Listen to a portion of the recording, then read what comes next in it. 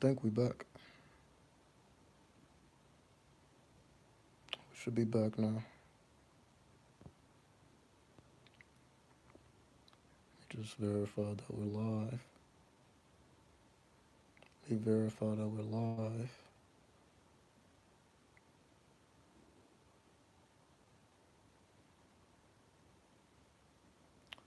We should be good though.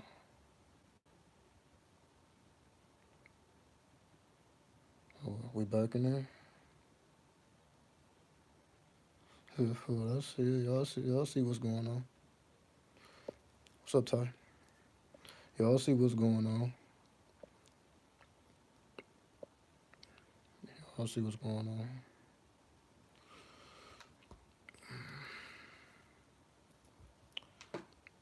Uh, you see we facing resistance. You see the resistance? You see the resistance? Oh shit, you see the resistance? Oh man, y'all see the resistance? Oh man. We get mad resistance. I don't know. It's probably because I took that drink. I don't know. Clearly I did something wrong. Clearly I did something wrong. They shut the whole stream down.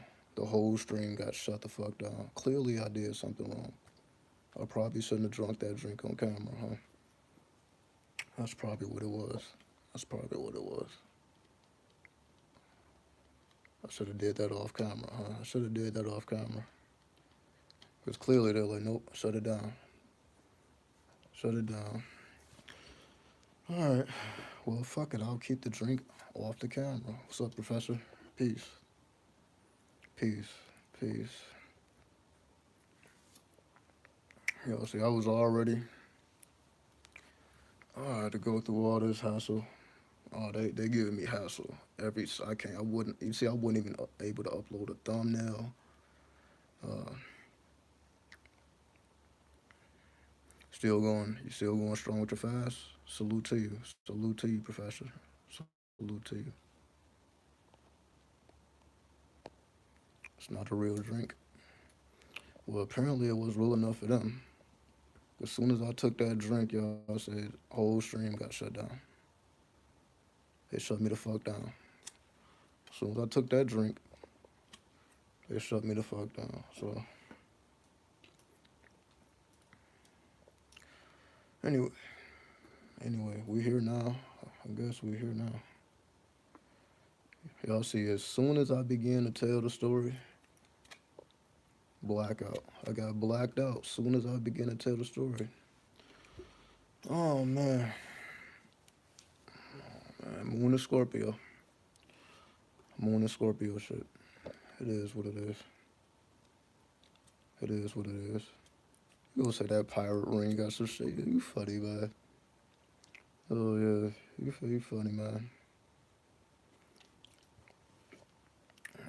Y'all know. Y'all know. Hold on.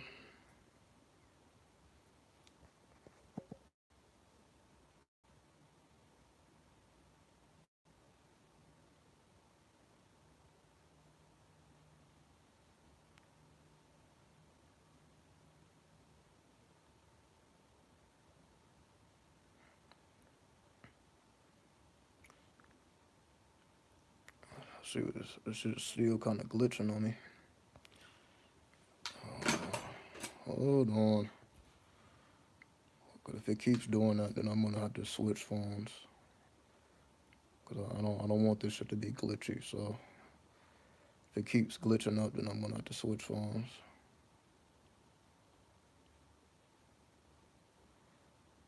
So if it gets too glitchy, just let me know. Then I'll just get on. I'll just get on this other phone. I'll just use this one. All right. But again, clearly, y'all see we've been cool, right? Y'all see we've been cool. We've been doing 9-hour live streams. We've been doing 7-hour live streams. No problem. Soon as shit get real, now we're getting all this resistance. Y'all, I just want y'all to pay attention to this. Right? What's up, Cam? As y'all see, we ain't had no issues, and we've been going live extremely long. We ain't had no issues until now. Until now. When shit gets realer than real, now we got issues, right? Now we got issues. Right? Not a single issue with these mad long live streams. No issues. But we got issues now. I can barely even start the fucking live stream. So I just let you know right there. Clearly I'm not supposed to let me not even say that. I'm not gonna say I'm not supposed to tell y'all what happened. This is more so a warning. Right? I'm not saying none of this to be cool. I'm not saying this like whatever. This is more so just a warning. That's why I'm even speaking about it at all. But you see, we getting hella resistance. We are getting hella resistance. So let's try to start this shit. And if it starts glitching, then we have to switch phones. But you see, the resistance is heavy. But I'm just taking note. I'm taking note of that. I'm like, So when I get on here educational, it's all good. The moment is some drama, all of a sudden I'm not supposed to say it. Right? I'm getting all type of resistance. Hold on, I'm drinking on this kombucha. So I'll take a drink of the kombucha, right? Because clearly something is going on that's causing this shit, that's causing all this interference. Clearly something is causing the interference. I don't know if it's the Muslim garb. I don't know what's causing this interference. I don't know what's causing the interference. Anyway, seems okay now, but we'll see. Seems okay now, but we'll see. We shall see. All right, let's get to it. Let me just take a sip of this. We'll see how it goes. We'll see how it goes.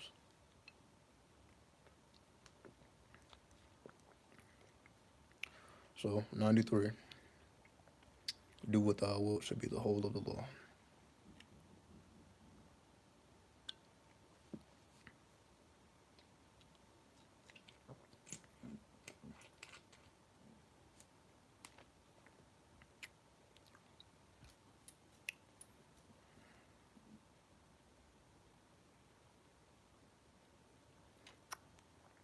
Again, I'm just making sure it's cool.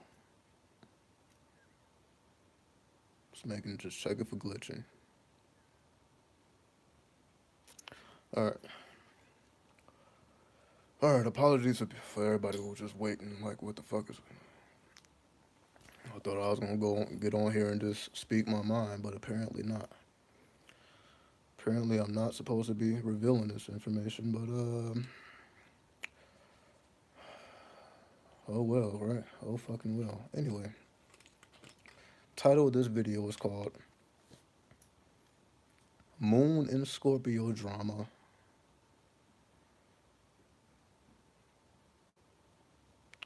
Police were called. Jail. Do you really know how this system works? I believe part two. This is part two now. So what happened here? So let me finally get to the story. What happened? I guess it's not even about what happened. It's more so what's the message behind what happened, right? So like I said, this will be a little different than the usual videos, right? But this was a pretty drama-filled day. I'm not gonna lie. I had to get out of character. Y'all see, I'll be trying to be civilized.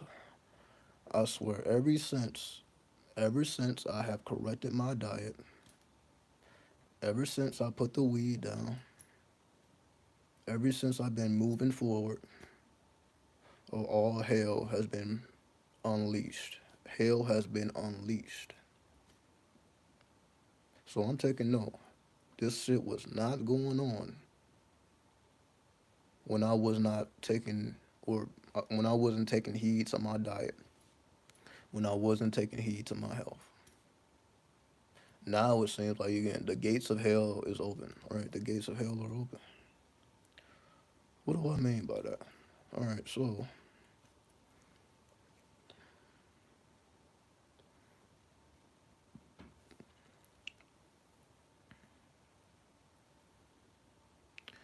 So, just chilling with the family, minding my own fucking business, as usual.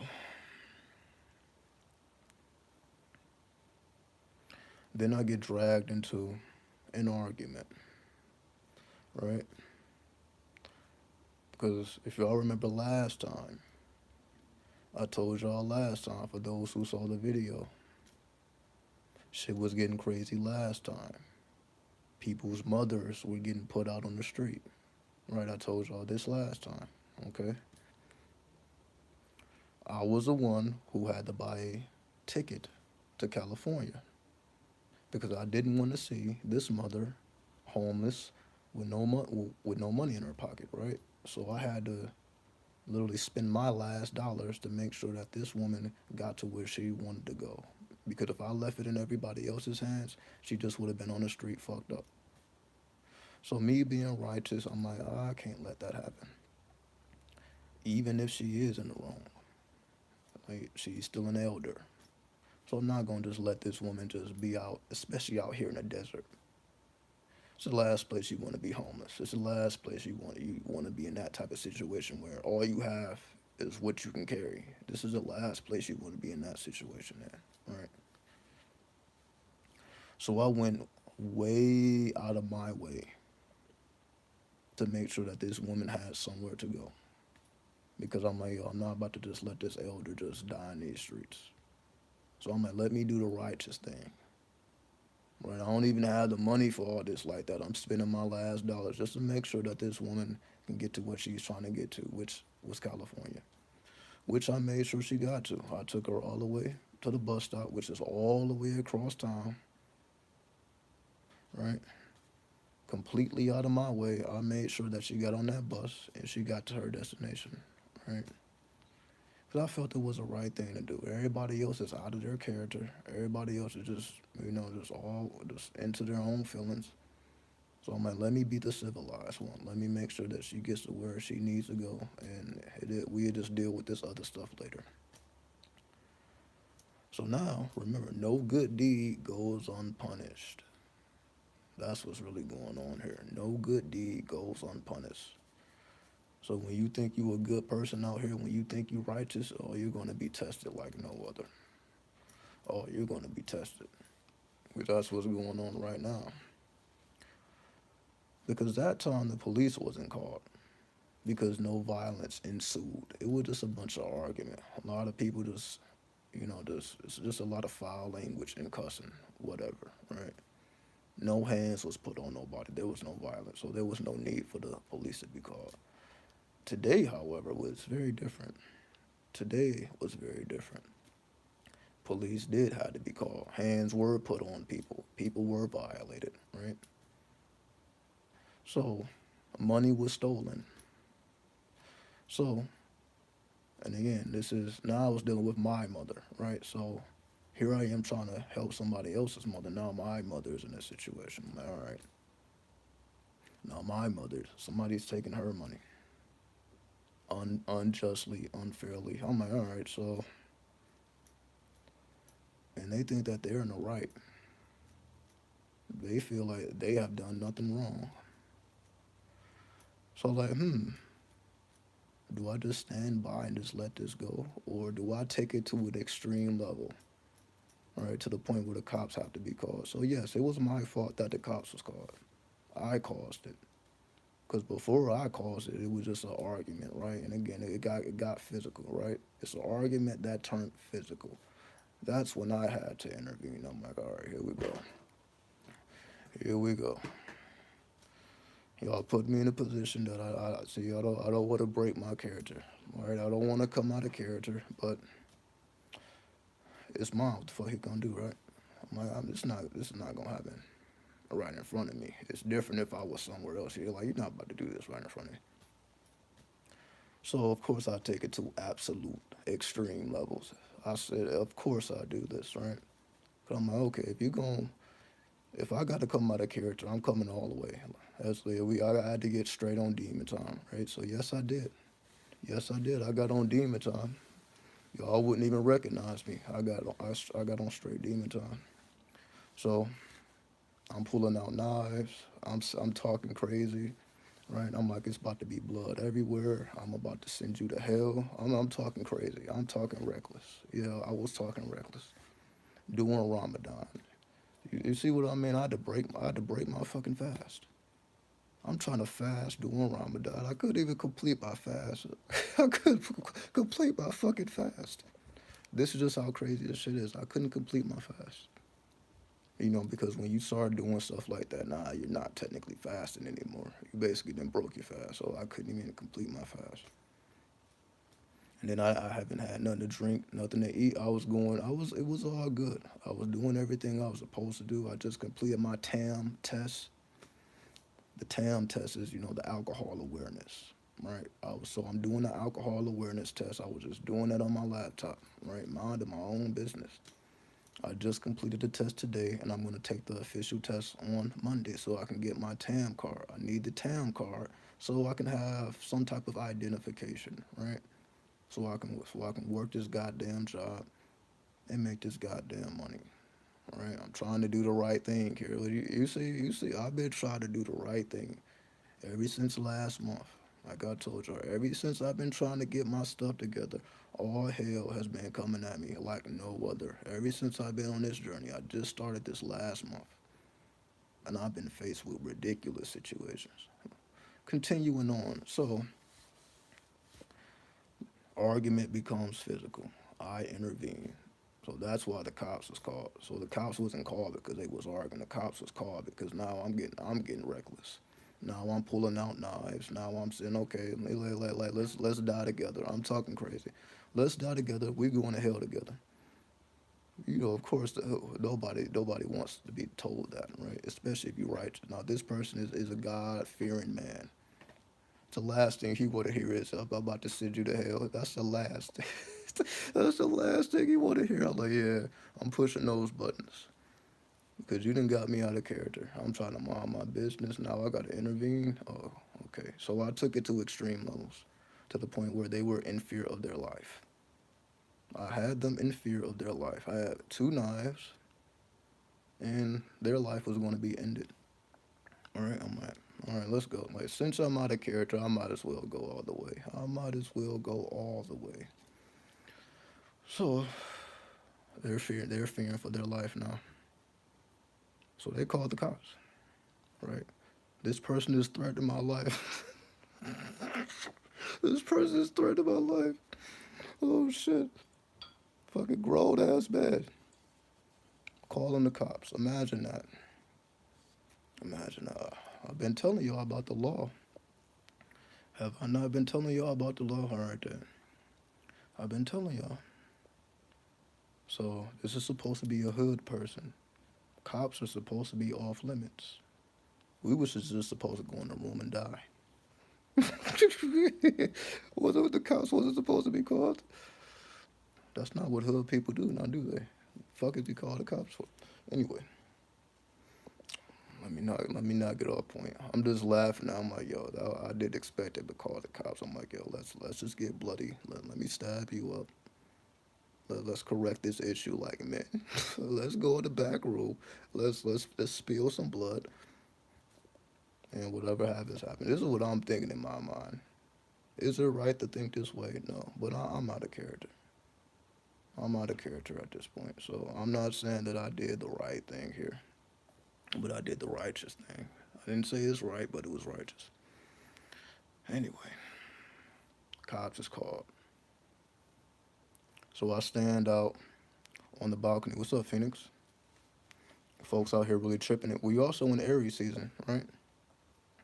We still in Aries season. So the sun is in Aries. So we still in Aries. So yeah, people are losing their head. We're still in Aries season. All right. And again, I know y'all love the drama, so that's why I'm even telling y'all. I know y'all like this shit. I know y'all like this shit. Don't fucking pretend like you don't. That's why I'm even telling y'all about it. I know y'all be tired of me running my mouth about the regular shit. Like, no, let me give you what you really want, right? Let me give you some entertainment, right? Fuck the knowledge. Let me give you some entertainment.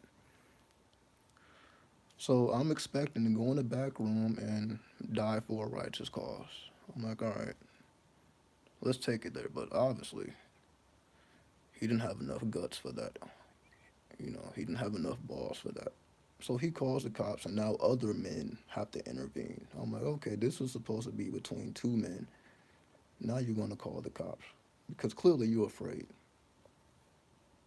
But you were just turning up on the woman, though.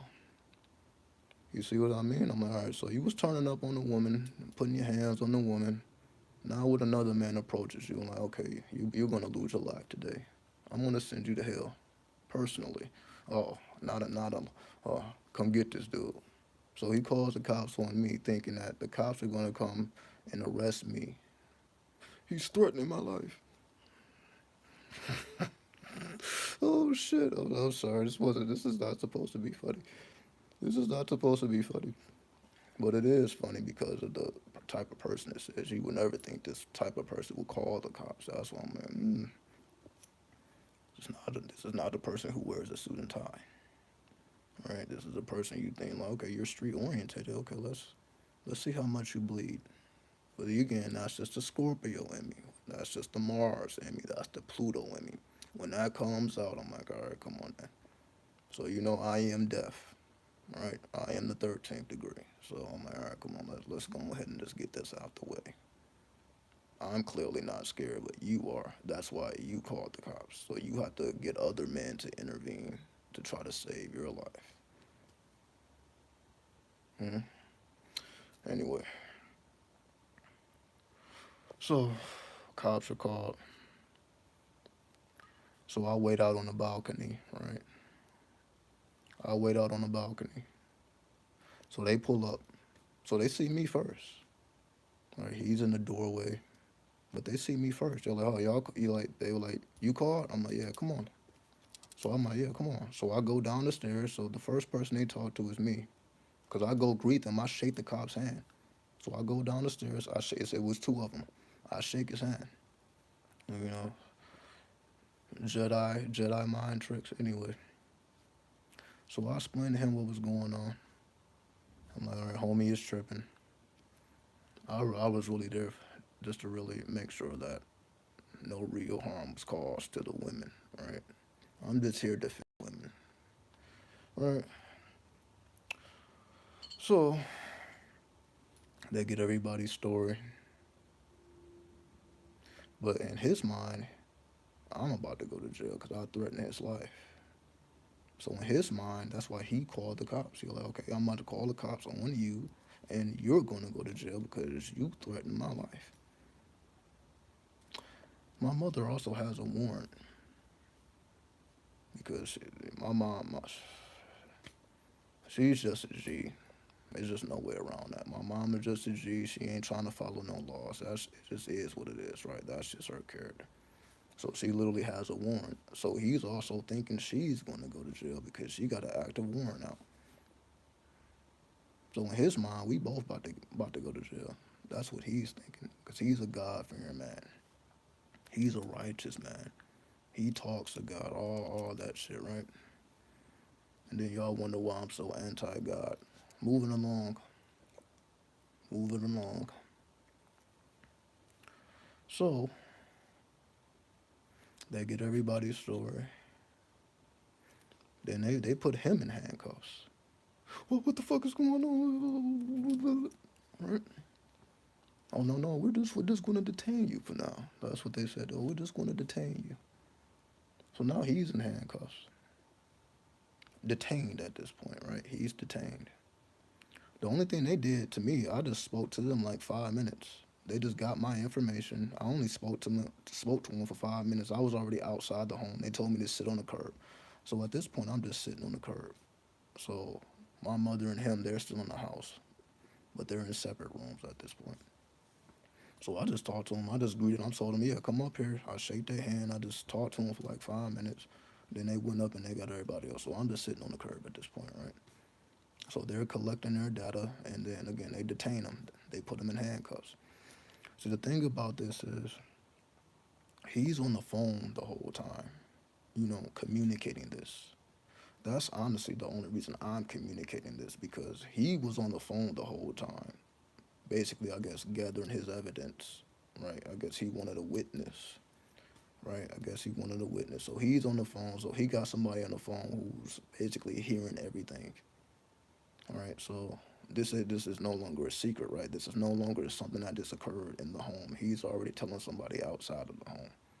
So that's why I'm even telling y'all this. So I'm like, all right, well, it's not even a secret anymore. This ain't just something that happened, a family dispute. This is just how everybody knows, right? Everybody's looking and shit. Well, like, why is these fucking cops? As you know, people want to know what's going on, right? So I'm like, all right, well, this isn't bled all out into the streets. Now, fuck it.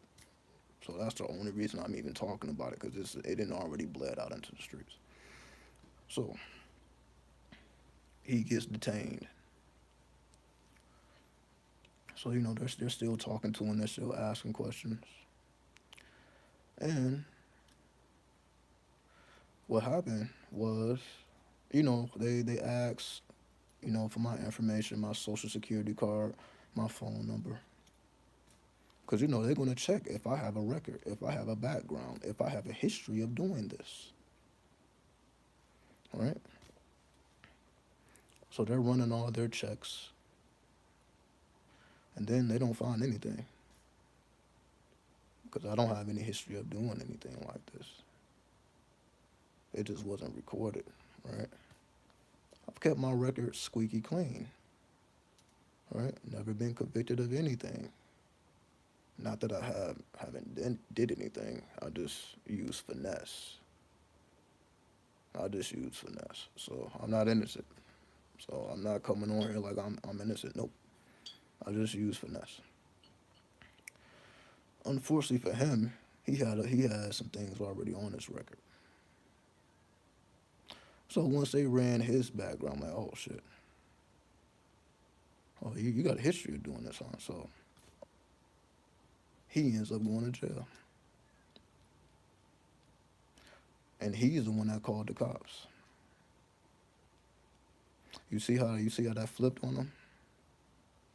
You see that was an ultimate 180? You call the cops because you feel your life is threatened. The cops show up and you get detained. And then they run the background, and now they take your ass to jail. And then my mother files a restraining order. So now he can't even return, to collect his items. Right? So now he's just in a very fucked up position.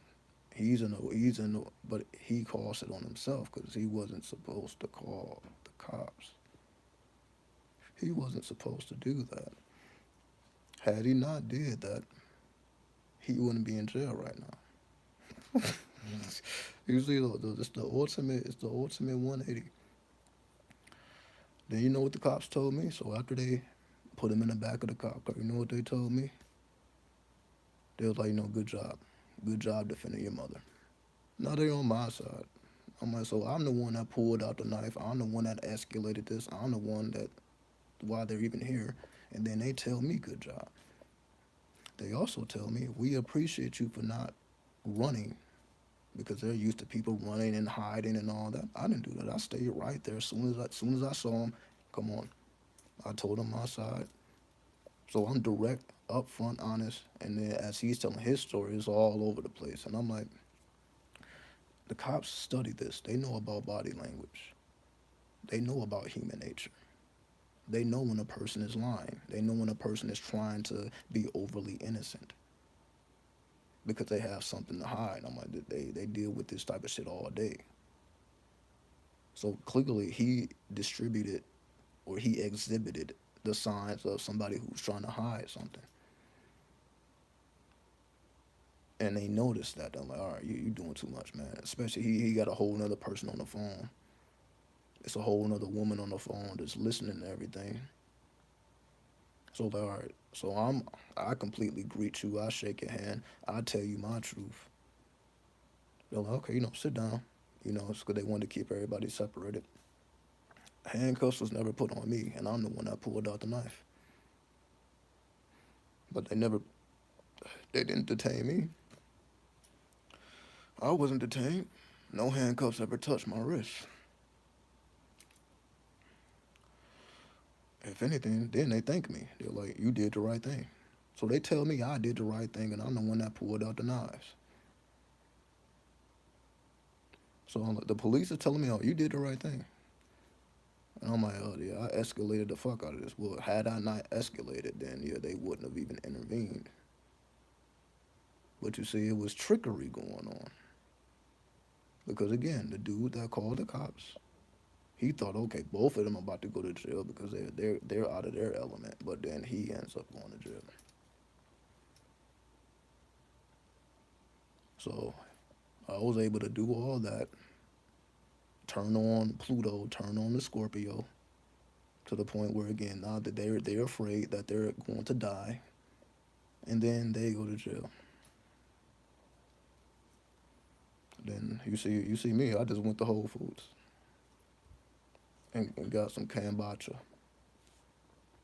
Oh shit, it's kind of dripping. Oh, it just dripped on me. Sorry, it just dripped on me. I just went to Whole Foods and got some kombucha. That's what I did. And then I got a little alcohol, as y'all saw from the first video.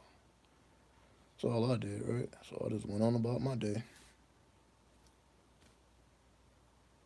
And that's just what it was, huh?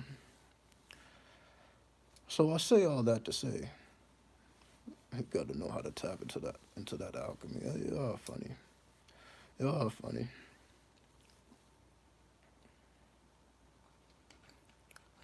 Say all that to say that I recognize the moon in Scorpio. Again, I had to go off on several people. Again, I went off on a long time subscriber, a long time supporter. Because they was hella disrespectful.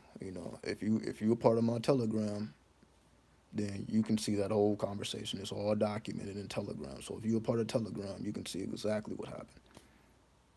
All right, I had to ban somebody from the Telegram group because they was talking reckless, and this is a long time supporter. I had to ban their ass.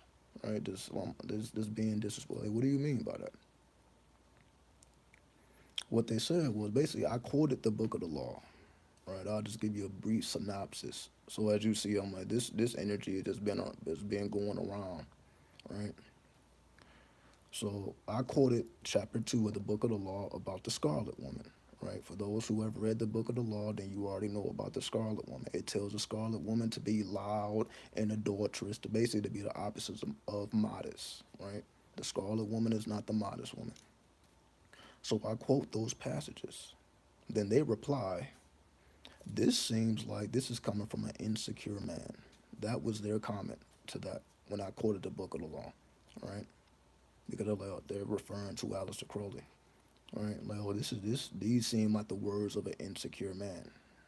And then their question was, like, what is the universal application of this? So now they're asking the question, like what does this have to do with a universal awareness? Even though the Telegram channel is strictly dealing with the Book of Thoth, it's strictly dealing with the tarot. That's not a channel where I'm just teaching like I'm doing here. You see, here I'll talk about anything. You see, we go way beyond the Lima here. But in the Telegram, I strictly just stick with the Book of Thoth, which is just a tarot. And then occasionally I may go into the Book of the Law. But not really. It's just I just stick to the Book of Thoth. It's just tarot readings, right? So I've been doing it daily ever since August of last year. Every day I just give a tarot reading. I just pull a card and then I give my analysis of the card. So that's what I've been doing, right? No big deal. So I quote the Book of the Law. They clearly had an issue with it, right? Because they're like, well, what is the universal application of this? Like it just rubbed in the wrong way. They were rubbed. Clearly, they was rubbed the wrong way because they don't resonate with the Lima. And they also told me that I had become a religious zealot. That's what they called me. So I'm like, all right, this person's getting real disrespectful. They're like, oh, you've been on this 93. What happened to you? You supposed to be universal. You're supposed to be embodying everything, but now you just became this religious zealot with this 93 shit. I'm like, oh, well, all y'all know better already, right? Y'all know when I get on here, I talk about every goddamn thing. This is not strictly about the Lima. Y'all don't see me coming on here just quoting the Book of the Law. Other than 93, do what thou wilt shall be the whole of the law, and that's more so me greeting y'all. That's not me just quoting the book of the law. That's just a greeting, right? And then when I end, love under will, right? Or love is a law, love under will. That's as far as I really go with 93. Right, I don't get on here trying to explain 93 in every video. Y'all see I be talking about all type of street shit. I'm talking about what's going on in the YouTube community. I'm talking about every goddamn thing. That's how we get 7 to 9 hour live streams. It's not 7 to 9 hour live streams. And y'all see I just did a whole live stream asking y'all, ask me anything. So I was answering questions about anything for hours. So then they're like, you gotta become this religious zealot. I'm like, okay, I barely even talk about the Lima like that. I just greet the Thelemites. But I understand everybody who watches my content isn't a follower of Aleister Crowley. I completely understand that, right? Which is no problem, right? But I will greet those who are. I'm gonna greet you with the correct greeting for those who are, and for everybody else, cool. You can listen in because I am talking about all types of stuff, right? So they're saying all this stuff because I wasn't answering their question. So they was asking me a question, what is the universal application of this? I'm like, okay, you expect me to answer your question, but you're disrespectful in asking your question because you already said these are the words of an insecure man. And then you're calling me a religious zealot, and then you're calling the whole doctrine of the Lima whimsical. These are their words. They said this whole shit is whimsical. I'm like, okay, so you're asking me questions and you expect me to answer you, and you're being disrespectful. So you didn't disrespected Crowley already. Then you didn't disrespected me, and I'm like, I'm supposed to answer your question, and you're being disrespectful. So I'm giving them that heat back. So I'm not answering their question. I'm telling them about themselves. Because when I asked them, I'm like, do you even know the difference between the class A, B, C, D, and E writings? Because within the Lima, there are certain classes of literature: Class A, Class B, Class C, Class D, Class E writings. So I asked them, do you even know the fucking difference? Of course they don't, because they're not 93. So that's not even something that they care to know. So I'm like, why are you even asking fucking questions? If you don't even know what the fuck is going on here, because if you knew better, you would know the book of the law was not written by Crowley, it was written by Awas. That's Crowley's words. I didn't write this, Awas. I was given the book of the law. That's basically what he says. I was given the book of the law. I didn't write this with my own pen. If you're into Thelema, you already know that, right? So all that this person was talking about, I'm like, you don't even know what you're talking about. You don't even know enough to even have an opinion. Of course they didn't like that. So I'm telling them about themselves, right? I'm like, you don't even know enough to even form an opinion about the Lima or 93 because you don't even know anything. And you're asking questions in a disrespectful manner. I'm like, all right, you just want the smoke. So I gave them the smoke and I banned their ass. And yeah, they were a long time supporter. Ban their ass. They don't support me now. They probably unsubscribed and took the money. I'm like, all right, well, fuck it. You don't come in a group I created disrespectful because you don't agree with the doctrine because the doctrine makes you look like a fucking fool. And what I mean by that is clearly this was a modest woman because you're not going to have a problem with the description of the Scarlet Woman if you are a Scarlet Woman. The only women that have a problem with the description of the Scarlet Woman are modest women. But if you are a modest woman, then you probably don't even listen to me, right? Because I don't promote that. I'm not telling people to go out here and be casual and be wild. Use finesse. I always say that. Use finesse. No, it's not for you to be reckless. So being a Scarlet Woman doesn't mean be reckless, but it's saying don't be religious about how you live your life. Don't be religious because you are your own God. You are your own goddess. So there is no, okay, I'm not going to do this because I'm going to have to pay a price for this, or this is a sin. It's basically saying don't be overly religious. But that don't mean you got to go outside of your character, because if that's not your character, that don't mean you have to be that, right? So the Lima is not promoting you to be other than yourself. But again, you still have modest women out here. But you're not going to see me disrespecting them. I'm like, yo, however you choose to use your life is completely up to you. That's why I say 93 is for a certain type of person. And if you are not that type of person, all you're not gonna see me disrespecting you. It's all will, cause I understand. I'm like, yo, this ain't for everybody. This is not mainstream. The Lima was never meant to be mainstream, and will never be mainstream. So I already know that ahead of time. So when I speak about certain things, or when I quote from the book of the law, I already know that people are gonna like, yo, what the fuck is this? It tells you right in the book of the law. If you share this with anybody, then they're gonna be looking at you crazy. You actually should burn this book. It says that right at the end of the book of the law. So I already know. I'm like, this ain't something that religious people would adhere to. I already know that. So that's why that doctrine is for a certain type of person. So only certain type of people resonate with that. And it's completely fine with me. That's why I just speak to those who resonate, and for those who don't, it's like I'm not about to diss you because you don't. I'm not about to look at you different because you don't. It's all love, right? It is what it is. I'm not about to stop you from doing anything you're doing, right? But of course, it gets under people's skin. People don't like, what's being said. People don't like that I'm even 93. Of course, I'm like, of course you don't like that I'm 93. I'm associating myself with the wickedest man in the world. Of course you don't like that I'm 93. You don't think I fucking know that I'm associating myself with devils and Baphomet. You don't think I already know that. So you don't think I know what I'm doing here. So clearly they were offended. Then I told them about themselves. Then I had to kick their ass out. I'm like, all right, because they called themselves trying to like, I'm done with this conversation. But you're the one asking the questions, and you're being disrespectful. And I'm not going to answer your question if you can't even be respectful. They would have got their question answered if they would have just been respectful. Okay, can you expound more on that?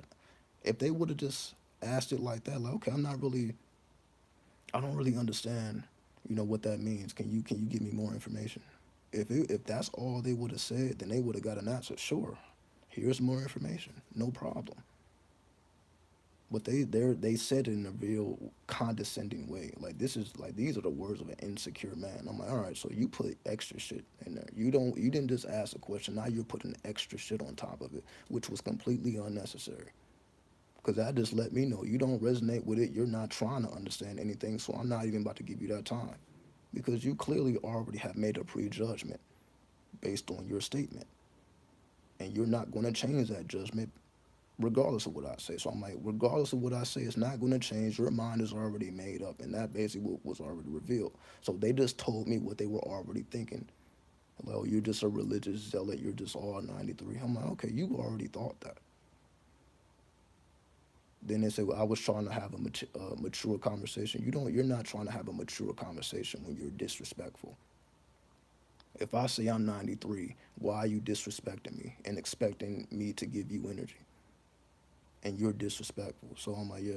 So I'm just adding that in. So that was a whole nother situation that had happened outside of the situation I just told, right?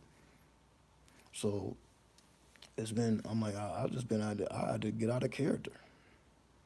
People have been bringing me out my character, and I'm just smashing shit, right? I'm just around smashing shit now, right?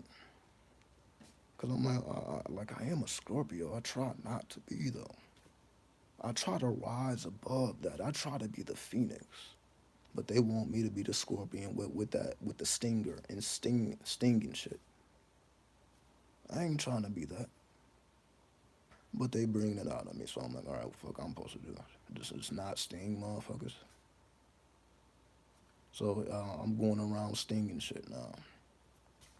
So saying these things to say that this is Moon and Scorpio. This is also Sun and Aries. People are being big headed. People's egos are overinflated right now, right? To the point where now I gotta show my ass. Now I gotta bring their ass back to reality.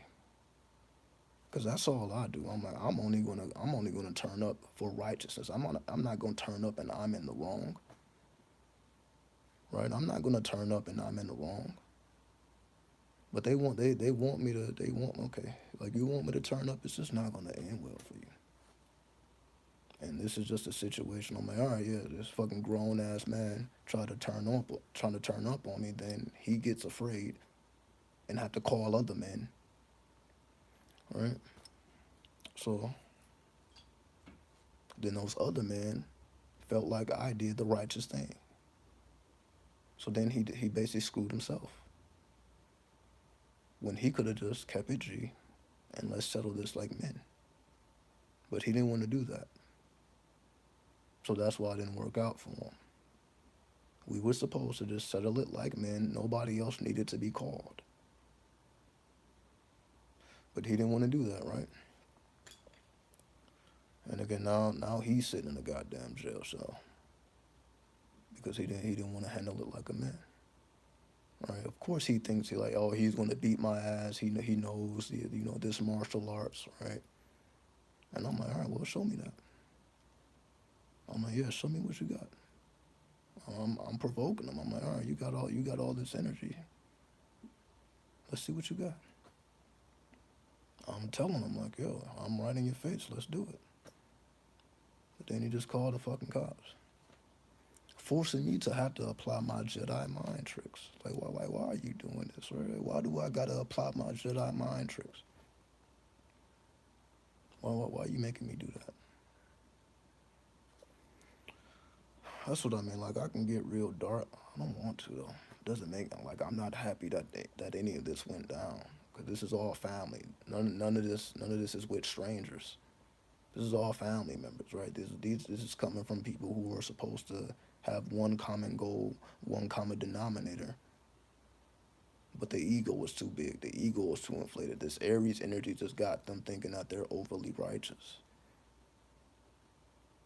So that's why I had to do what I had to do, right? I'm like, all right, so I'm gonna send this God fearing man to hell, right?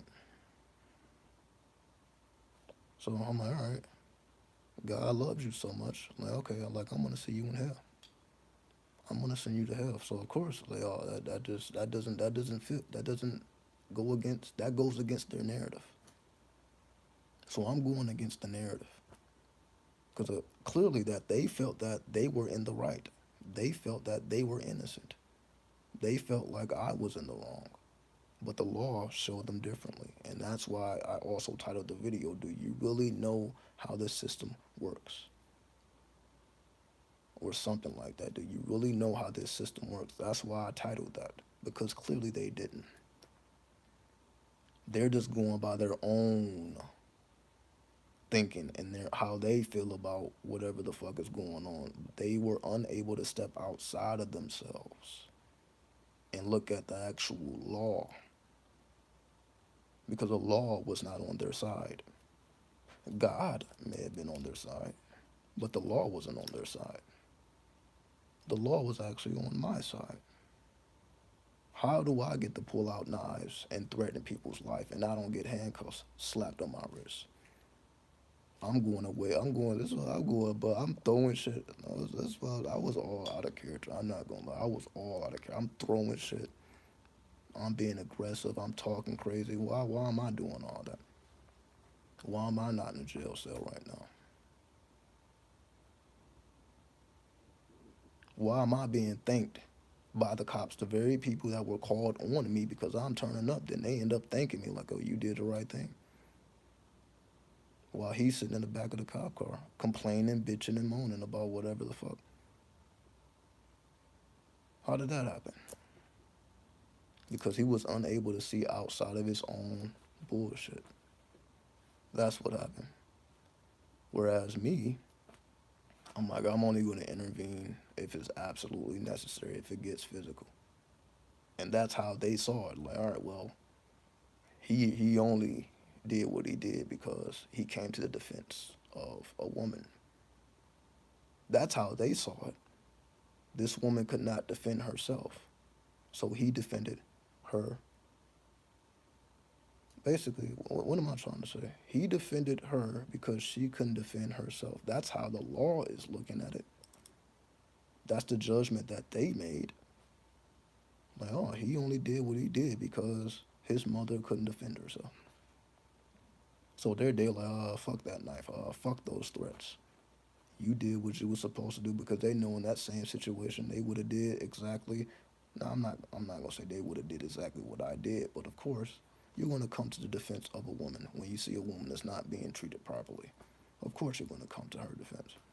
You're not just gonna let a man just do whatever the fuck he wants to do.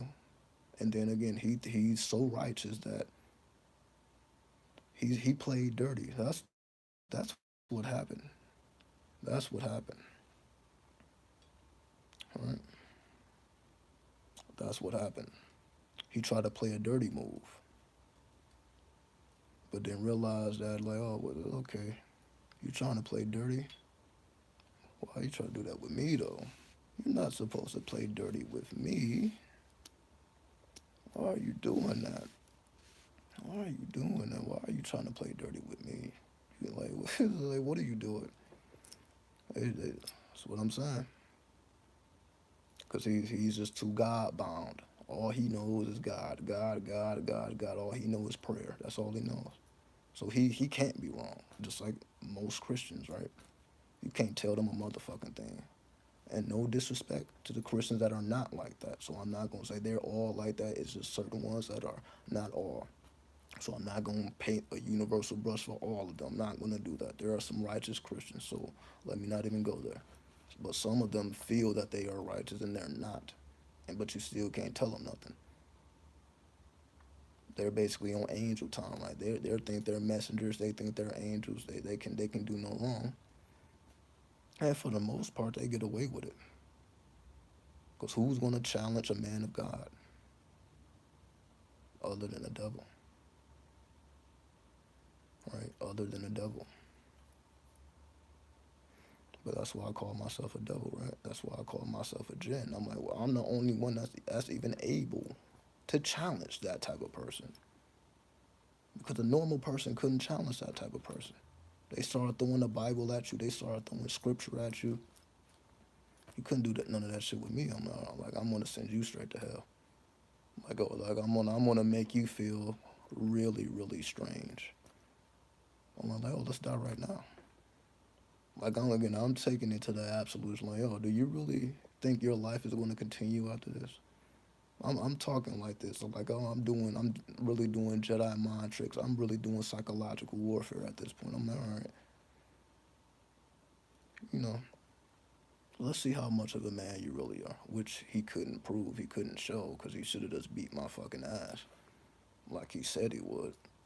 But he's like, no, let me do the right thing and call the cops. That's what he's thinking in his mind. I don't want to hurt nobody, so let me call the cops. But he was already in the wrong. But he didn't realize it, right? And that's what I mean. He played a dirty trick. We were supposed to solve it like men, but now we bringing in other men. But then now they don't take your side because they have to follow the law. They're not following God. They're following the law. And the law says that there's certain things that you can't do. After you didn't put your hands on the woman, it's domestic violence. Fuck what you talking about. Fuck what you talking about. All they're looking at, oh, you wrote the law. You violated the law. That's all they're thinking about. They don't give a they ain't opening up the Bible.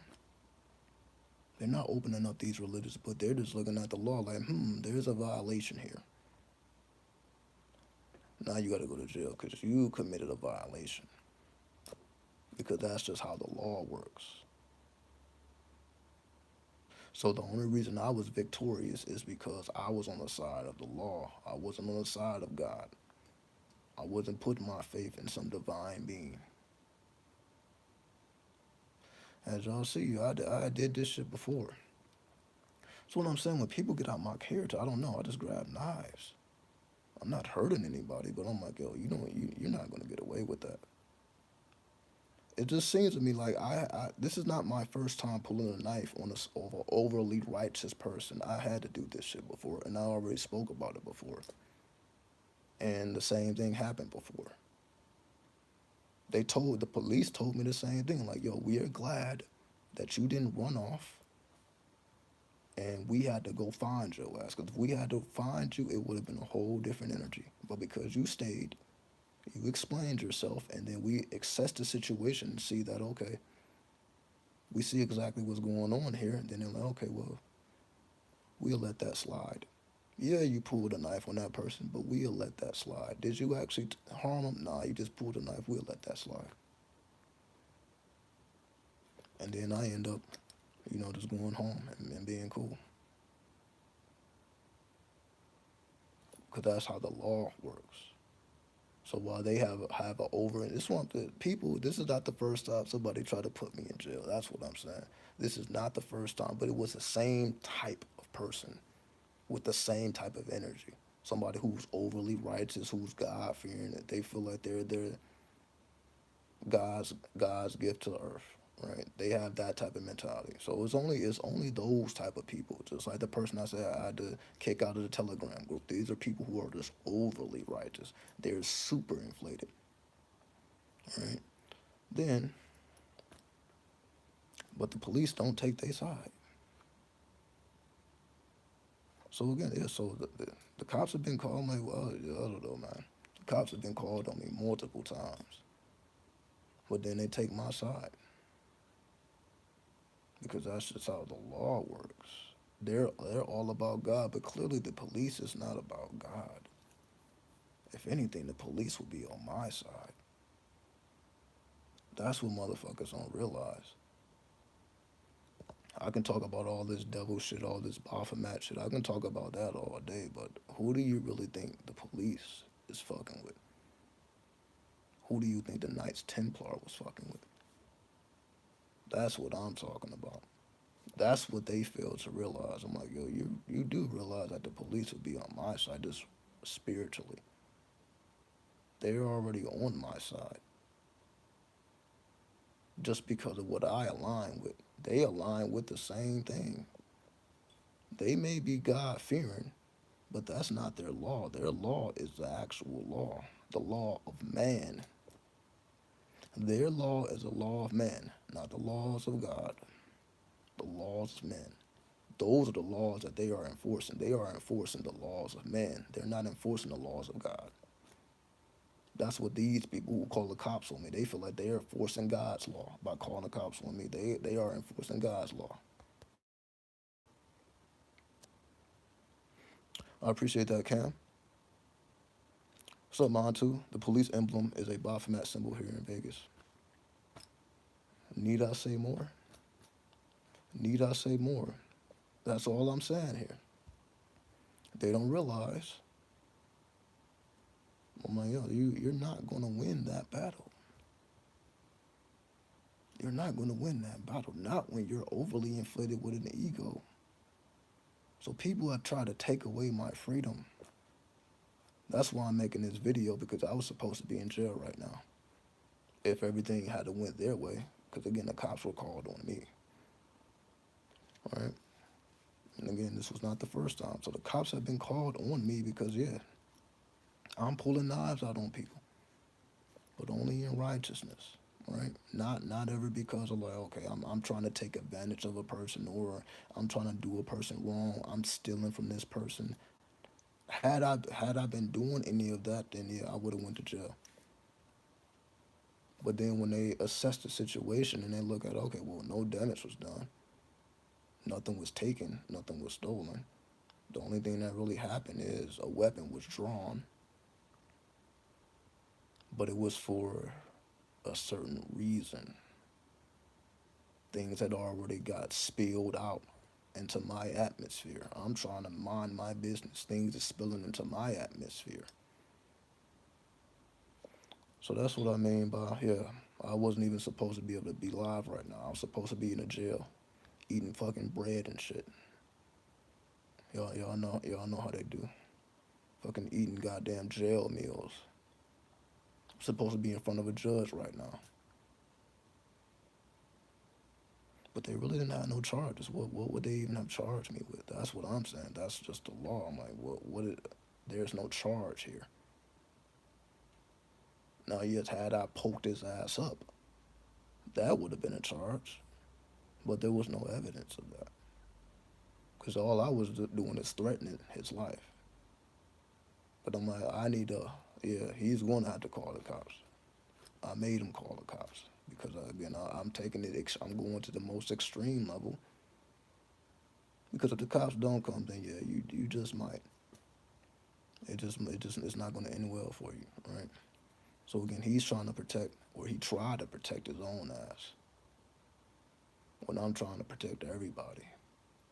And that's why the police did what they did. They're like, okay, so he was the protector in this situation. He was not the aggressor in this situation. He was the protector. So they took my side because I was the protector. I was not the aggressor. I didn't start any of that shit, but I ended it. So why I gotta do that? Why I gotta do that though? I don't take no pride in having to do that. I don't take pride in having to ban people. I don't feel good about this stuff. I don't take no pride in that. I don't care to do none of this shit. However, they do. All right, they do.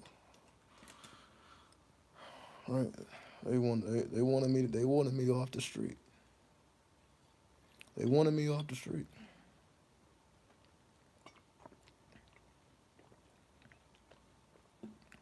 And what I mean by off the street is talking. I guess talking this madness.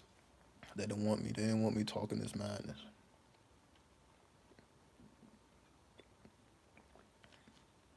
So that's why I showed up. If they had their way, I wouldn't be here right now. Yeah, I wouldn't be here right now. I'd be in a very uncomfortable situation right now. But unfortunately, I get to drink the kombucha. Unfortunately, I get to lay here and drink kombucha. Imagine that. Imagine that.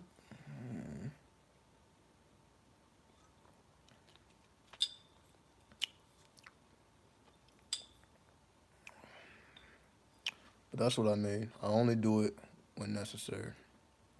Now, if I just made a habit of doing this just because I thought I was big and bad, then there's a time limit for that.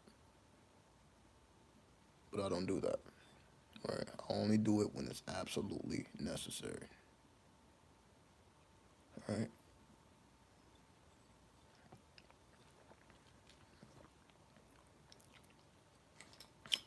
Then the police is already on my side.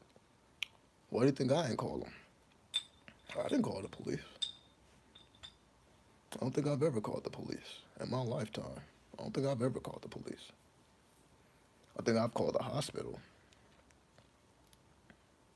But no, I didn't. No, I didn't.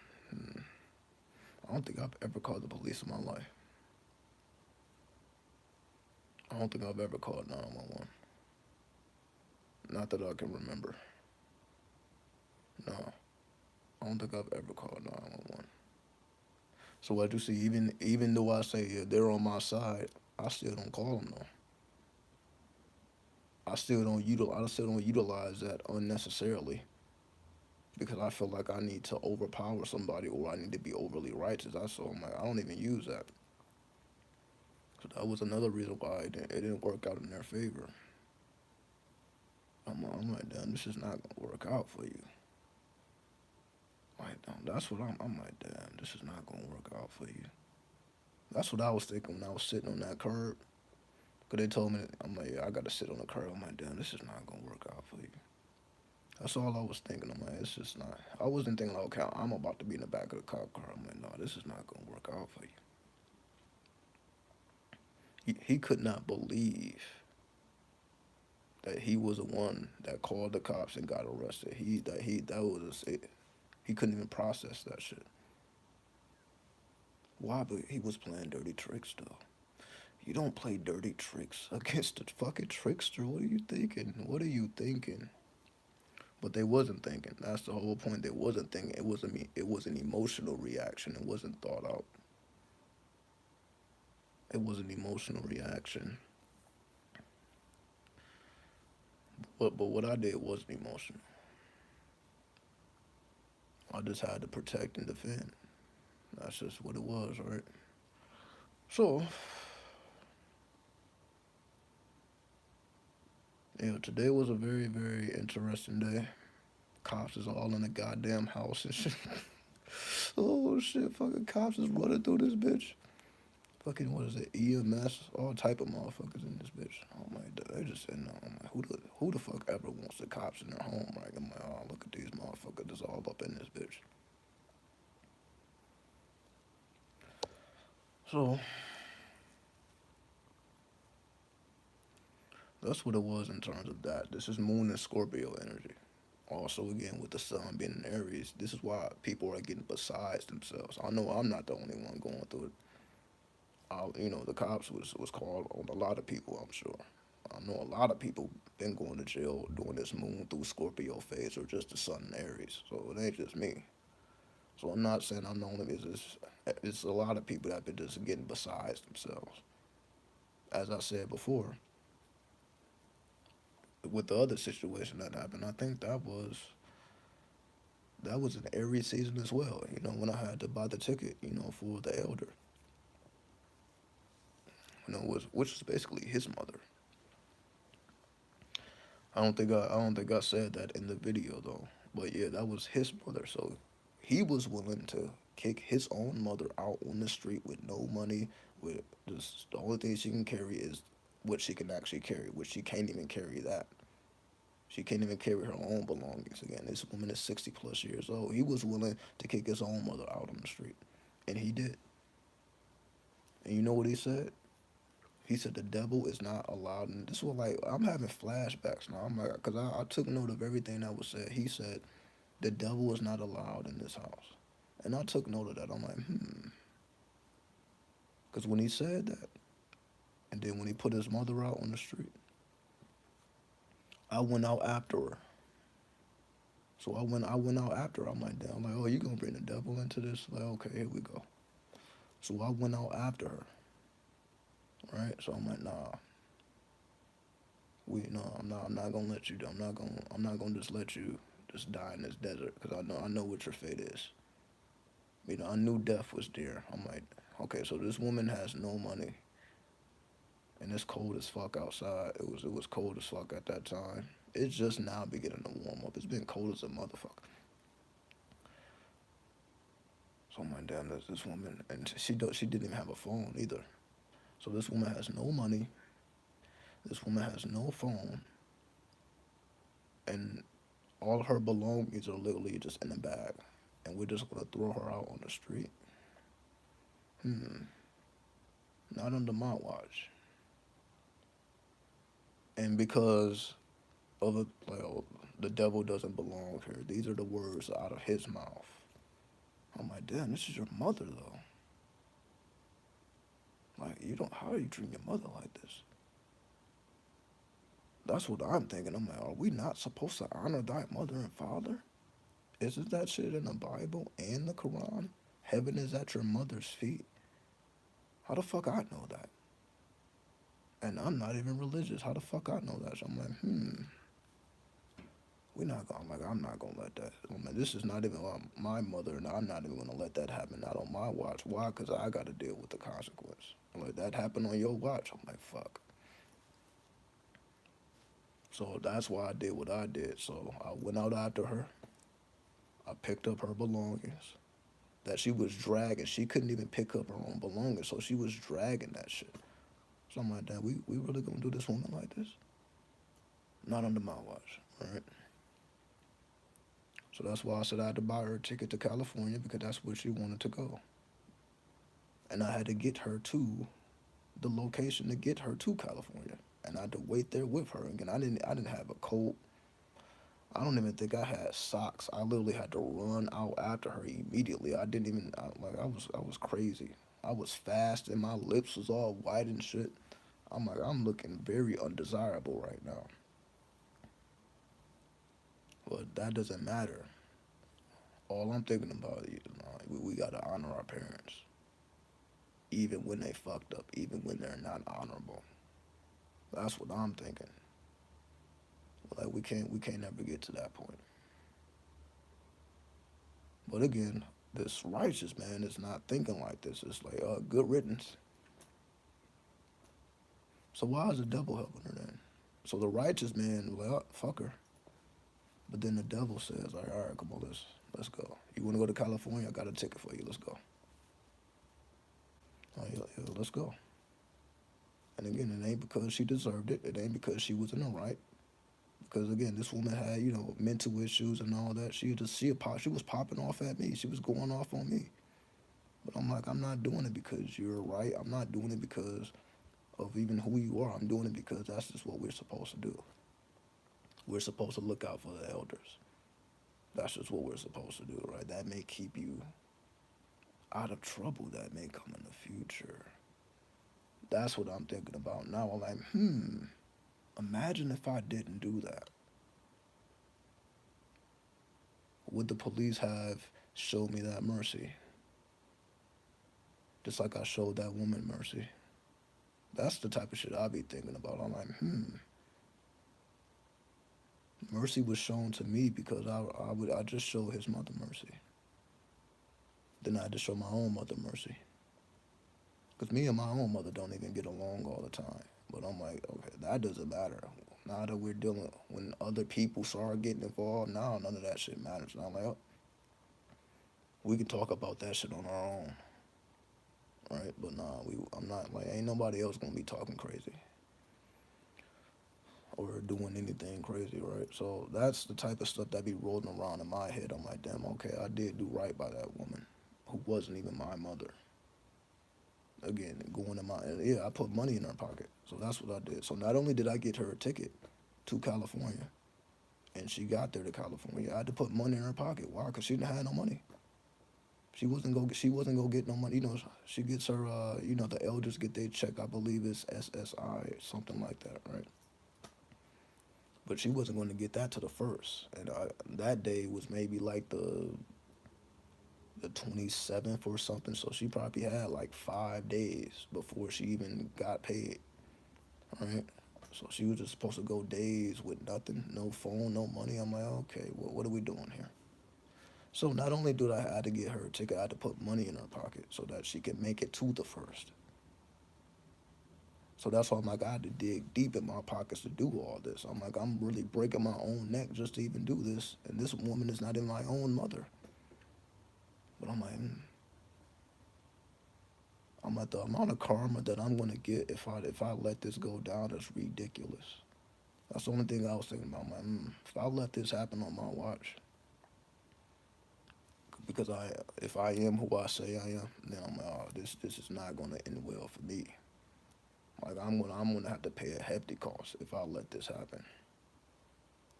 So that's what I mean by I feel because I showed that woman mercy that the cops showed me mercy. Not that they actually knew. It's just karma. Because karma is not just. Karma is exact. We must always understand that. Do not get this shit twisted. That's what I mean. Do you know how the law works? The law is exact. The law is not just. Because if the law was just, he would have been in the right and I would have been in jail if it was about being just. Because that's how he was thinking, and that's how a lot of people think. Anybody who thinks like that. All these people who say life isn't fair, you absolutely right, because life is not just. Life is exact. Meaning you're only going to get back what you give in exactness. Nothing more, nothing less. So that's what I mean. I'm like, okay, if everything is exact, the universe is exact. The universe don't give a fuck about being fair. The universe is about being exact. So meaning if I don't put in that work, then when it comes time for me to ask for a favor or to ask for mercy, I'm not going to be able to ask for that favor or request that mercy because I'm like, yo, where's the energy that you've been putting in order to make this request, in order to even ask that favor? What the fuck have you done? And that's why I be thinking about this type of stuff. I'm like, man, the universe is exact. I'm like, I just had enough credit.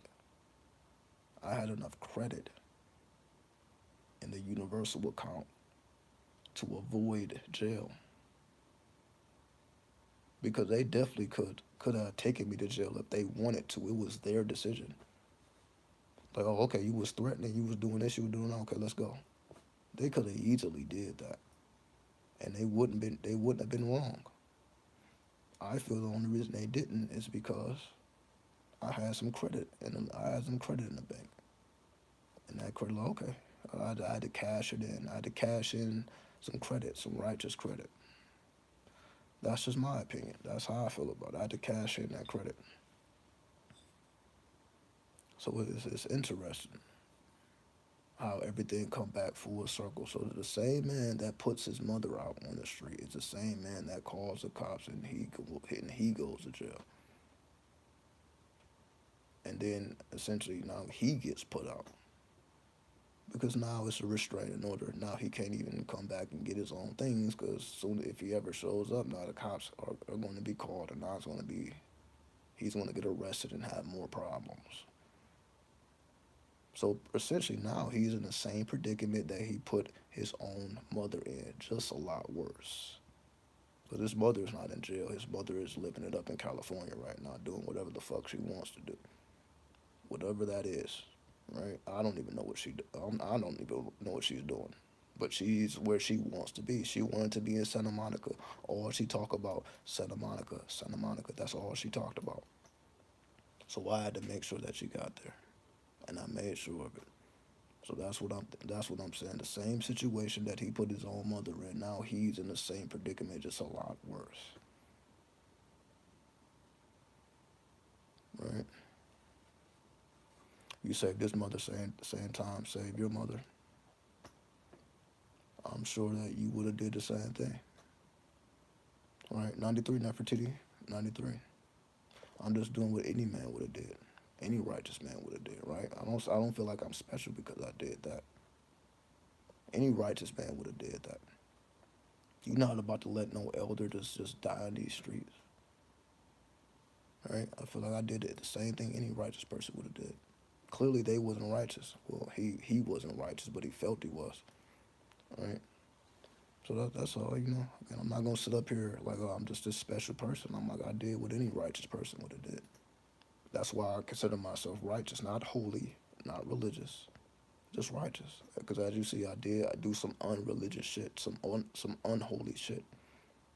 I did some very unholy things, very unreligious things that wouldn't be tolerated in religion, right? But I did righteous things. So that's how we separate the two, right? So yeah, I'm all fucking out here saving mothers because I'm like we gotta look out for the elders. We gotta look out for the mothers, not because they're right. Because trust me, my mother is a G. My mom, she come from that life. She way more hood than I am. She way more G than I am. I'm not on that level. Again, we don't always get along. She's not always right. She has her own problems. But that's still mom though. Right? So she is afford a special attention, a special energy that I don't give to nobody else. Had it been like a whole nother woman, I'm like, it's different. But that's mom though. I'm like, I mean, I gotta push my own shit to the side. I'm like, that's mom though. And then I looked at his mother as mom too. I'm like, that's mom though. Not because she treated me like her son, but because I'm like, yo, that I'm looking at that. I'm looking at her as family. Again, not even because she deserved it. Because I'm like, yo, that's what we're supposed to do. Especially when you open your home up to other people. When you open your home up to other people, I'm like, yo, it ain't about being extra friendly. It's like, yo, if you need something, I got you. Right? We don't have to be extra friendly. We don't have to talk all the time. It don't even have to be words exchanged at all. Because as you see, yeah, that this wasn't a person that I talked to daily. That like it wasn't nothing like that. But when they needed me, I was there. And to me, that's what matters. When they needed me, I was there. I'm like, yo, you're not gonna do that on my watch. Because if your son doesn't honor the law, I'm gonna honor the law, and at my own expense. That's what it was. It was at my own expense, but not really. As we see, it went back full circle. I was able to maintain my freedom. So I ain't even thinking about all that money I had to spend for the ticket and all the money I had to put in her pocket. I'm not even thinking about that. But I'm like, oh, I see why I had to do that because everything goes back full circle. Yeah, I think that was. It hasn't even been a month since that event occurred. That was less than a month ago. Right? That was less than a month ago. So it didn't take that. It didn't take long. So that's another thing. It didn't take long. So I'm not talking about something that happened 6 months ago. I'm not talking about something that happened even 30 days ago. It was less than 30 days that what I'm talking about with his mother even happened. That was less than 30 days ago. Imagine that. Imagine you put your mother out in less than 30 days. Now you get forced out of your own home like you just forced somebody else out your home. Who would have thought less than 30 days that you would be in the same predicament, just a lot worse? Who would have thought? Yeah. When I think about it, I wasn't even thinking about my damn. That wasn't even 30 days ago. That was just a couple weeks ago. Who would have thought karma would have flipped back that quick? So that's what I'm saying, right? So there's just certain things you just really shouldn't do, and then there are certain things you really should do, because that shows and proves that you know how the law works. And that's really all I talk about. Remember, Thelema is the law of the universe. For those who don't understand. So when I say Thelema, I'm not even talking about the book of the law. I'm not talking about Aleister Crowley. Because again, Aleister Crowley did not invent Thelema, just to make that clear. He is not the inventor of Thelema. Thelema came from Awas, who was an ancient spirit. So Thelema is not Crowley's creation. Thelema is actually a Greek word that means true will. So he didn't invent any of that. Thelema is the law of the universe. We just have a name for it now. Can nobody really tell you, okay, but what is the law of the universe? They can't really tell you what it is in one word. We didn't even know that word. Like, of course, we knew like the seven universal laws, but when you ask, what is the law of the universe? What causes the universe to set itself in motion? Now we have a word for it, and that word is thelema. So yes, this doctrine was written over 100 years ago, but you see, it's still relevant to this day because you don't hear nobody else. Well, what is the law of the universe? Can you break down the law of the universe in one word? They may say love, but remember, love under will. Love is the law, but love under will.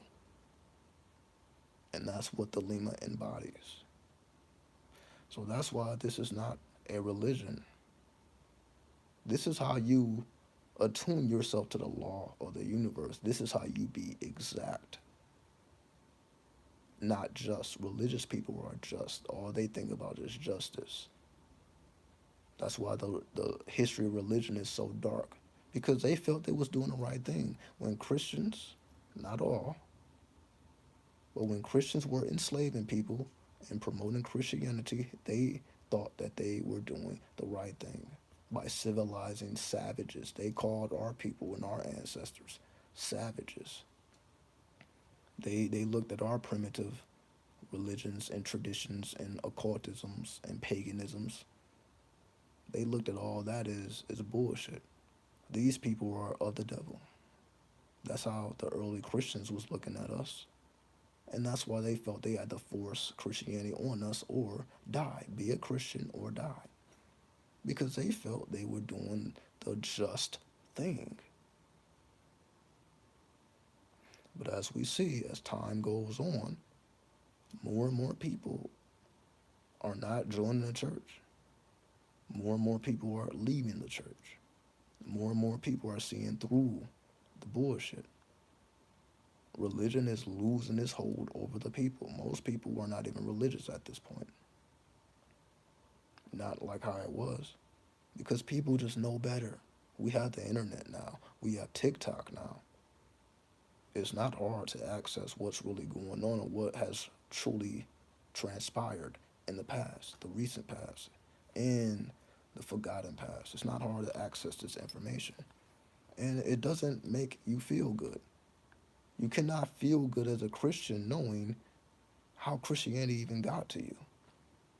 I don't know how people do that shit, but somehow they do. But I guess I understand it's business. It's more business to them. I don't know how you can look like me and feel good being a Christian, and you know that your people, this was forced on your people. Your people didn't decide to be Christians. It was either they had to be Christians or their life was gone.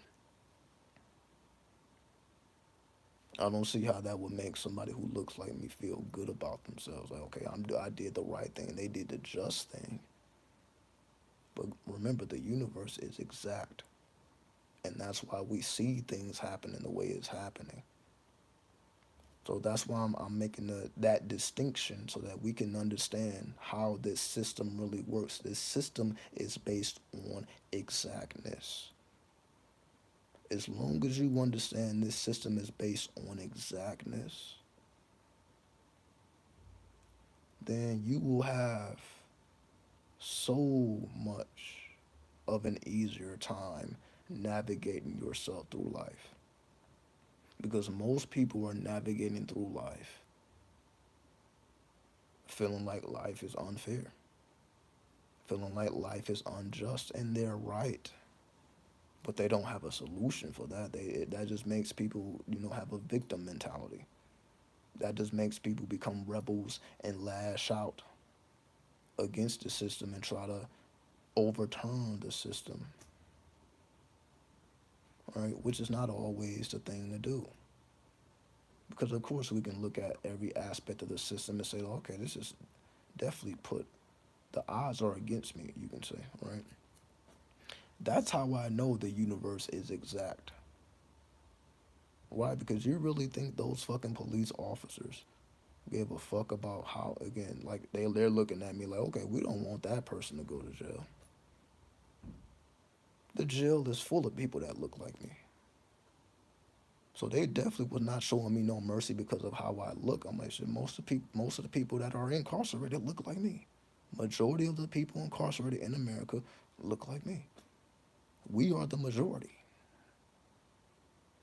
So it wasn't about, okay, we don't want him to go to jail. No, like that's all they see in the jails is me. So that's how I know this shit wasn't about like, okay, well, we just want to be cool here. Otherwise, they wouldn't have took him to jail. If they were just trying to be cool about the situation. So that's how I know it didn't have nothing to do with that. It had everything to do with exactness, not fairness, exactness. So that's all today showed me. But I'm like, I'm beginning to understand that more and more. Because when I first read that the universe is not just the universe is exact, I didn't really fully comprehend it. But it's more as things start to transpire. I'm like, oh, okay, I see what's going on. I get what they're saying about that now, because now I have a personal experience I can reflect on. I'm like, that's why I'm still here. They were not trying to spare me just for the sake of sparing me. They could have cared less if everybody in this house went to jail. They would have put us all in the back of cop cars. But how does a woman with a warrant? My mother has an active warrant. They didn't even check this shit. Like, they don't give a fuck about that. So they had a reason. She could have been in the back of a cop car as well. She has an active warrant. So they would have been in the right. Like, okay, well, you do have a warrant. We do got to kind of take you to jail now. They wouldn't have been wrong if they did that because she technically does. But what did they do? Like, oh, you got a warrant? Whatever. Because that was coming out of his mouth. See, that's why I say it was a lot of dirty tricks played. My mother didn't say nothing about no warrant. He did. Well, she has an active warrant. He wanted to put that out there. He's putting that in the atmosphere. And guess what they did? They ain't even give a fuck about it. Like, oh, like whatever, active warrant. They're like, what's that? Like, oh, like what's that? They were looking at him like, we don't even know what that is. Oh yeah, you need to turn around and put these handcuffs on them. Right? That's what I mean by the universe is exact. Technically, we all should have been out of here. If we're just going by like who's right, who's wrong, we all should have been out of here. But it's the one who was playing the dirty tricks that got the game switched up on him to the point where he just befuddled. He's befuddled. I said like, how the fuck am I in handcuffs? This motherfucker got a warrant. This motherfucker just threatened my life. How the fuck am I the one in handcuffs? He's just befuddled. This shit. He just cannot mentally even comprehend that shit. I told y'all she has a warrant. What the fuck? Y'all don't care? Clearly they didn't. They clearly didn't. Like, yo, yeah, they could have did what they did, and they did. They chose not to. Because it's always at the discretion of the officer. Like, do I want to enforce this warrant or not? It was at their discretion because they are the enforcers of the law. So if they decide not to enforce the law, then that motherfucker is not going to be enforced. And that's what happened. They just decided, we're not going to enforce it. Like, oh, we're going to pretend like we don't even know what a warrant is. We never heard that word before. So I'm just using this situation as an example to show and prove that reality. So that's the only reason I'm telling it, because again, it's already public at this point, but I'm just using it as a teaching moment. Like, this is why things are exact and not just. Because again, if it was about justice, then yeah, we all should have been out of here. But it wasn't about justice. It was about being exact. All right, what's up, Dank Wizard? Exactness is what kept me out of jail and what kept her out of jail. Exactness is what kept his mother, well, not kept, it's why his mother is where she wants to be right now. That's because of exactness. Because imagine if I didn't have the money. It could have easily been a situation where I didn't have the money.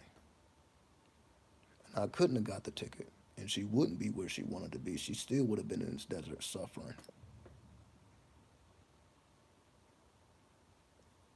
But that's not the case now, is it? I just so happened to have enough. Barely had it. Barely had it. But I just so happened to have enough. Because it was just exact. Because it could have easily been a day where I had to pay a bill. I'm like, damn, I had to pay these bills. It could have easily been a situation like that. Like, damn, I can't even help her the way I could have. It could have easily been one of those days. It just so happened not to be one of those days. Because it is exact. It was like, yo, I'm like, how do I have enough for a ticket and I'm not going to get that ticket? I'm like, damn, I have enough. And I'm just not going to do it. What's up, Ashe? Peace. Salute, salute, salute. So again, I'm using this situation as an example. I'm like, everything aligned exactly for everything to happen. Everything had to align exactly. Because if everything didn't align exactly, it wouldn't have happened. It could have easily been a wrench thrown in the operation. And it just wouldn't have went down the way that I wanted to go down. But again, I'm like, oh, I actually have the resources. So it's just about, are you going to utilize the resources or are you going to be selfish and keep it for yourself? Because I could have easily been selfish. I'm like, oh, I got other shit to do with that. And I actually did have other stuff to do with that. Like, that wasn't just money, like, I'm just having, I just have extra money. I'm like, yeah, that money was already claimed. I was already supposed to be doing some other stuff. So I had to reallocate the funds.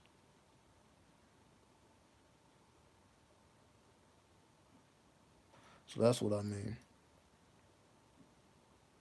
Exactness. If it was about fairness, if it was about being just, it could have easily been a situation where everything did not align the way it aligned and it wouldn't have got done the way it got done. All right, so that's why I say that's why I'm still here. All right, when I very easily could have been behind bars. But the reason that didn't happen is because the universe is exact. This shit really wasn't supposed to happen. That's what I mean. Like, when somebody calls the cops on you, you're probably, it's normally you that gets in trouble. Because clearly you're doing something that makes a person, I guess feel afraid. So normally you're the one that goes in the back of the cop car. That's normally what happens. Why? Because normally people are just doing what humans do. That's why humans get put in stupid ass situations because you're just being a big ass human. You ain't tap into the God consciousness. You ain't tap into the devil consciousness. So when you're able to transcend that human shit, now extraordinary stuff begins to occur. But it's still exact. So even miracles are exact. So when a miracle happens for you, or a surprise, things that were unexpected, there's still a reason why that happened. There's still a reason why that happened. It didn't just happen because like, oh, you were just at the right place at the right time. You were just in the moment. Nah, some credit had to be cashed in for that to occur. So when we understand that, that means we can make life whatever we want it to be because it's based on credit. It's based on exactness. You're gonna get what you give. So that means if you show people mercy, that mercy will return to you. You just may not know when. You may not know when. Again, I didn't know that this mercy will return to me this quickly, but clearly it did. And that's why all I think about is that situation. I'm like, had I handled that situation differently, this would have occurred very differently. This would have happened very differently if I didn't do what I was supposed to do in that situation. That's why they say life is a test. Life puts you in these predicaments in which you can be righteous or you can be just. That's what life does. Life puts you in situations like, okay, are you going to think about yourself or are you going to think about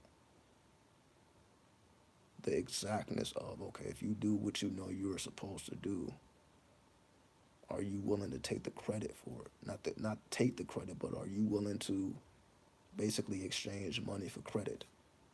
Are you willing to exchange time and energy for credit? And you don't even know when this credit will be returned to you.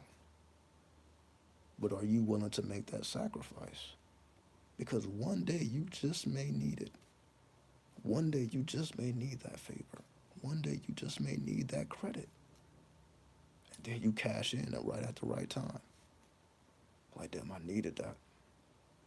What do they call that? That get out of jail free card? I think that came from Monopoly, right? That get you never know when you have to play that card. So you keep it tucked because you don't get the card just because you want it. You get the card because you deserved it. You get those special favors because you deserved it, not because you just one day ran into it. So, yeah, spiritual credit. Well, because I know you came in a little bit later. So what I mean, I'll reiterate what I'm saying here for those who who didn't hear the whole conversation, right? What I'm saying is the universe is not just, the universe is not fair, the universe is exact. The law of the universe is called the Lima, right? So the Lima has nothing to do with religion. The Lima has nothing to do with Aleister Crowley. The Lima is just the law of the universe. The Lima is a Greek word that means true will. So I've been using my personal situation to expound on what that means. Spiritual credit just means when you do righteous things, it returns to you in credit in the sense of the situation I used. Because again, I'm just using my own situation. I helped a woman get to where she wanted to be. A woman wanted to be in Santa Monica, California. Right? She had no way to get there. She didn't have money in her pocket. She didn't have a phone to call nobody. She had all she had is what she can carry on her back. She had no way to get there. All she had was the intent. So it came a situation where this woman was about to get put out. Well, I guess she did get put out, right? She was staying in our home, Then her son put her out on the street. I said, not on my watch. So I had to buy her a ticket to Santa Monica. And I had to put money in her pocket till she got her SSI check so that she'd be good. Meaning I'm going deep into my own dungeons, like money that I could have spent on myself, money that was supposed to be allocated elsewhere. Now I'm doing things because I'm not going to let this woman just die out here in this desert, this ruthless ass desert. Let's get this woman to Santa Monica. That's what she wants to be. So I made that sacrifice. And what I'm saying is that created spiritual credit. That was credit, right? Because I did a righteous act. Why? Because we're supposed to honor our elders. We're supposed to honor our mothers. We're supposed to honor our parents. That's what we're supposed to do. You don't do it because they're right. You don't do it because they deserve it. You do it because it's righteous. And when we do righteous things, that creates spiritual credit or credit in the spirit world, which then returns to us in the form of miracles. It returns to us in the form of favors. So anytime something spectacular happens in your life, it's never by coincidence. It's never by accident. The universe is exact, meaning there's a reason why you got a get out of jail free card. There's a reason why that miracle happened. There's a reason why, those strange events occurred that benefited you. It's because of something you did in the past. So what I'm saying is, I was supposed to be in jail right now because the cops were called on me because I was out of character. I'm supposed to be in jail right now. The reason I'm not in jail is because of a kind act, a righteous act. So the same man that put his mother out on the street, and I made sure that that was not the case. This same man is now in jail, and he's the one that called the cops on me. The cops get called on me, but he goes to jail. All right? Oh, yeah, I remember you looking out for the queens in the street. Again, just being righteous. So what I mean is, when it came time for me to have a get out of jail free card, that's why I'm not in jail now. Because I probably should be. If we're just talking about being just, again, I did threaten somebody's life. I did pull a knife out on somebody. I was throwing all type of chairs and shit. I was other than myself, right? I was way other than myself. So when the time came, when the police officers, when it came time for them to make a decision, well, who's going to jail? They decided that I wasn't the one. They decided that I did the right thing. They even shook my hand and they told me, you did the right thing. You looked out for your mother. You did what you were supposed to do. This is the cops telling me, okay, yeah, you did what you were supposed to do.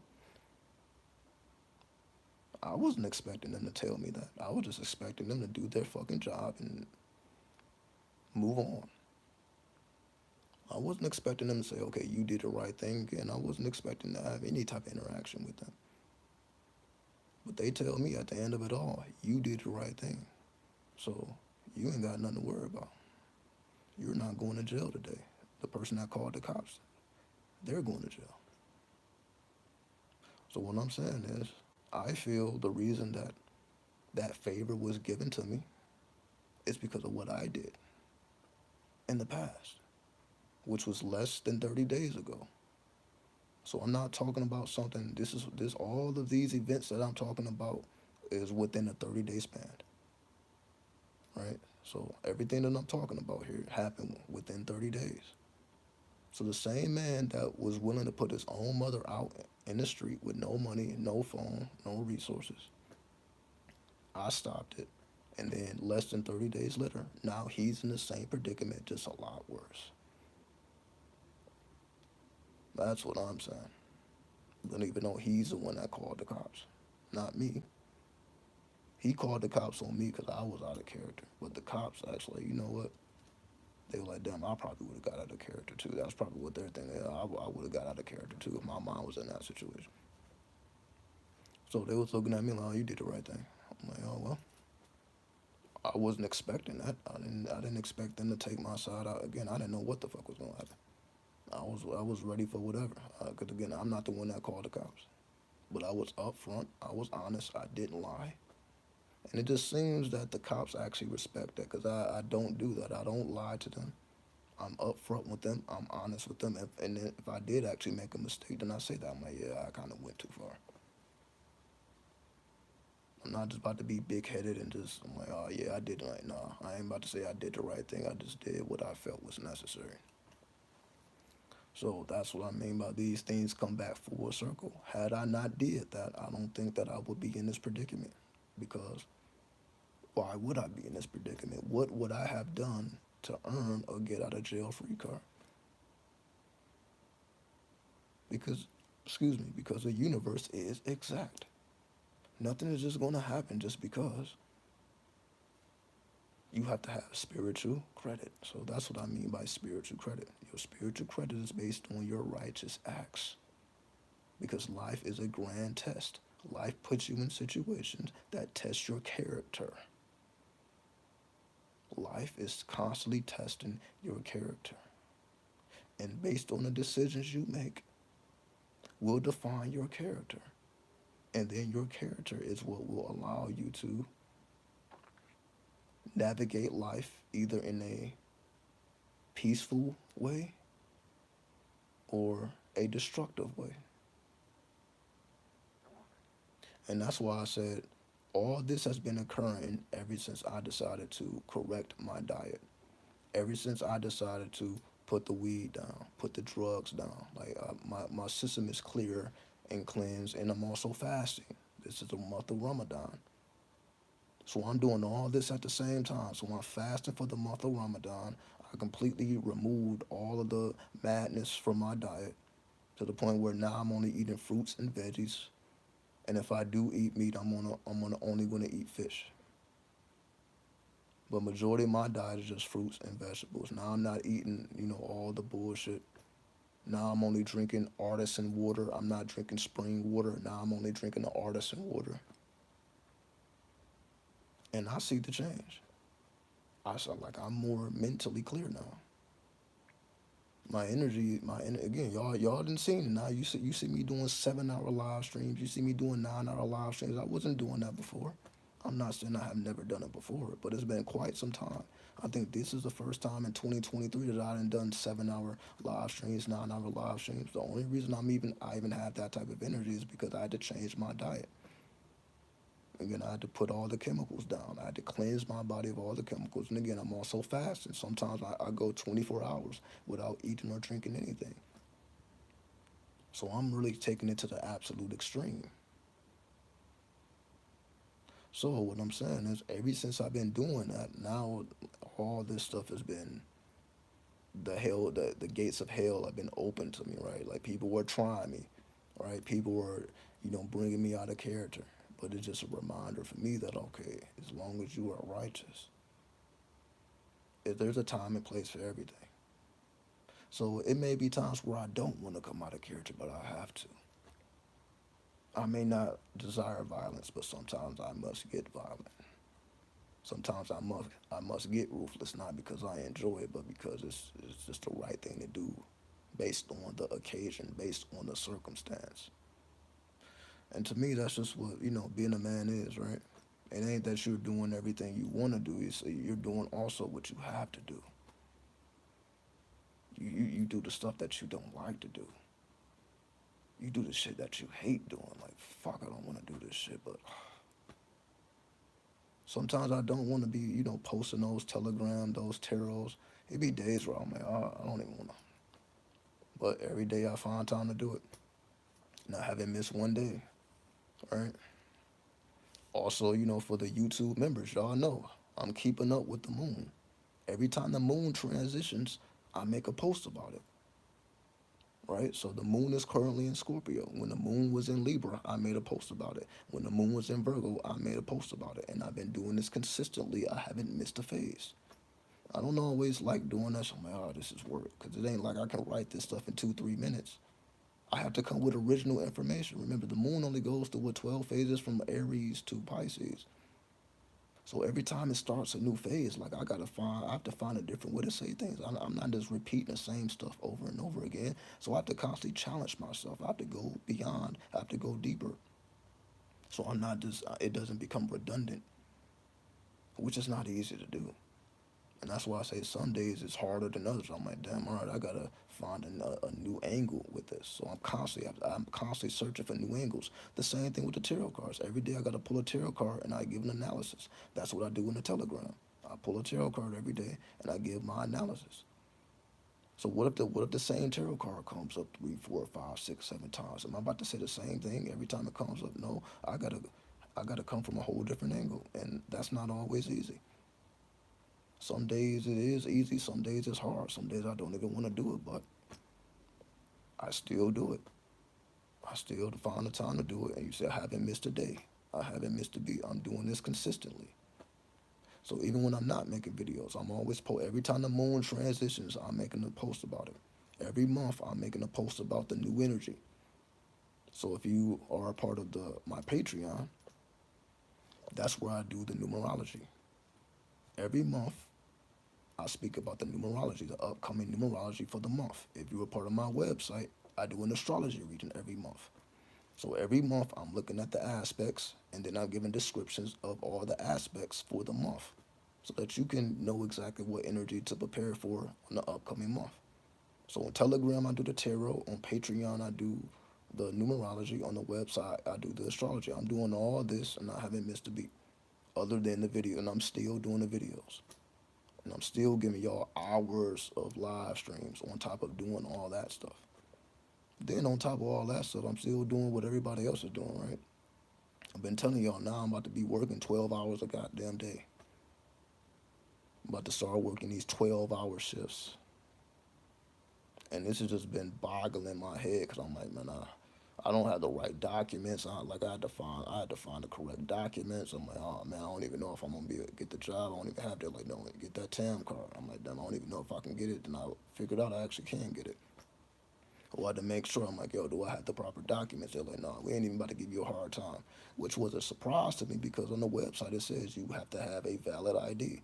If you don't have a valid ID, so I called. I'm like, yo, I don't got that, but I do got these other documents. They're like, all right, cool. Didn't give me no hassle. They're like, yeah, like we ain't. He even said, the guy on the phone, like, we ain't even about to give you a hard time about that, man. It's not that serious. Like we can clearly see it's you. So I'm thinking like, yo, they about to fucking be like the military with me. Like, yo, if you don't have these exact documents, you can't get it. But they're like, no, okay, you got that? Cool. Don't worry about it. I didn't expect them to show me that energy. I'm thinking like, yo, if you ain't got it, fuck it. You just wasted your money because they charge you to get your TAM card, which is your alcohol awareness card, right? So they charge you. So it's a fee. So I'm like, damn, but I just waste this money because I'm like, I don't even know if I'm gonna be able to get the card. But they're like, no, you good. So again, I've been under a lot of stress. I'm like I don't even know if I'm gonna be able to do all this stuff. So like every day it's like I'm cracking codes and doing all this other. So I'm also again, so on top of what I'm already doing for y'all, I'm doing what I have to do in real life as well, right? So I'm balancing all this stuff, right? And then I've been telling y'all, every day I'm talking to my son. Every day, I have to make sure that he's good. When he make requests, I have to make sure that I'm able to give it to him, right? So all these things, this is what every man deals with, right? So I'm not saying I'm any different. I'm doing what every man does, right? So every man, has a job. He works, whether he's working for himself or he's working for a company or a corporation. He's making sure that the bills is paid. He's making sure that his family is good. Doing what everybody else is doing, right? Just being righteous. You know what I mean? You're not even thinking about yourself first. You're not necessarily getting up and going to work, whether you're working for yourself or you're working for somebody else. You ain't thinking about yourself first. You're thinking about your children. You know what I mean? You're thinking about your other family, whether the family you created or, your immediate family, right? You're thinking about them first. Like, fuck, I don't want to go. If it was up to me, I would call off. But you still get your ass up out that bed and you show up even if you hate it. Because like, okay, they need that. And you're not, but you ain't about to look at me like, oh, I can't get it, I can't afford it. Like, no, we ain't making no excuses. Like, damn, I guess I gotta work 15 hours a day. Cause my son needs something, my daughter needs something, my wife needs something, my husband needs something, whatever your situation may be. So so you're willing to put in, more hours because you're like, no, I can't say no to these people. No, it's not an option. I just gotta figure it out. I gotta allocate more time. I gotta figure out more side hustles, so on and so forth. That's what we're constantly doing. All right, that's what we're constantly doing. Like, all right, well, when things come up, it's like, all right, you may not always have all the resources. Now you got to figure out new schemes, new hustles. You got to figure it out. There is no. No is just not. It's not acceptable. Not when you are the leader, right? Not when you got people looking up to you. Like no is because they're gonna be looking up to you. They're like, all right. Every time something was needed, he figured it out. Even if he didn't know it, he figured it out. He created a way where there was no way. And if you're the woman that does that, she created a way where there was no way. You know. So that's what I mean. You know. That's why I'm like I don't look at myself as special. I'm doing what everybody's doing, right? Everybody's doing that, right? So I don't put overvalue on myself because I choose to be righteous. There's a lot of people that choose to be righteous. This is just what come with it, right? As long as we understand how the law works, it will work in our favor instead of, and that's what I mean. It wasn't until I began to change my diet and, take all these toxins out my body. Now I'm able to see all these things clearly because I had a lot of mental fog, I come from, like smoking weed every goddamn day. I've been smoking weed, what, 10 years at this point? Been smoking weed for, what, the last 10 years? Consistently. Like, only stopping to take a drug test, to get a job or some shit like that. Other than that, I've just been smoking up. So it's been quite a long time. I feel like I felt before I started smoking weed, which at one point I forgot how that even felt because I was just so deep into it. And I'm not saying that I'm not gonna never smoke it again. I'm just like, let me understand how it is to be sober. Instead of, when shit gets hard, okay, let me run to that blunt. Let me like, I'm like, I need to figure out this shit sober. I need to be clear minded. Like I can't develop a dependency because that's essentially what it became. I'm like, all right, I'm overly dependent on this now. I feel weak, and I don't like feeling weak. So that's why I did what I did. I'm like, oh, I feel like I have an over reliance on the weed. I feel like I have an over reliance on these foods, right? So that's why I made the decision. I'm like, I'm kind of over relying on shit, and I'm like, I don't. That makes me feel weak. I shouldn't have to rely on anything. So that's why I'm also fasting the way that I'm fasting. I'm like, yo, if I can go 24 hours without eating or drinking, basically I don't have any vices at this point. At this point, I have eliminated all my vices. I had vices like everybody else. I eliminated them shits. Now I'm like, I feel strong because there's a reason for me to feel strong. Cause I'm like, yeah, I'm completely sober. I'm not craving for anything. So I'm no craving for food, no craving for water, no craving for any type of substances or drugs and all that. And again, not to say that I won't never do these things again, but I'm like, I like feeling sober and being able to conquer these problems. I feel like I'm able to do these things a lot easier now. When my system wasn't right, like all this shit just was like a drag. I'm like, that's why like I wouldn't show up. Like before March, y'all see, I wasn't even showing up. It was like a whole 30 days before I even started making videos. So I only really started back making videos when I started back I had to get my body right. Then y'all started seeing me again. Before that, like it was like 30 days before I even made content. That's just how far gone I was. I'm like, nah, I just got to a point. I'm like, what the fuck am I doing? Like how? No, like there is no not showing up. This is not an option. I can't just not show up, like just not show my face for a whole month, like I'm doing this shit like a side hustle. Like this is not what it is. If I expect people to take this shit seriously, as I take it, then I gotta be the example. But how am I the example when you don't even see me for a whole month? I'm like, well, what the fuck is up with this dude? Now that you see that I done got everything cool, now you see I'm giving y'all more content than I've ever given y'all this whole fucking year. Now we breaking records on how long these live streams are. We breaking records. These live streams are long as fuck now. I wasn't doing this before.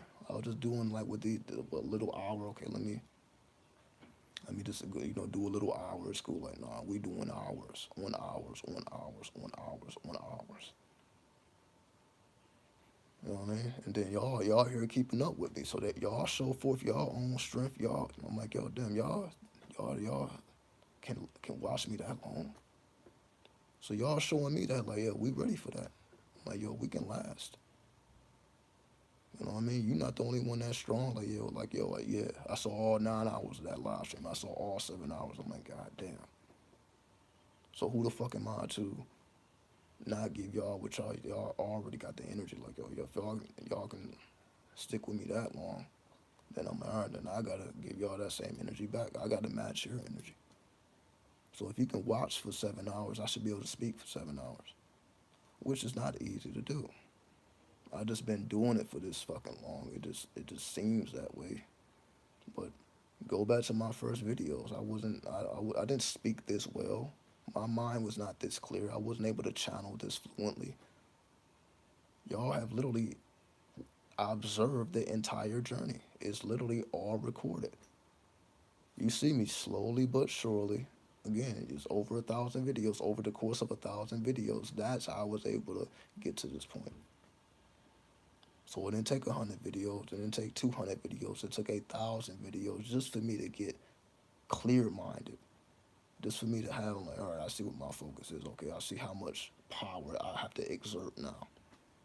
As I said, this is the only way for my YouTube channel to even grow. My YouTube channel ain't gonna grow, if I'm just doing hour-long live streams. I gotta go 3, 5, 7, 9 hours, right? You grew your catalog, and that's what I mean. I had to keep showing up. I couldn't give up. Imagine if I would have just quit YouTube. Fuck it, I ain't doing this shit no more. I felt like that before. Like, man, this ain't even worth it. I'm like, man, this channel ain't growing. Fuck it. I done went through those phases, and that's why you like people. Y'all wouldn't see me for 30 days at a time. Then I snap out of it. Like, ah, fuck. What am I thinking? I can't just leave y'all hanging. Yeah. Then you see me again. So I done went through those phases. I done went through those ups and downs, right? And that's what allowed me to get to where I am now. I'm like, okay, now I'm completely sober. Now I'm completely clear-minded. Like, now I can really give y'all what y'all really been needing for quite some time now. But we ain't got to reflect on the past now. Moving forward, y'all know what to expect now. Y'all know y'all gonna see me a lot more often. But then you see the live streams are gonna be a lot more longer as well, right? Because that's what y'all deserve. And again, that's the only way for the channel to even grow. If we truly want 93 to grow again, I can't just do an hour. Again, I have to understand my channel is not like other channels. I can't compare my channel to other channels. I'm like, okay, well, the only way for me to even get the amount of views that I feel I should get, like, all right, I got to put in extra. I got to work harder than a normal YouTuber. That's what I understand. I have to go above and beyond just to get the same amount of views somebody else get, who's not even doing half of what I'm doing, not even doing a quarter of what I'm doing. But I got to do it because that's, again, I just look at the analytics. I look at the numbers. I'm like, well, the numbers show that when you do longer videos, then for whatever reason, YouTube pushes it. When you do these short videos, YouTube don't care about it. But when you do those longer videos, basically it's watch time. YouTube cares about the watch time. So if it's more hours, it equals more watch time. So YouTube is going to push what gives more watch time. It keeps people on YouTube longer. So if you're putting out videos that keep people on YouTube, then they're going to push that because it's that the watch time adds up. So I realized, all right, it's not even about the views, it's about the watch time. See, people were still thinking it's about the views. It's not. The views are not the most important aspect. The most important aspect is the watch time. That's why YouTube wants you to go live, because of the watch time. That YouTube is looking at, okay, how long can you retain your audience attention? Anybody can get on here an hour and speak their piece and get up out of here. But can you do 3, 5, 7, 9 hours of retaining the attention? That's not easy to do. But again, that's what's going to get the videos in the algorithm. That's how we're going to grow 93. That's how we're going to show forth the power of 93. And that's what I understand. I'm like, yeah, if 93 is a force to be reckoned with, like we know it is, then we got to show and prove that power. And we show and prove that power by going above and beyond, by outworking the competition. So that's what I'm doing. I have to outwork the competition to show and prove the power of 93. I can't do the same thing that they're doing. I got to outwork them. So if they're doing 2 hours, I got to do four, five. If they're doing four, I got to do eight. Because eventually it's going to begin. It's going to be slow. I'm not going to say it's going to happen overnight. It'll be a slow grind, and that's the thing. So not only do I have to work harder and outwork them, and I have to go through a slow grind. So that's not. It's not going to just happen overnight. It has to be a slow grind, and I also have to be consistent. So I have to do this slow grind to show forth the consistency. So I have to consistently go through a slow grind and outwork the competition, which is not easy at all. Again, this is like the hardest fucking shit to do. This is the hardest stuff to do. But it's possible because that's just the power of 93. That's the power of the Lima. So I'm not going to just promote that and give y'all that and not show forth like, okay, this is what it means to be 93. This is what it means to be the Lima. This is what it means to be in accordance to the law of the universe. You can outwork the competition. You can have the consistency that they don't have. And then you can grow the channel in ways that they can't. So it ain't going to be long. I say give it about a year. In about a year, we'll be on a whole different plateau. As y'all see, this channel ain't really been growing. I done had like the same numbers, the same 10,000 subscribers for who knows how. It's probably been years. And the reason that is because the videos are not promoted. They're not promoting my videos. I understand. I be saying some crazy ass shit on these things. So I say my videos don't necessarily make YouTube money. So that's what it is. When your videos don't make YouTube money, it's not because the videos are not valuable. It's because you actually do have value. But people want entertainment. People want the watch time. So I'm like, I have to provide value in a long form consistently. I have to consistently give long form content that's valuable. So not just talking for the sake of talking. I have to give long form content consistently and have value every single time, which is not easy to do. Because again, if you go back to my first videos where I was only making, 5-6 minute videos. If you look at my first, I didn't start live streaming until 2017. I created my channel in 2013. So like the end, like October of 2013, October 22nd, 2013. That's the exact date. October 22nd, 2013 is when I created this channel. As you see, we're in 2023 now. So come October 22nd, it would be a decade since the creation of this channel. And then you see I started off with the short form content for years. So 2014, 2015, and 2016, all that was pre-recorded, non-live video. Then when 2017 came, now we're able to live stream directly from the phone. I believe you were able to live stream from your computer before that, but 2017 was the year you were able to live stream directly from your phone. Before that, you needed a laptop and you needed a certain amount of traction on your channel to even live stream, right? So you're not just going to start a YouTube channel and then you're just able to live stream. You can kind of do that now, but that wasn't the case back then. So when 2017 came, that's when I was able to just live stream, just directly from the phone, and yeah, I'll say I've been doing that ever since. So you see, I don't even really do too many pre-recorded videos. So but every now and then I do. Every now and then, I'll put out a ASMR video. Every now and then I may put out some music. Every now and then I may put out some dance moves or some YouTube shorts. Every now, but you see, the main thing is the long form content. That's why it was kind of hard for me to adjust, to the TikTok and the Instagram and all those other ones, because that's just short form content. I'm like, all I got is 60 seconds. That's why I more so show forth the art on those other platforms. I'm like, yo, what can I really say in 60 seconds? It's not that I can't. Honestly, I really need to get on these other platforms, and I'm sure I'll blow up instantly. Honestly, I just need to compress it into 60-second segments because they got the YouTube Shorts now and they got the the TikTok. So I just need to just break my content up into like 60-second fragments, not the long form and breaking it down. Just be able to say things in 60 seconds. I was like, just to get like the main points across, like the main points of the Lima, or the main points of astrology and numerology, whatever, whatever. I just need to be able to break that down in a 60 seconds. So that's something that I'm working on now, man. Right? Because that's not something that I can ignore, right? You literally talk about anything and people react to it. That's what I'm saying. I'm like, it ain't no reason why I shouldn't be doing it. I'm just so used to YouTube. I'm just so used to having this long form content. I'm just so used to live streams that, I'm slow dragging my feet with that. But I really shouldn't. I really shouldn't because I'm like, yeah, I can.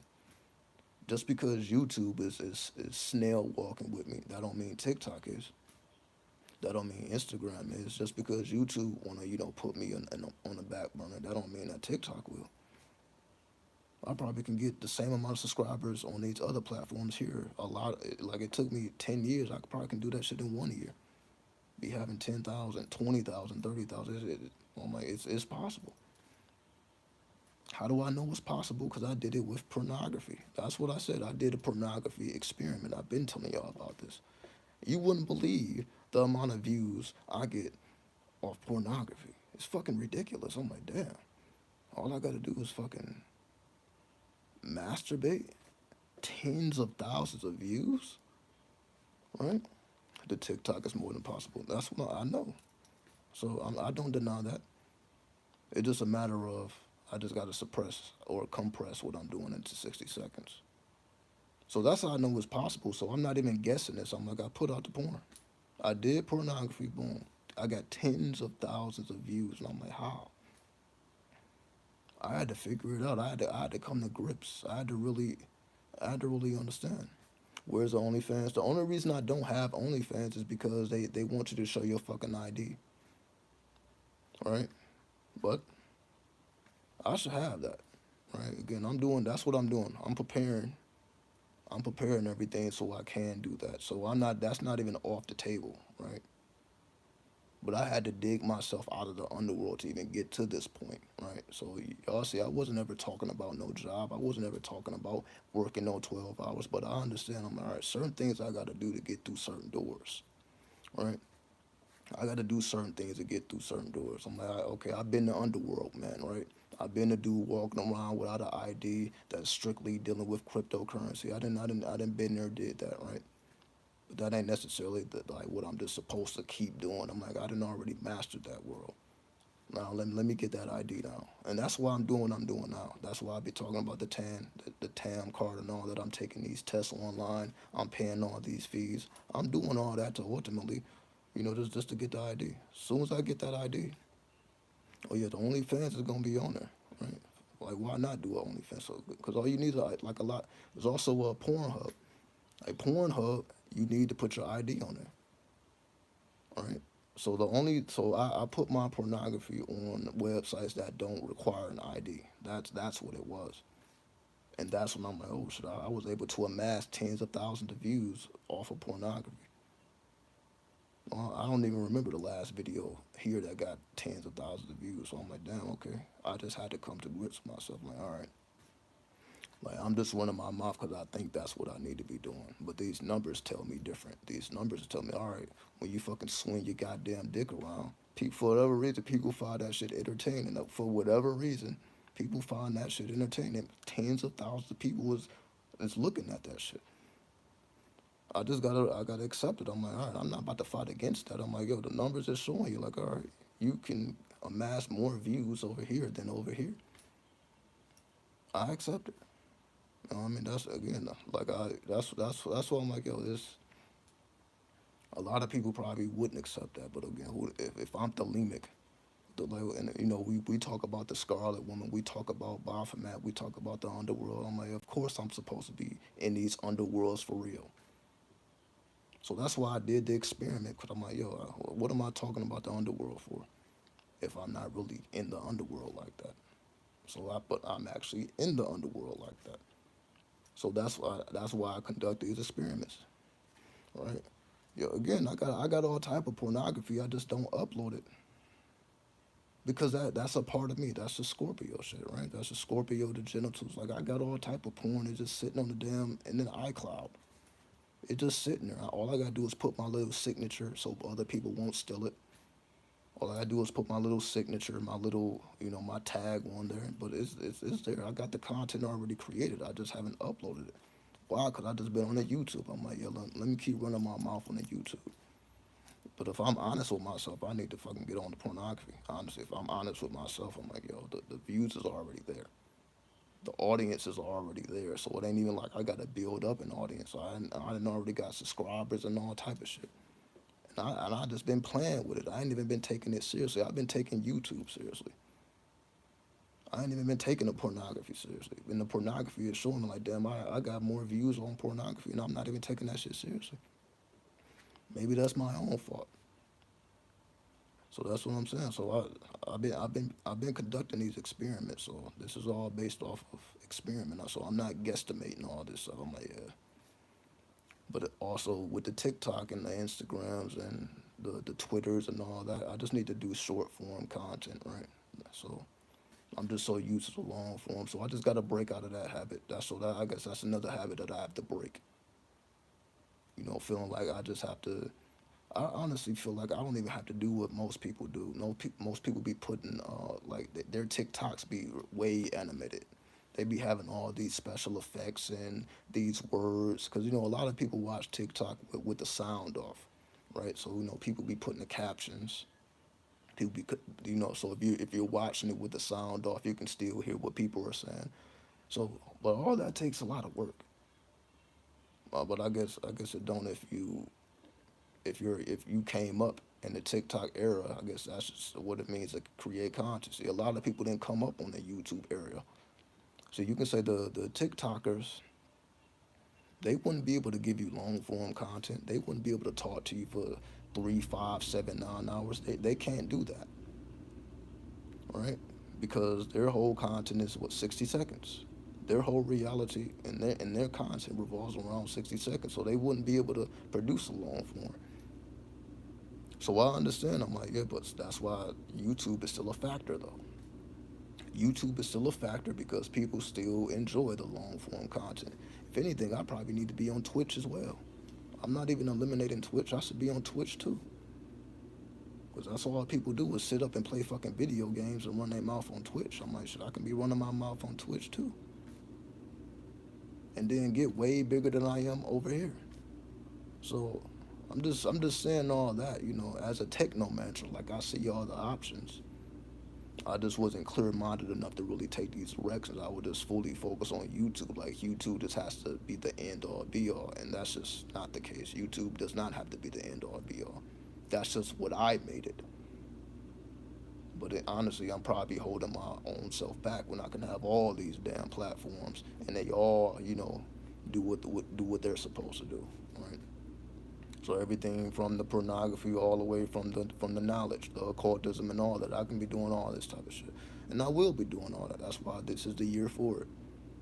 We're in the year of the 23. We're in the year of Eris. So I already told y'all about Eris. So I'm like, yeah, that 23, that 23rd degree. So I'm ready for it, and that's why I can be honest. All I'm doing is being honest. That's why I had to conduct these experiments. Oh, this is just me being honest, right?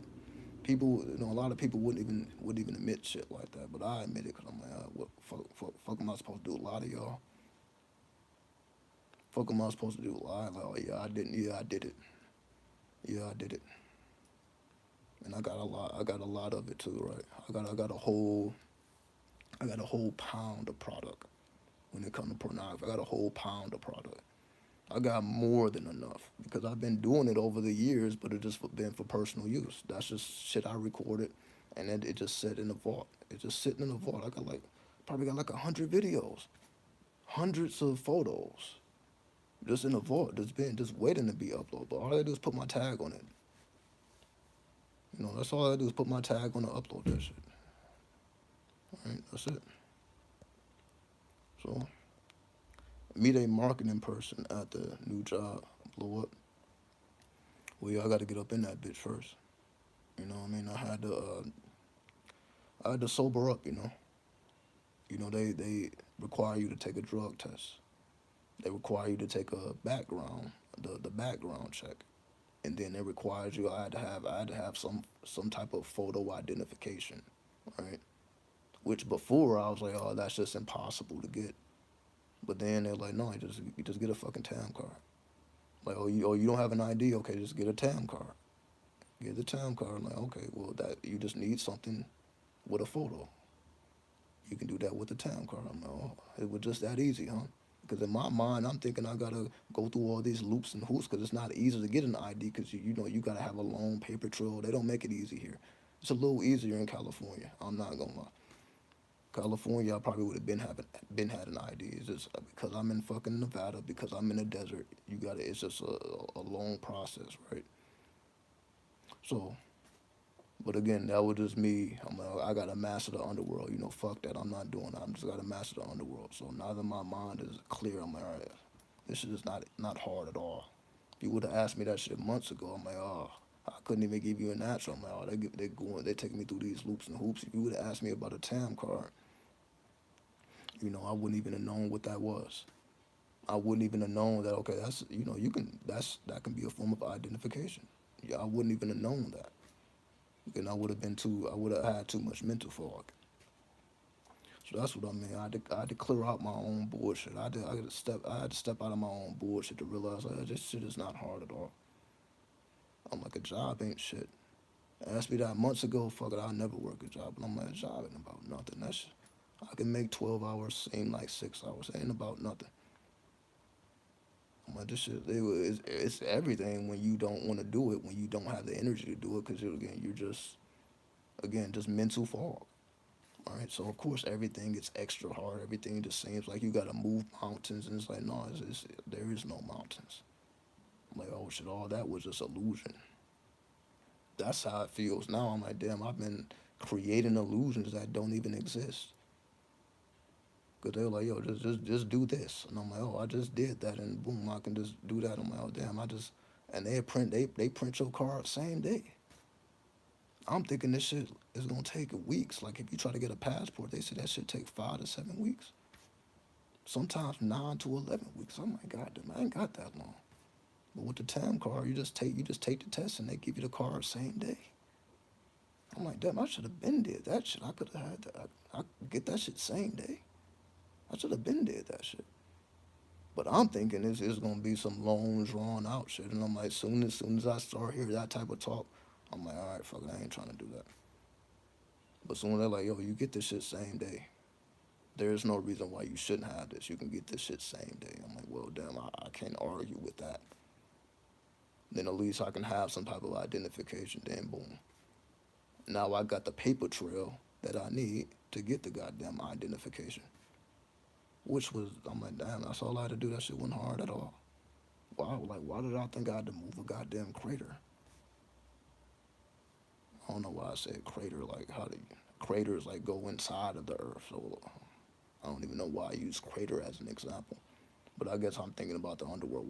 Why did I feel like I had to create a fissure to do some basic shit that everybody else is doing? I'm like, we talking about basic shit. We ain't even talking about nothing that's even hard to do. It's not hard to do none of this stuff. But in my mind, this shit was just like moving mountains. It was like, yo, just fucking just take the goddamn test, get the card. Get the card, get the job, stack your money, build up your paper trail, and now you got everything you need.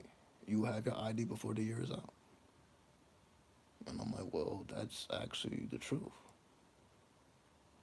I'm like, damn it, like, so I've been for years. I've been thinking this shit is moving mountains. I'm like, no, you can get this shit within a matter of months. Just build up your paper trail. You know what I mean? Stack your money up, and you good. And I'm like, damn, for all this time I've been thinking like this shit is some impossible shit. Like a miracle had to drop out of the sky for me to be able to do this. Now that's just not the case. I'm like, oh, I'm just looking at it practically.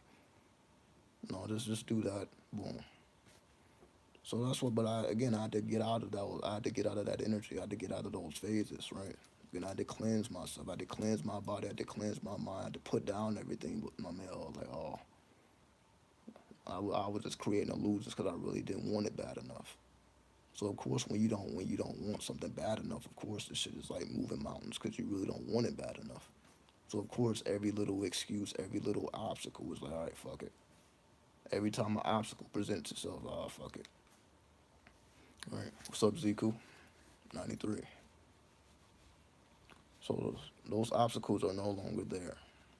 All right, and every time I think an obstacle was there, again, like I said, even with the TAM card, they say you gotta have an ID just to get it. Then I call them. I'm like, yo, what if you don't have that? They're like, oh, you good? I wasn't thinking that they was gonna even say that. I'm like, damn, they just gonna let me get this shit. They ain't even trying to hassle me about it. Like, yeah, I'm like, wait, like you good, bro? Just come down, take the test. You good? I'm like, damn. So why my mind was out thinking like they was gonna tell me no?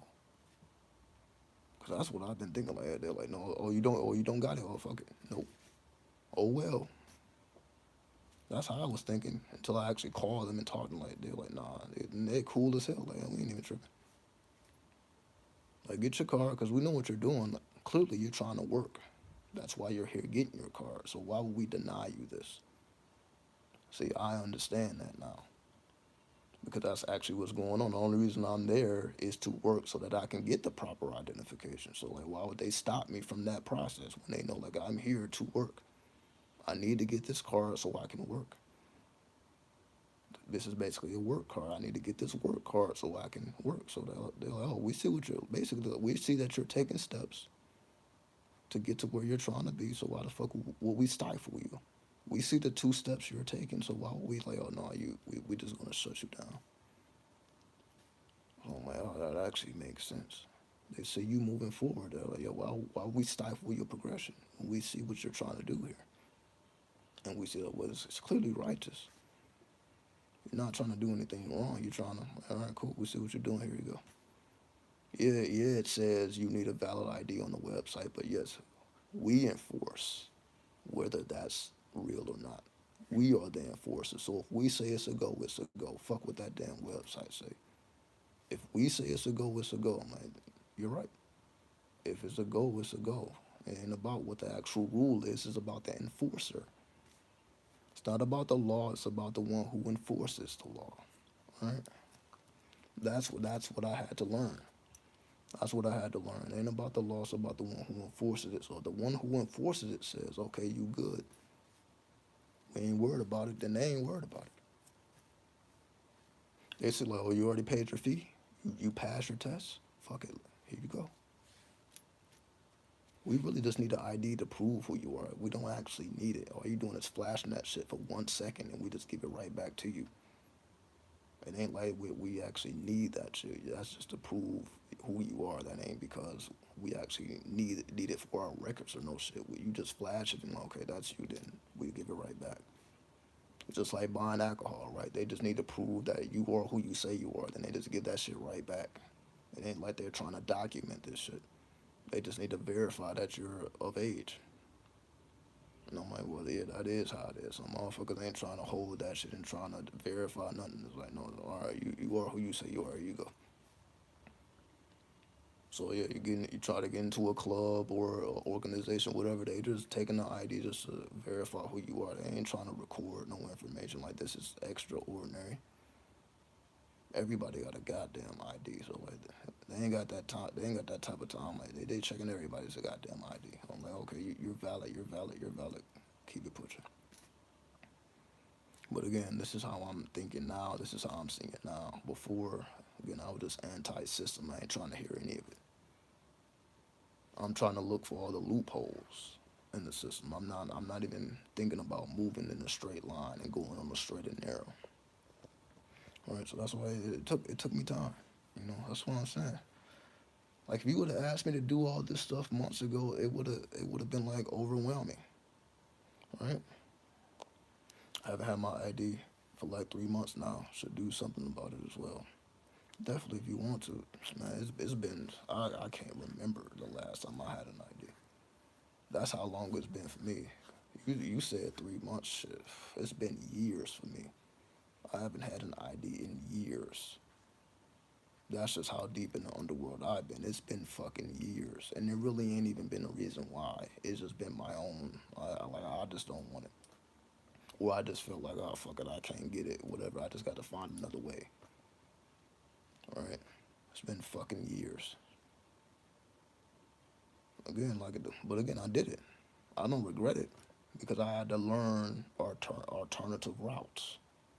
So I understand why did I have to learn how to navigate the world without an ID, which is like mandatory. Like, how do you can't even buy fucking alcohol or tobacco without a goddamn ID? So just imagine how I had to figure out how to navigate. Well, you can't even do basic shit. You can't even get a hotel room. No hotel room, no government assistance. So I didn't have access to anything government related. I haven't had access to it because you need an ID. And if my in my mind is saying, well, it's impossible to get that because they need all this extraordinary stuff. So I was already just pushing that to the side. And again, I've been doing this for years. So I had to learn the alternative routes again. That's why I had to get into the cryptocurrency. That's why I had to get into the technomancy. I had to learn, like, okay, there's various ways to make money. You don't have to just make paper money. You don't have to take the usual routes. So that's why I say I don't regret it because I learned how to navigate. But now I realize I'm like now that I know how to do these things, there's no reason for me for I'm like, oh, I can actually do regular shit now. I think it's just time for me to do regular shit. That's just that's just where I'm at now. I'm like, it's just time for me to do regular shit, right? Not because I really care about doing it. Not like, oh, now all of a sudden I'm about to be up in clubs and shit. I don't care about that shit. All of a sudden I'm about to be buying alcohol. I don't care about that. Again, now I can buy weed. It's like I don't even care about this stuff now. I think that's why I'm ready for it because I don't even care about it, right? All the things that I probably would have cared about is like it don't even mean nothing to me. Honestly, like I'm honestly just getting a fucking ID so I can upload on Pornhub. How's that one? So I can upload on OnlyFans. That's why I'm more so getting the ID for the technomancy. It ain't even about what you can actually do with one in the physical world. That's how the fuck I feel about it. I'm doing it so that I can fucking swing my goddamn dick on OnlyFans. That's what it's like. Why not? Why not? Why not get paid on fucking OnlyFans when I already know that's just another source of income. I mean, I'm not too big headed. I'm like, yo, if that's what people want, why the fuck not? Why the fuck not? That's clearly what people want. I can feel like this is important as I want it, but again, that's my own mind. All right, that's my own mind. I can think that this is the most important thing in the world, but that would be in my own mind. Because if I'm looking at reality, I gotta follow the numbers. I'm like, okay, well, what's generating those numbers? Because that's what's showing what's really important. So I can feel like my art is the most important art. I can feel like my words is the most important word. 93 is the most important. I can feel like that all day. I'm like, okay, well, what's generating the numbers though? What's going to generate the paycheck? Because we already know I'm not getting any paychecks off of YouTube. I'm like, okay, well, where is the paycheck? Okay, if the paycheck is in fucking pornography, then fuck it. Especially when I'm talking about the Scarlet Woman and I'm talking about all this. So why wouldn't I be the example of that? So that's why I don't even have no problem with that. If I'm encouraging women to be the Scarlet Woman, to be Scarlets out here, I'm like, all right, so I'm encouraging you to be a Scarlet, but I'm over here being modest. What's up with that? So I'm like, that's just me. Like, I gotta really be more true to myself. If I'm honest, I gotta be more true to myself. Why would I promote women even to be comfortable with that? Be comfortable with the OnlyFans, and I'm not fucking doing OnlyFans. I'm like, well, you can see what I'm doing, and it works for me. So I'm like, oh, that way I can actually show some evidence. This is why you probably should go the Scarlet route, because here's the evidence. This can either be your main career or side hustle, depending on how hard you want to work for it. Here's the evidence. You can see how much I'm able to generate, and you can do way more than me. If you're a woman, you can do way more than me, right? So at this point, I'm just running my mouth now. In Australia, if you look over 18, they don't even check. You can still get tobacco and alcohol. Mostly it's for jobs and traveling overseas. It seemed like it. Yeah, you're absolutely right. Again, I just did the test. I just did the test earlier today, and basically the only time that they really check the ID is if you look under 30. Like if you look under 30, like I literally just took the test earlier. So I know all about it, right? They just fill my head up. I know how to measure the alcohol, the BAC count in the body based off of the weight. Like it's a whole mathematical formula. I know how to do it now, so I'm like, yeah, you're right. They only really check if you look like you're under 30. But if you look over 30, they ain't even ask if I like you clearly are of age. So it's only if you look under 30. So yeah, that's the only time they're actually only asking for it. So yeah, they're not even asking everybody for it. It's only in certain occasions that they're if they're unsure of your age. But I really don't know how old I look. That's the thing about me. I don't know how old I look. And what I mean by that is, motherfuckers be still asking me for ID. I'm like, I feel like, damn, do I not look like a fully grown man? I may feel that way, but let me try to get a pack of cigarettes. They gonna ask for my ID. You got your ID? I'm like, oh, I thought I looked over 30.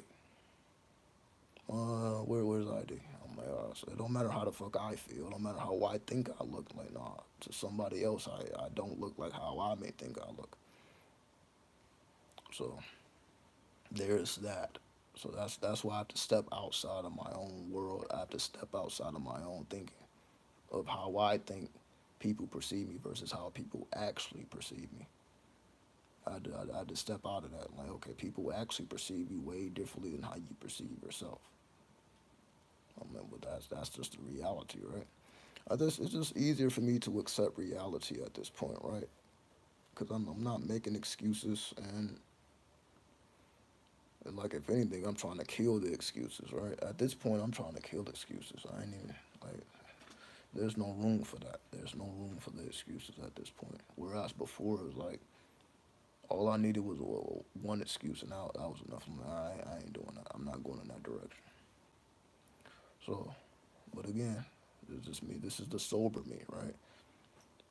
That's why I said I don't regret none of it, right? Everything that I've done in the past, as you see, I've been learning, right?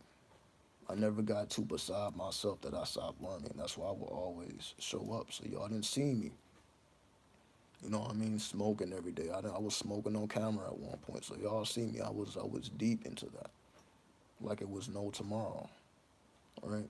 Then y'all see me, Now I'm not really doing it on camera, but I'm still doing it.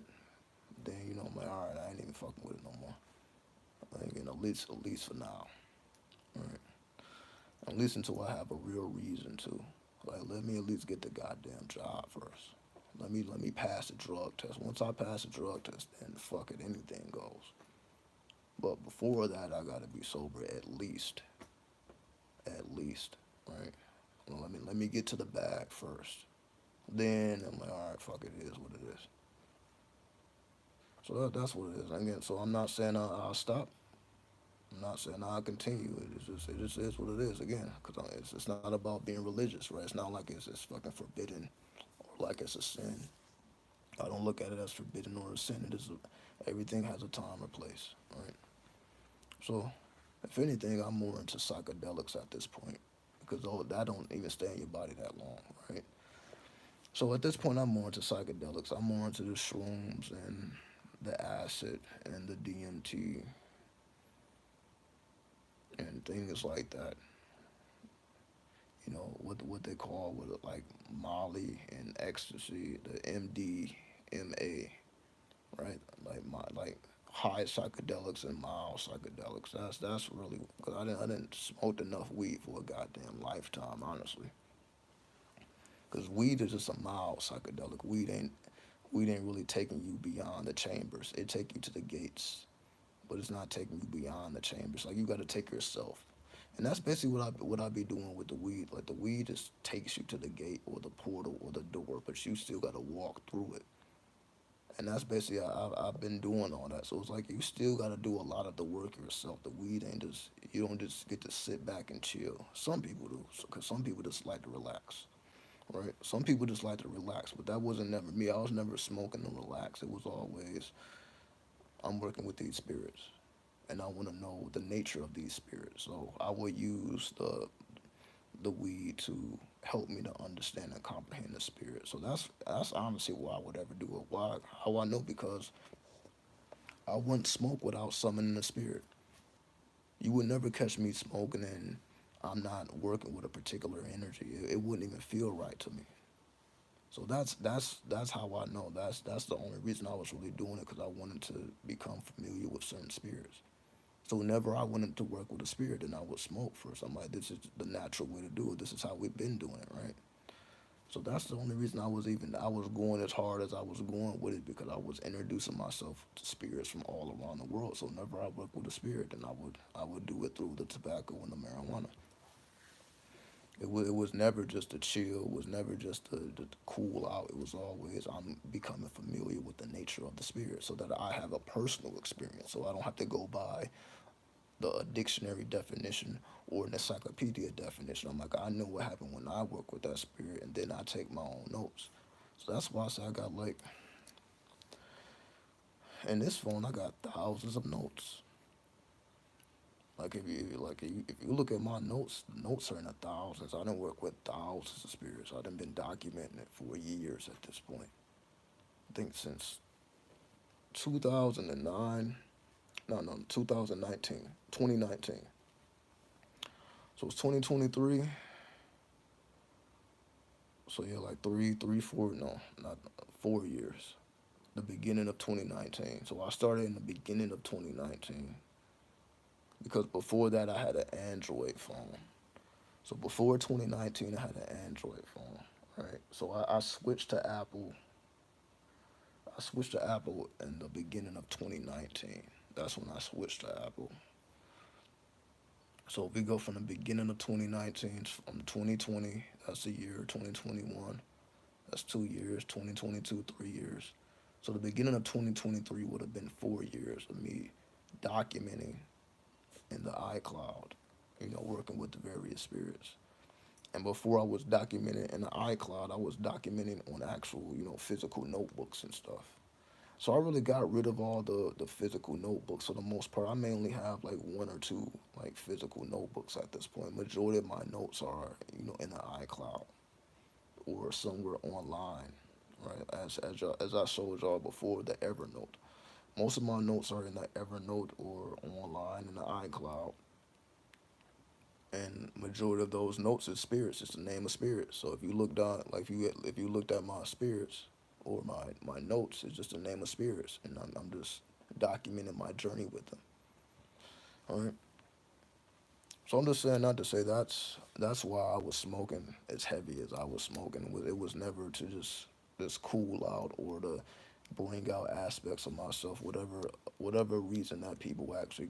Basically, for me, it was never casual. I never just smoke casually, because I'm like, that's not enough. I mean, if I wasn't working with a spirit, I just felt like it ain't hitting the way it's supposed to hit.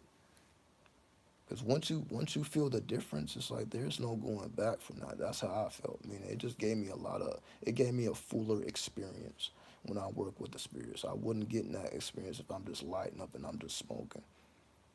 And cause I just felt the craving to smoke. So I guess most people are just doing it just because they crave it. They just crave the THC or the nicotine, right? For me, it was never about that. It was I had a craving for the spirit. I'm like, okay, it's time for me to work with another spirit. It's time for me to work with a different spirit.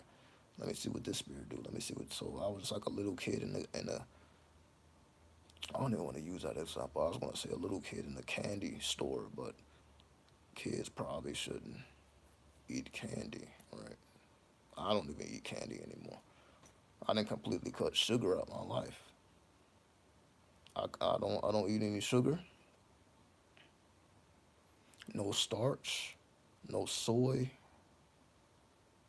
again, no meat, other than occasion. If I do eat, it's gonna be fish, and then no grain, right? So that means like no rice, no starch means no potatoes. So that means all chips. I don't even eat potato chips anymore.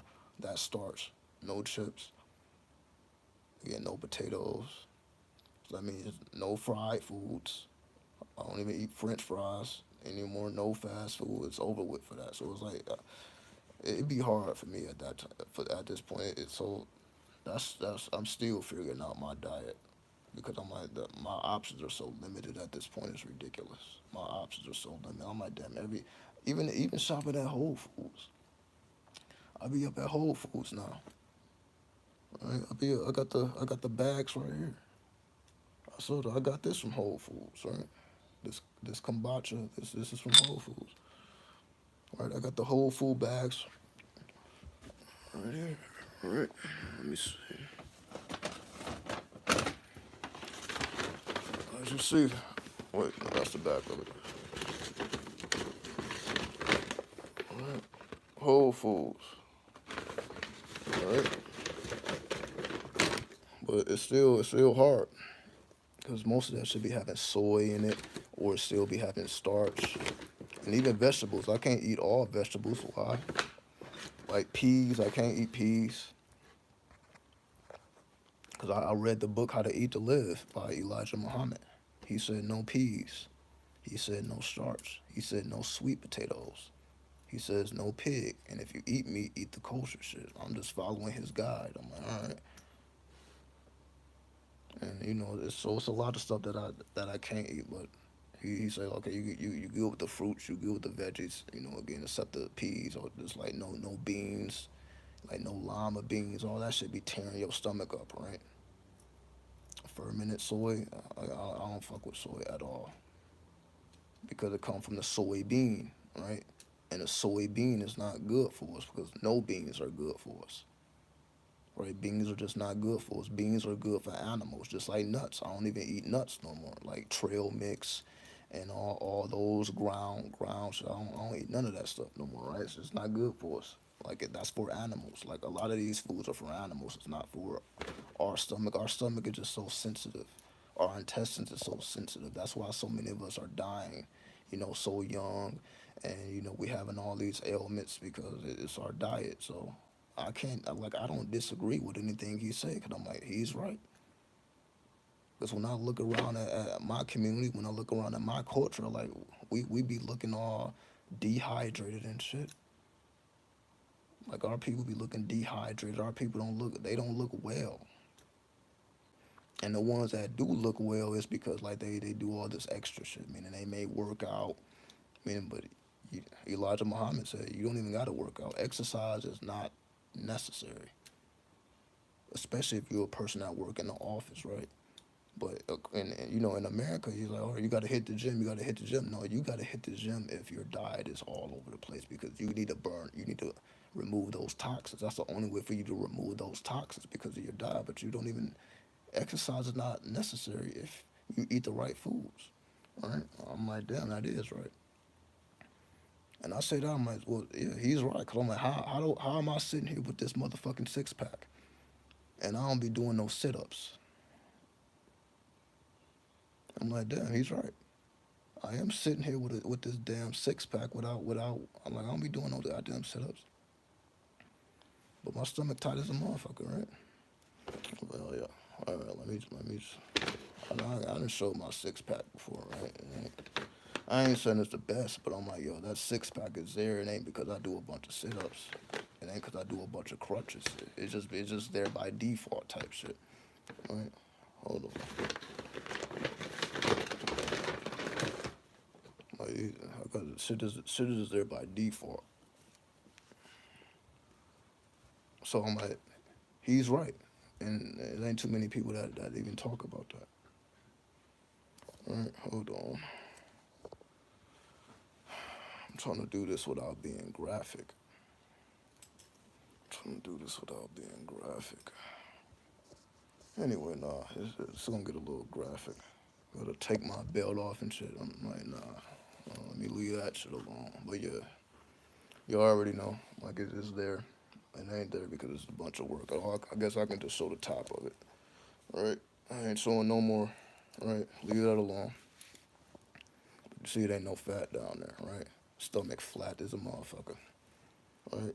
Super flat. So kind of hairy. I need to shave. I'm not gonna lie. I don't like, even like too much hair on my body like that. That's when the sex appeal come out. I gotta remove all this hair. So that's why you just see a bunch of hair. I'm like, I ain't even ready to show it off yet. I gotta get all the hair off. All right. Anyway, we're saying all that to say, your body regulates itself. When you put the right foods in, right, the body will regulate itself. The only reason the body is not regulating itself is because our diet be all over the place. Let me see. I'm trying to see what's up in here. Hold on. So got this Fiji water.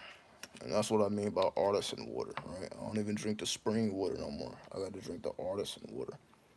Because I realize it makes a difference, to the texture of my skin. It's like back when I was drinking like bottled water, like bottled spring water or purified water and all that, I'm like, I can drink the right amount of water, but like my urine still be yellow.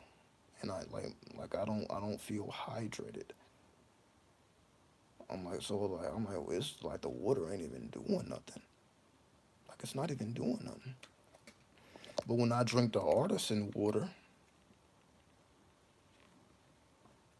I feel the difference. I'm like, damn, this shit is actually working.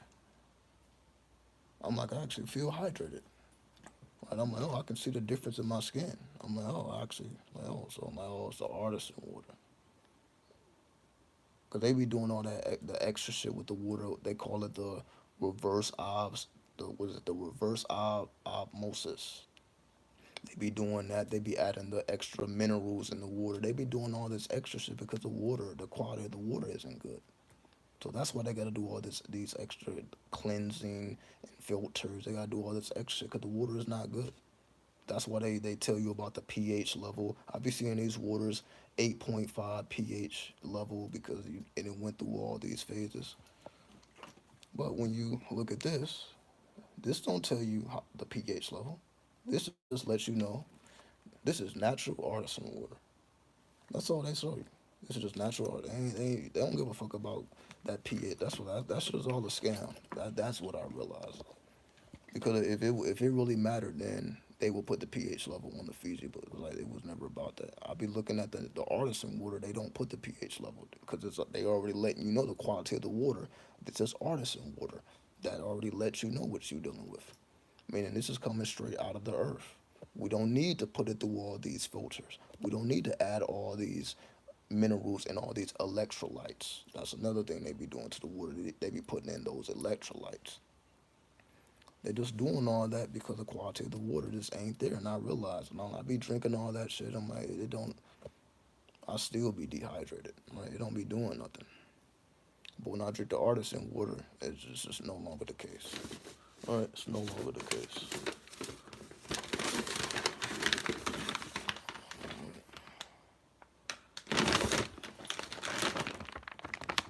There you go. All right, organic tropical fruit. What is it? Medley. Tropical fruit medley. Strawberries, mangoes, bananas, and pineapples. All right, there we go. Shit is dripping on me. Let me put it back in the bag. It's dripping on me.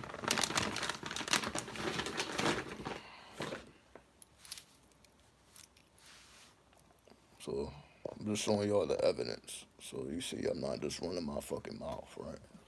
I'm just showing y'all the proof, and I just showed y'all the kombucha, right?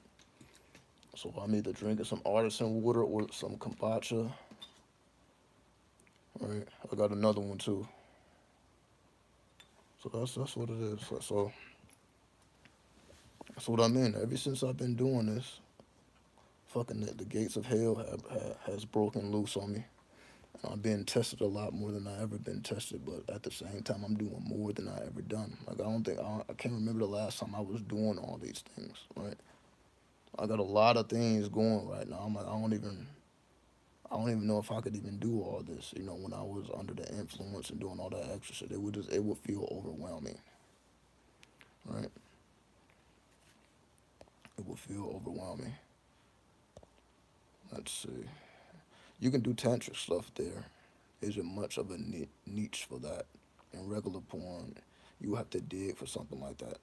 That is, I wholeheartedly agree with that. I wholeheartedly agree. Like, it's hard for me to even watch pornography because I don't even enjoy the sex. Like at this point, if I watch anything pornographic, it's just with the woman by herself, and probably not even with toys and shit. Like I just be admiring the woman's body. Honestly, the sex don't even interest me. Honestly, so like when I don't even be watching the sex. Yeah, it's boring. It is. I don't even be watching it. So I just be looking at the women. Honestly. So I completely understand what you mean. Like cause the dudes be disgusting. Like that's what be throwing me off. Like as soon as I see too much hair, I'm like, man, I don't even want to watch that shit. Motherfucker with these hairy ass chests, with these hairy ass balls. I'm like that doesn't do anything for me. I'm like no, I don't want to see a man's hairy ass chest and hairy ass balls and hairy ass. I don't want to see that. You know what I mean? So that's for me. I'm like that just like I'm like nah. I like seeing the smooth curves. That's it. Like I can't go no further than that. So what you mean by just a tantric? I completely understand that. Yeah, it ain't too much of that. Cause I feel like the dudes don't be caring about being sexy. That's what it is. I'm like the dudes don't care about being sexy again. They just be letting the hair do whatever it want to do. They just be their diet. They look like fucking animals. It's like like yeah, it's unenjoyable. Versus when you look at the women, everything is smooth. You don't see no hair. Other than they can have hair down there. As long as it looks good. But most of the time, they don't be having too much hair going on. So like it's sexy. It has sex appeal. So they want to do straight gonzo, not even a story. I agree. It's completely perverted at this point. Like it's not sacred. They have removed the sacred element from the sexual experience. So that's what promoted me to do what I do. Like I just do sexy shit. Like I don't even like like I like people to enjoy what they're looking at. It's not enough just to have like a big fucking cock and shit. Or muscles and all that. Like that ain't enough. Like the shit ain't sexy. I ain't even trying to look in. So that's why with me I'm like all right. That's why I'm like I like um that's why I like shaving like all my hair off. My lower body at least. So like, let me take all the hair off the lower body so that when people are looking at the lower body, it looks nice as opposed to like it looks hairy. I wouldn't watch the shit. So why would I want somebody watching? I don't even like looking at hairy legs. So why would I want somebody to look at my hairy legs? So I just like removing all the hair, from the lower body, so that the imagery is sexy. It has sex appeal. I'm like that, and I'm like, so I see I see why this got tens of thousands of views because like it actually has some sex appeal. Like it's watchable. Some porn is unwatchable because I'm like, but anyway, so I'm disagreeing with you. Like there's a niche for the tantric aspect to reintroduce the sacred aspect to the sexual experience, and the first thing is to start with yourself. And that's what I really want to do it for, because the first thing you start with is yourself. You have to be able to arouse yourself. You have to be able to get off, just by yourself alone, without a partner, without any type of stimulants or nothing. That's the first level of mastery. Because if you can master that, then everything else is easy. But a lot of people here that do, and they need to see penetration to get off. What I mean? They need to see something extraordinary. There's a super big fucking breast and super big ass. It's like they gotta go to the absolute extreme to even get off. I'm like, all right, we don't need to go that far with it. People like what they like, but I can still, admire just a natural form and a natural shape. Everything doesn't have to be, plastic surgery and all that. I can still admire the natural shape. You know what I mean? So that's what is it about the psychedelics? Psychedelics are definitely Scorpio shin energy for sure. Tried them, but didn't have the mindset I do now. I am keen to experiment with the intention deity programming with them now in the future, and that I definitely agree with. I definitely agree with. Once you implement the spirit, into your psychedelics, then the whole game is changed because now you're introducing yourself into the world. Now you're not just getting high because you want to get high. Now you're introducing yourself to all of the cultures around the world. And that's what I do. That's why I feel like I'm very universal because of the spirits I work with. That's why I came up with the whole idea. Okay, well, like, oh, every city has a spirit. Every country has a spirit. That just came from working with spirits. But as you see, people don't work with spirits outside of the spirits that they're comfortable with. And that's when I began to start to realize that I'm like, oh, people are just, they only fuck with their, whatever they're into. They're not trying to introduce themselves to other spirit outside of spirits that they're comfortable with. And my lips are just dry. I should just be sipping on some water, honestly. You see, I'm just so used to fasting at this point. I got to remind myself to drink water. That's just, the fasting. You know what I mean? So I be forgetting. I can, like, oh, I'm not fasting right now. I be forgetting. So that's why I be sitting up here with these chap ass lips, even though I got water right here. So don't let me hydrate myself. Give me a brief intermission. Let me just hydrate myself. It's another reason why I'm not drinking the alcohol. Probably I'm just gonna keep that off the screen again. As you see, we ain't had no problems. You see how much we had to go through to even get to this.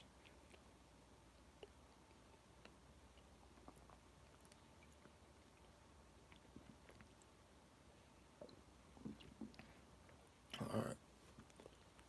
It's like the water just fuller, the artisan water. Cause when I be drinking the spring water, it just seems so thin.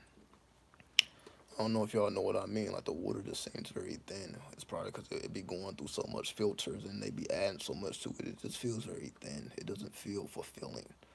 Like when you drink the artisan water, it just feels like then this water is full of minerals naturally, not because they put it in there. The minerals is just naturally in there because it's coming directly from the earth. So it just feels a lot fuller.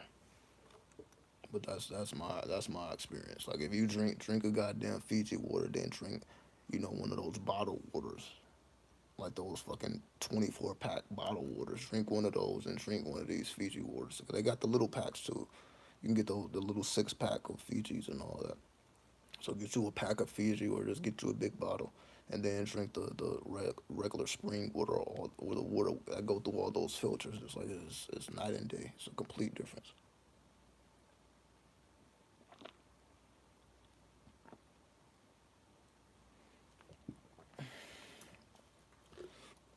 She was home to drink too much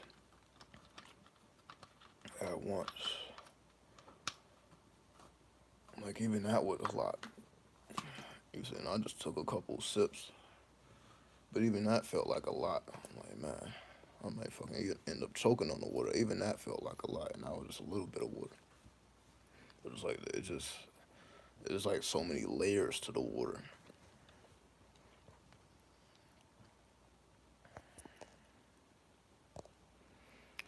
Is there a cloud service you recommend? What do you mean? You talking about just storage, like cloud storage?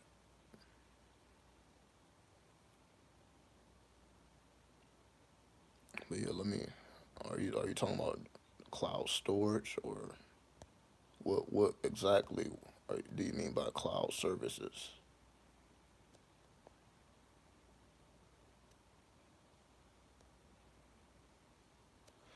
Do you have a schedule for Amon Nasha Renew?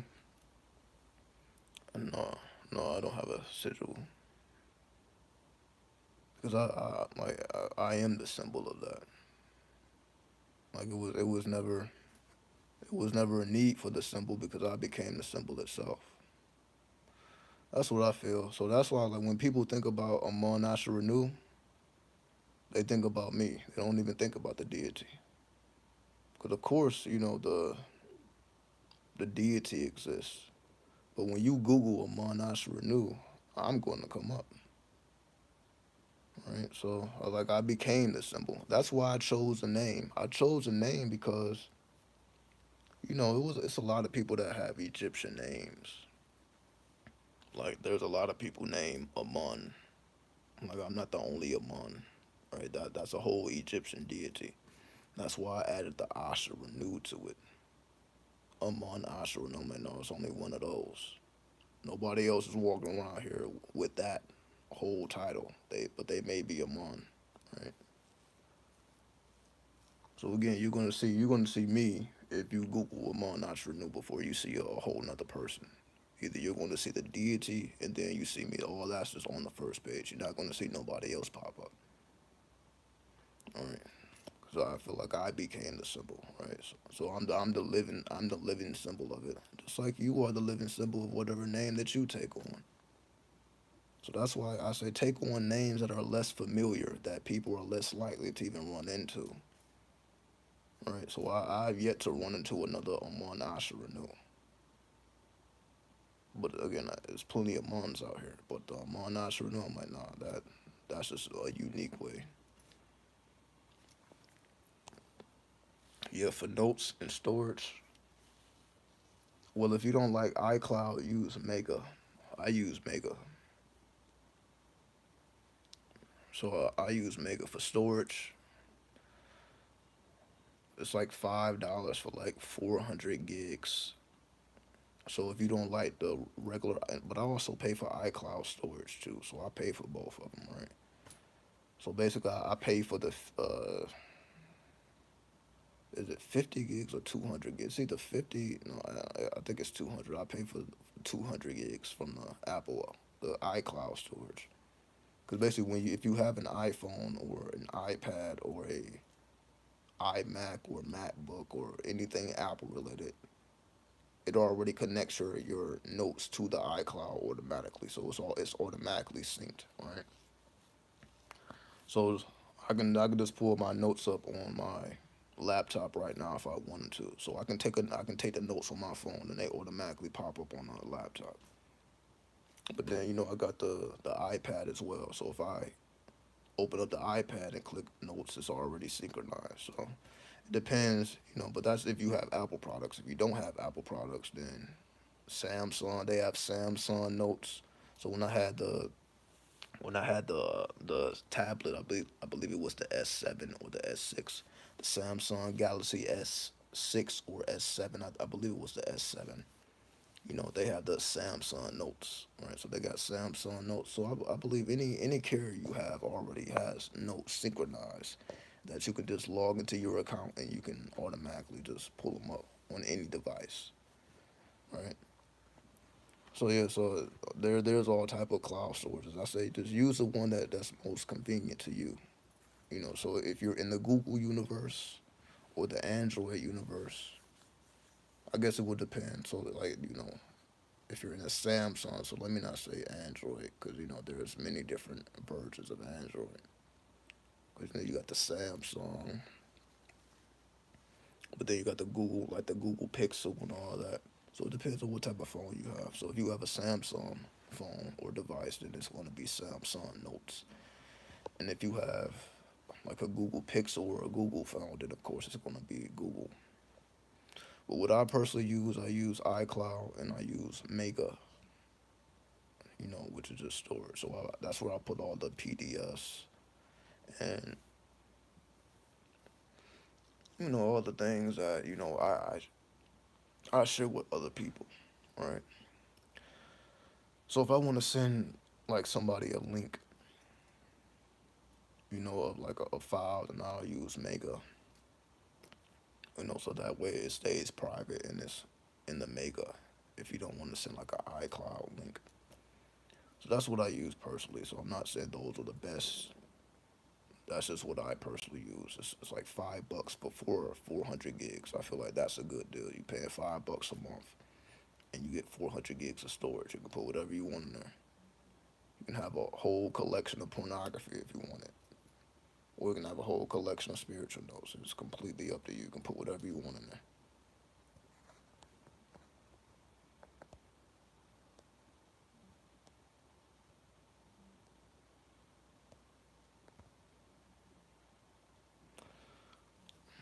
The area I'm from, a place is called Jinjin and ISIS region. Been researching the locations. What spirits I'm around, even since I heard you say it, helped me feel welcome once I figured it out. Because that's what we're supposed to be doing, you know? Like every time you will go to a different city, it will be a different deity. Like, for example, in Egypt, right? You had different cities in Egypt, right? You had like Memphis, right? Memphis, will be ruled by Ptah. Then you had Thebes. Thebes will be ruled by a different entity, a different spirit, or a different Neteru, right? So that's why I feel, yeah, Egypt is but it's other places that do this as well. So basically, every time you went to a different city, the energy would change because it would be a different spirit that rules over that particular city. So we've been doing this since ancient times. We just replace it with cities and states. So that's what it is. But that's like every time you went to a different city, you will be able to pick up on the vibes. You would just know what deity rules over that city because that would be the deity that the people worship. So one city, it would be the worship of Isis. Another city, or Aset. Another city would be the worship of Ptah. Another city would be the worship of Ampu. Another city would be the worship of Asar. Another city would be the worship of Set or Sutek. All right, so each time you went to a different city, it would be a different deity that rules over that city.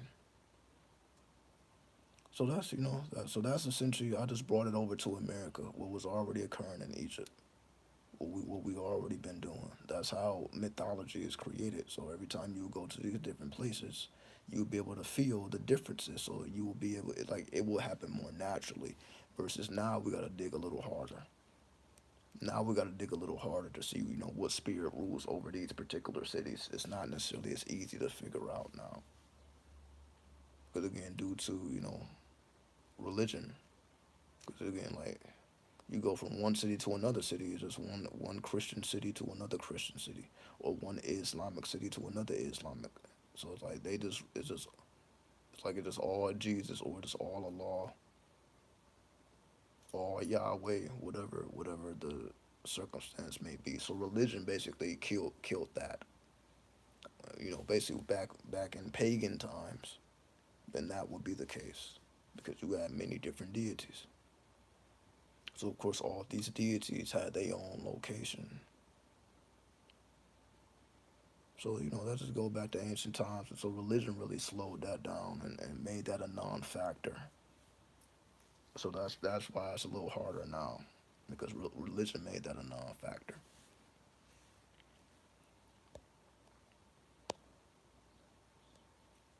Mega is pretty cool.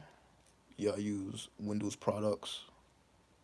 Just looked at Mega has free 20 gigs just to sign up. Exactly, yeah. So they just give you 20 gigs free with no money. So then you just pay $5 if you want to upgrade it to 400 gigs, if that's even necessary, right?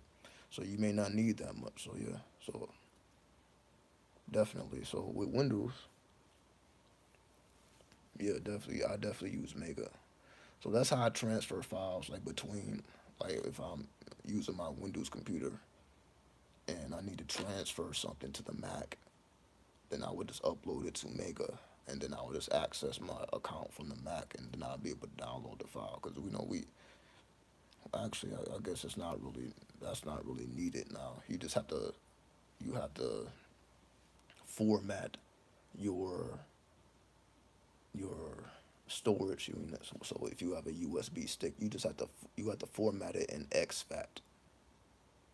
So basically, if you have Apple, and you use Windows, you just have to format your SD sticks or your USB drives into exFAT. Because when it's just Mac or when it's just Apple, it's a certain file format, and when it's just Windows, it's a certain file format. But if you use exFAT, you can translate it between operating systems. So I believe this also works with Linux. So that's, I guess that's just a techno tip for the techno people out there. If you format your drives, your storage drives to exFAT, then you can transfer files between different operating systems. So whether you're going from Windows to Mac or Linux, you can transfer it between different operating systems. Some people use Linux for certain purposes. Some people use Apple for certain purposes. Some people use Windows, and I got all of them, even Android, right? Because I use Parallels. So I have Windows 11 on the Mac via Parallels, and I also have Android 9. So if I need to access Android, because I don't have an Android phone, but if I need to access Android, like for example, if I need to download certain apps, like there are certain astrology apps that I like on Android, because they go a lot deeper than the apps on the Apple Store or the App Store. So whenever I need to access Android, and I just access it through Parallels, or if I need to access Windows, and I access it through Parallels. So basically, I got all the operating systems in one place. Dude, I'm not the guy that said, okay, there's one supreme operating system. It really depends on what you need to do, right? So if I ever need to go to Windows, because there may be some software that is strictly only Windows, right? For example, Cakewalk, which is a recording, a recording DAW, to record music or whatever you record. Cakewalk is only available on Windows. So if I'm just pro Mac, I don't have access to Cakewalk. So the only way for me to access Cakewalk is to download Windows. So I download Windows to access Cakewalk. Then there are several other software that is strictly Windows. Because Windows is I'm not gonna say Windows is the oldest. I believe the oldest is actually Linux. But I guess Windows is the most universal. So you should be able to hop between them depending on what job you need to accomplish. Or at least that's how I do it. So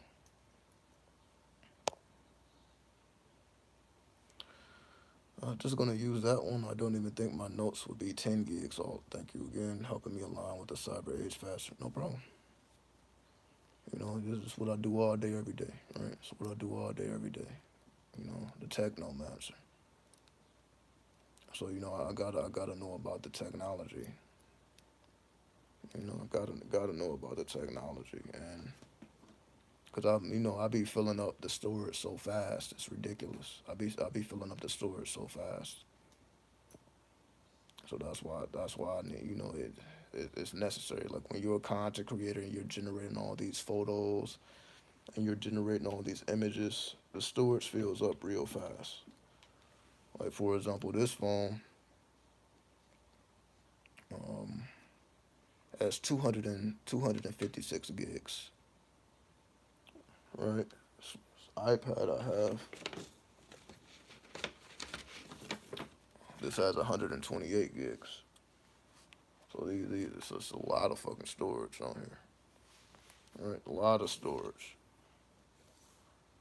Then I have external storage. I got all that fucking storage is ridiculous. But they all serve a purpose. Like for example, with this, I be not download. I be generating art.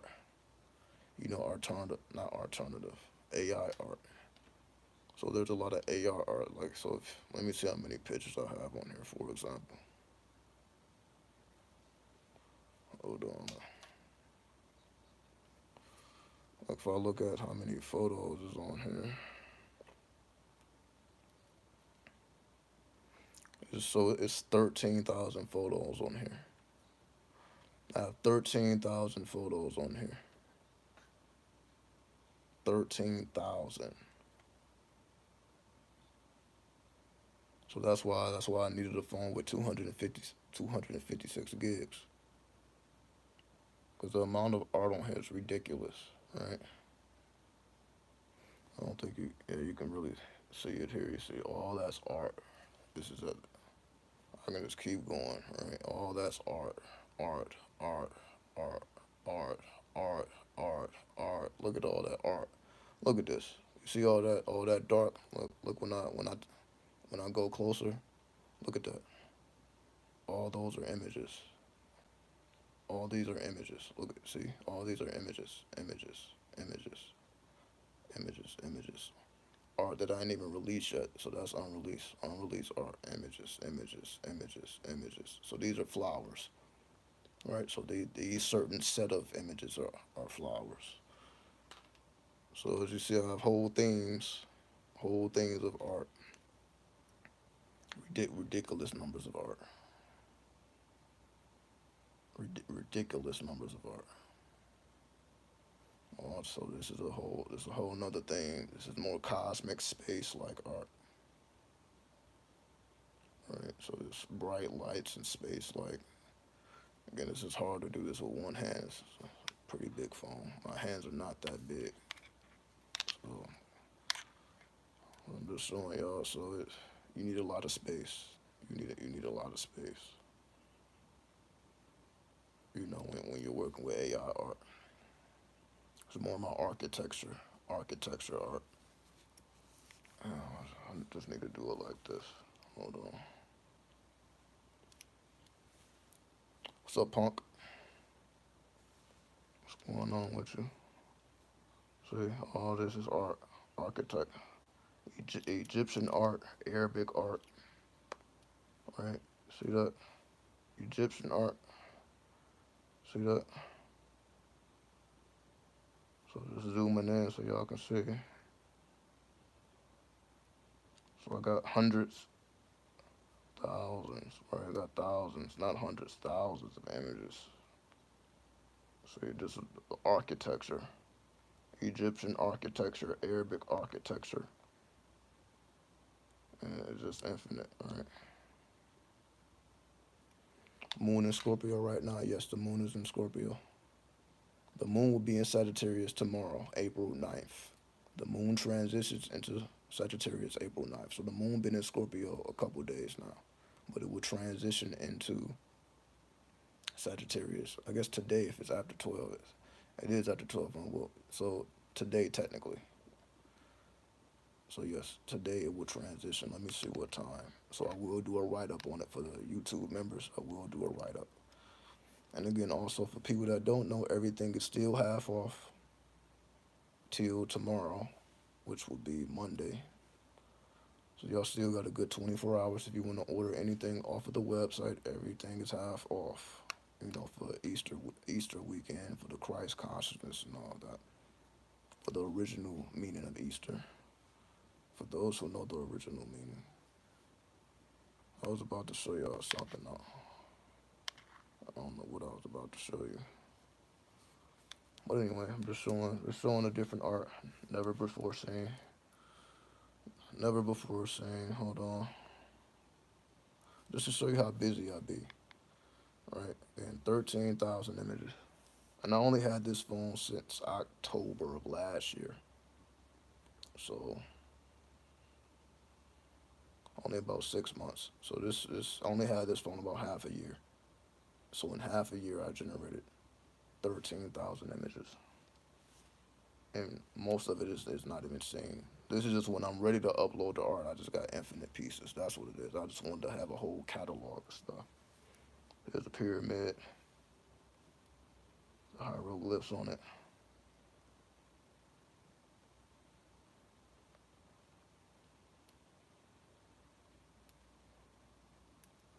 So you see, I just got different sets. I got different sets. So that's the more Egyptian set. Let's see. But this is what I started. Like y'all can actually see the whole journey here. It started with the space frog. This was the first. These are the first things I started to generate. You see, I started with this, the little toad. That's I like this. I like the symbol of the toad. Right. See the toad. That's what started my AI art journey. Is the toad. Then it started getting crazy, right? So I got a bunch of toads. Oh, toads.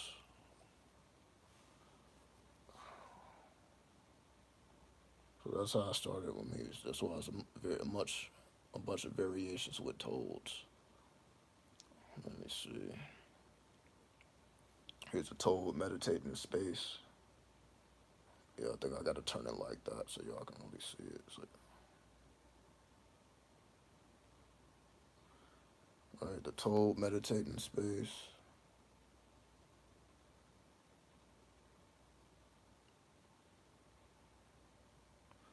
Again, we ain't gonna see too much of it. It's the toad in the city, on the city street. It's the toad cooling.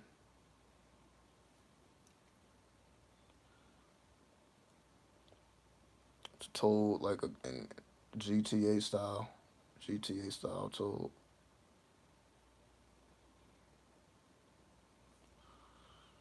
All right, let's see. I see the app. I see the app have the moon in a different sign sometimes. Does the house systems like Placidius? Does the house systems like I guess what you're asking is does the house systems make a difference? What makes a difference is whether it's tropical or surreal.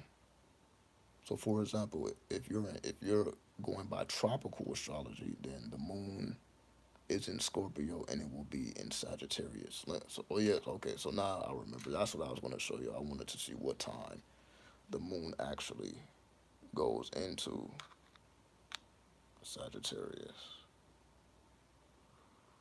Let's see. The moon actually goes into Sagittarius at about 6 in the morning, 5:56 a.m. That's West Coast time. So that's about 9 a.m. East Coast time. So about 6 a.m. West Coast, and which is in a couple hours now because it's about 1:20. So in a couple hours. So as soon as I'm done with this video, I will be doing a write up about the moon in Scorpio or the moon in Sagittarius. I already did a write up about moon in Scorpio, the moon in Sagittarius. However, if you are in surreal astrology, then the moon will go into Sagittarius April 10th.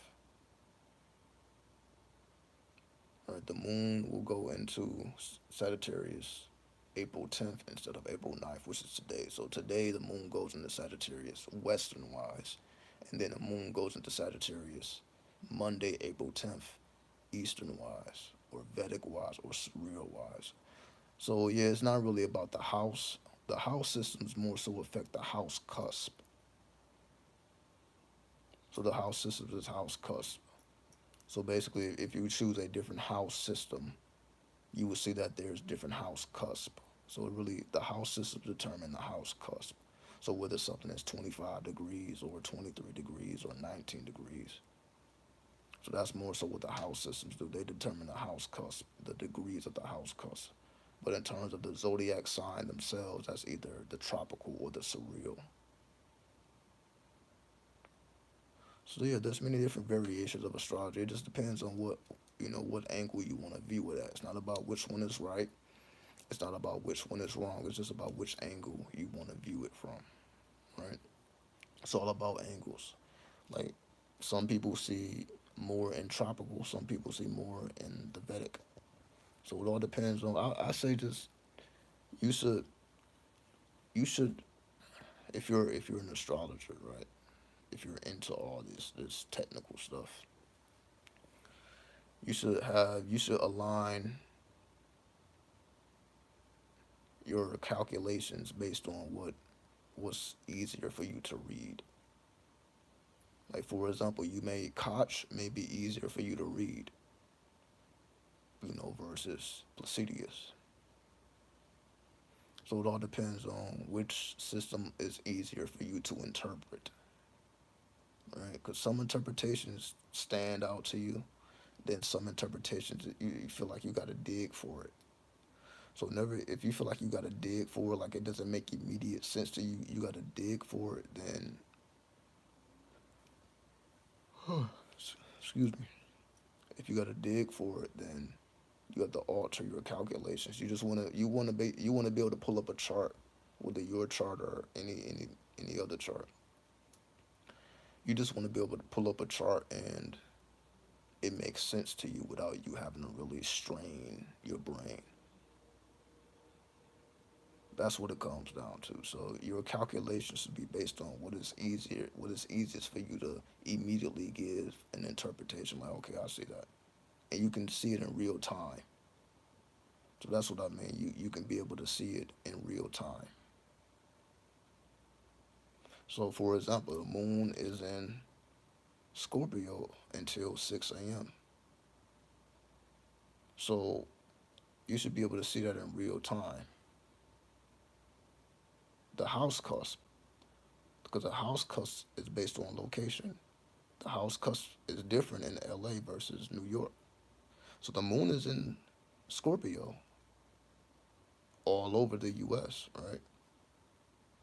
But the house system will differ based on location.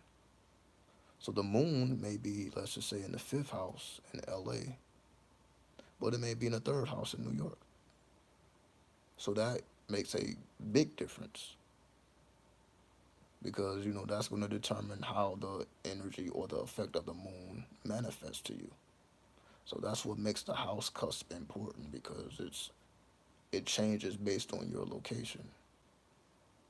So even though again the moon is in Scorpio, how it affects you directly will be based on your location. Right. So hopefully that makes sense. And again, that's if you're an astrologer head, if you care about any of these things. Because I know for a lot of people, that's just those calculations are just a little bit advanced. Right. Again, I'm just licking my lips. So I should drink more water.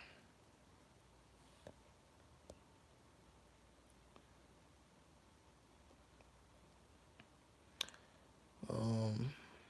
So yeah, I pretty much answered that. Yeah, the house system you should use and all the calculations you should use should be based on what you resonate with. Can you recommend a beginner website so I can learn how to do my own digital art? Just you, I wouldn't say a website. Well, actually, Adobe Firefly beta. Sign up for the beta Adobe Firefly. Easiest to use. Right, Adobe Firefly. There you go. But you got to sign up for the beta. It may take you it'll take maybe like less than a week for you to gain access to it because it's still in beta, so they are allowing people to test it for free. It's not gonna always be free, but they are allowing people to test it for free now. So Adobe Firefly. So yeah, start with that. Enjoy yourself.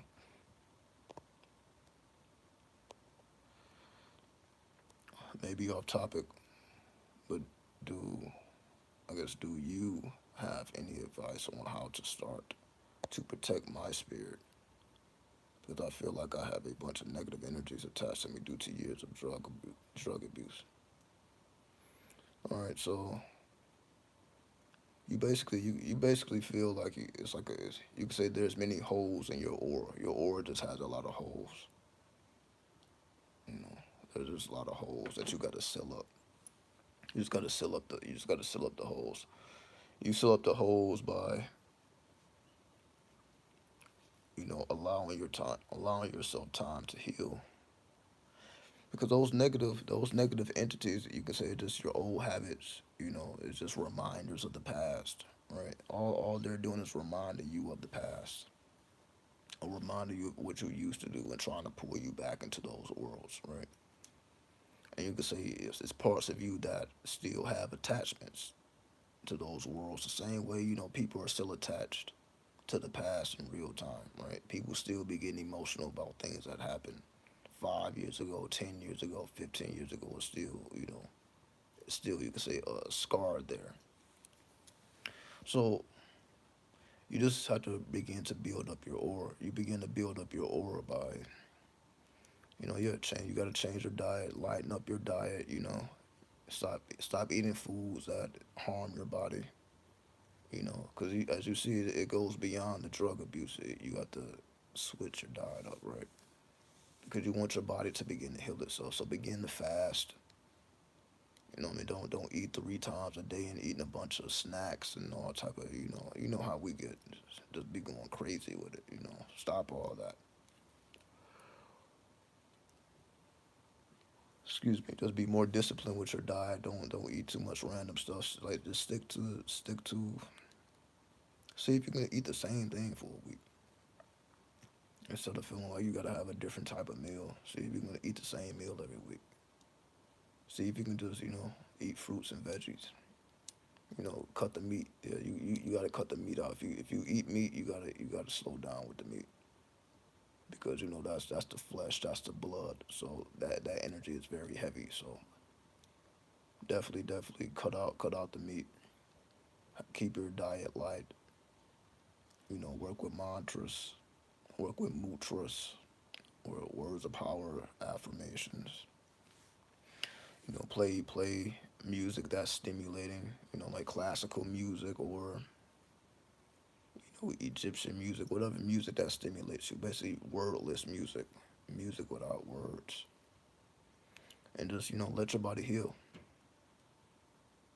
Cause I know exactly how that feel. Cause I had a hole in my aura, like in my back. Like my back would be overly stimulated. Like I would tell y'all about it. Like whenever the spirit is, want me to pay attention, and like it would, you know, my muscles would contract.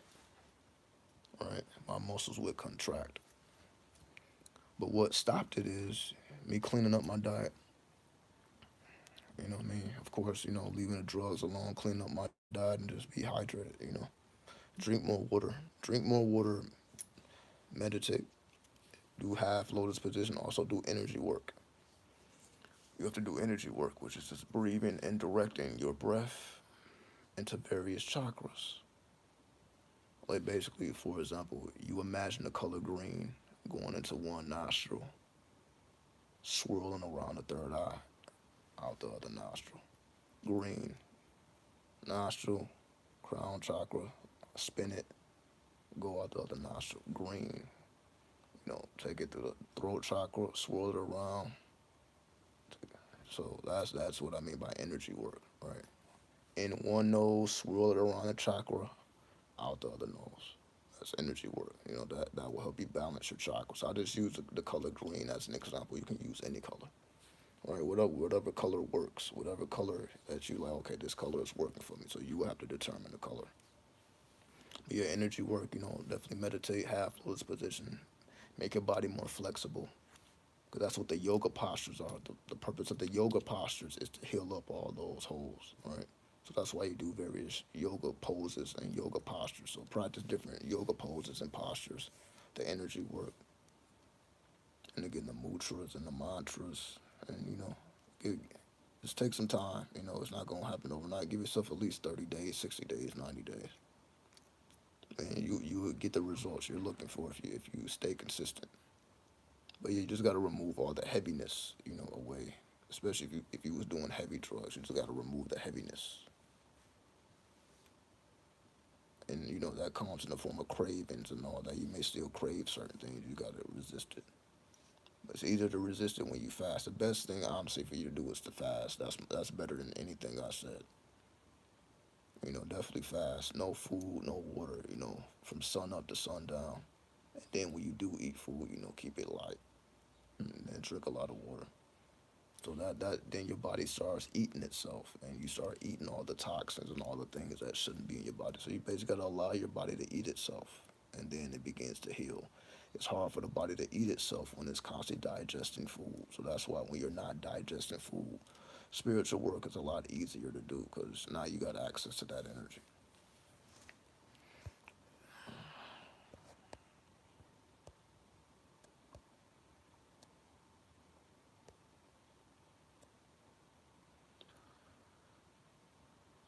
A random question. Been wondering, I guess, what correspondence or what is the correspondence with the compass, like it's like fire is north, air is east, etc. I see the Lima has attributes to other systems. If I'm coming into it fresh, how could I go about it? So when it comes to the directions and the elements, start with the pentagram. Because obviously the pentagram has 5 points, right? Then each point of the pentagram, correlates to a different element, right? However, if we're just dealing with the compass, you can say north is earth, south is fire, west is water, and east is air. Yeah, that's basically how it is. But you shouldn't be able to know these things in terms of personally, in terms of what happens when you face the north, what happens when you face the south, what happens when you face the east, what happens when you face the west. How does it change your thoughts? Are you more comfortable? Are you less comfortable? So it's really just trial and error. It's just trial and error. So really, to connect the directions with the elements, you just have to really you have to go through trial and error to see, okay, when I'm facing this direction, I have these type of thoughts. When I'm facing this direction, I have these type of thoughts. It's easier for me to do these things when I face the east.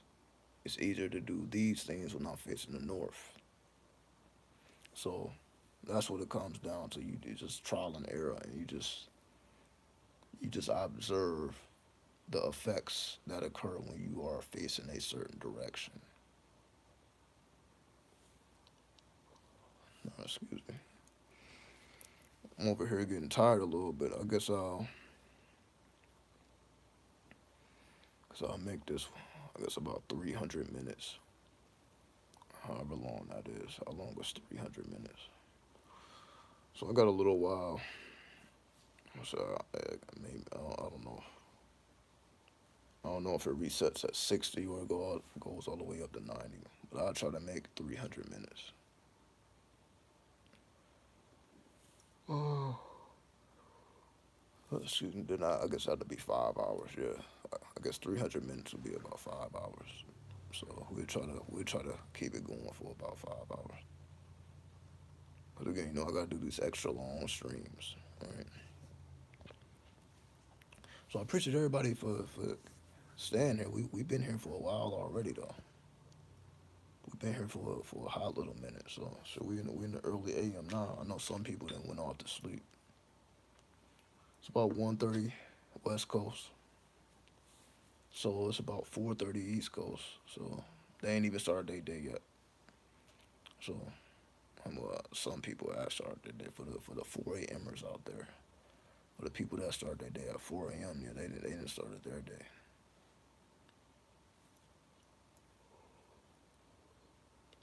But we know the Big Apple never sleeps, just like Vegas never sleeps. Vegas is really the only city I compare to New York. Like that's really 24/7. That you can really just be up all night and really have something to do. All these other cities, everything's shut down. The clubs are shut down at like what 1, 2, or 3. So once it hit about 3 a.m., everything is pretty much shut the fuck down. Well, other than fast food, and I guess what maybe I don't even know about strip clubs. Strip clubs may even be closed. But it ain't really, it's not a lot of cities that you can really genuinely have a very entertaining time at 3 in the morning, 4 in the morning, 5 in the morning before things even get started. Like here, all of the casinos are still open. So if you wake up at 3 in the morning, you can. There's still supermarkets open and shit. Cause I know in LA, it's like everything's shut down. That's the only thing I don't like about LA. It's like if you a night owl, once everything's shut down, it ain't really nothing to do. You just gotta be inside doing something. But here, the supermarket, supermarket is still open. So if you're hungry, you can get something to eat. If you want to have some enjoyment, you can go to any of these casinos, because casinos are 24/7. So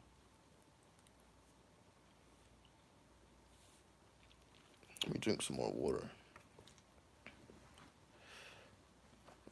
Obviously, fast food is always open, for the people with that type of diet. But the reason I mentioned the supermarket, so for the people that don't eat fast food, you have healthy options, because it'd be markets that's open 24/7, so you can go in there, shop, get what you need, and be health conscious.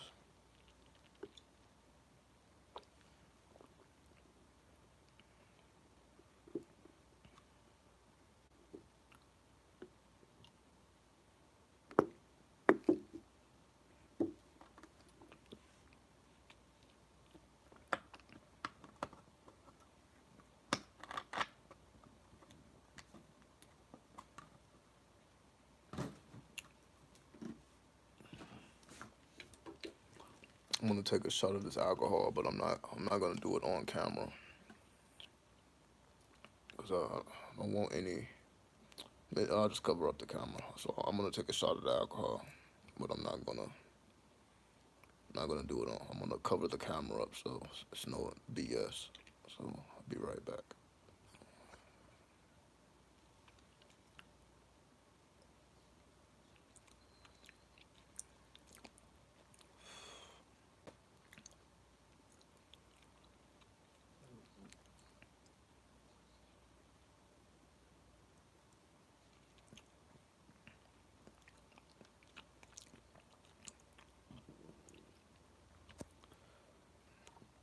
All right. All right.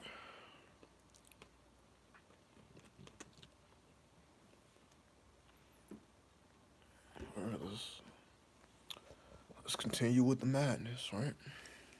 Let's continue with the madness. And we're trying at least. We're shooting for 5 hours. Shooting for at least 5 hours. Let me sit up a little bit.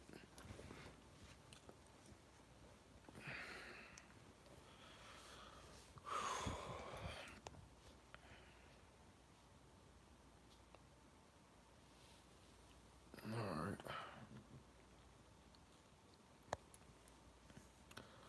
So just continuing on with, working with the elements, combining these things with astrology and numerology and just making this all real. The goal is to make all of this real. The goal is to take it off of the paper. The goal isn't to have a bunch of notes, but a bunch of personal experiences, right? Let me see, do I still got the tree of life down here? Hold on. Hold on. Here it is. All right. Hold on, let me wipe this. So you got the whole tree of life right here.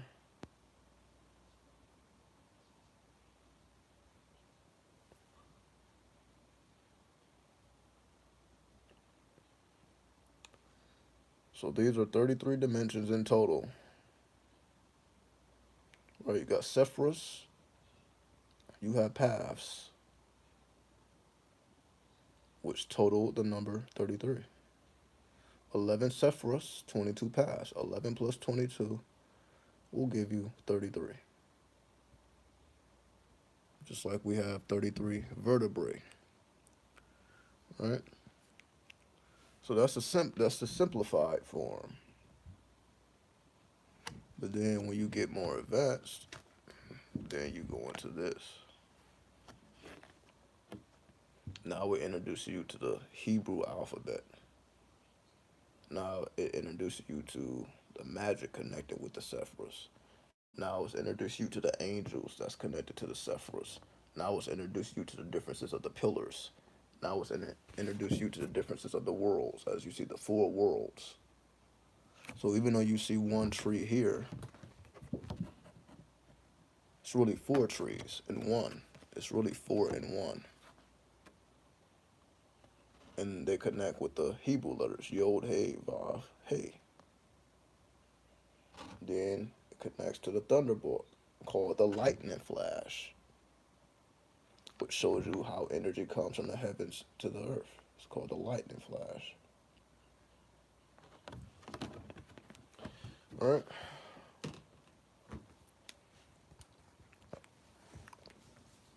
So that's what we're qualifying ourselves for.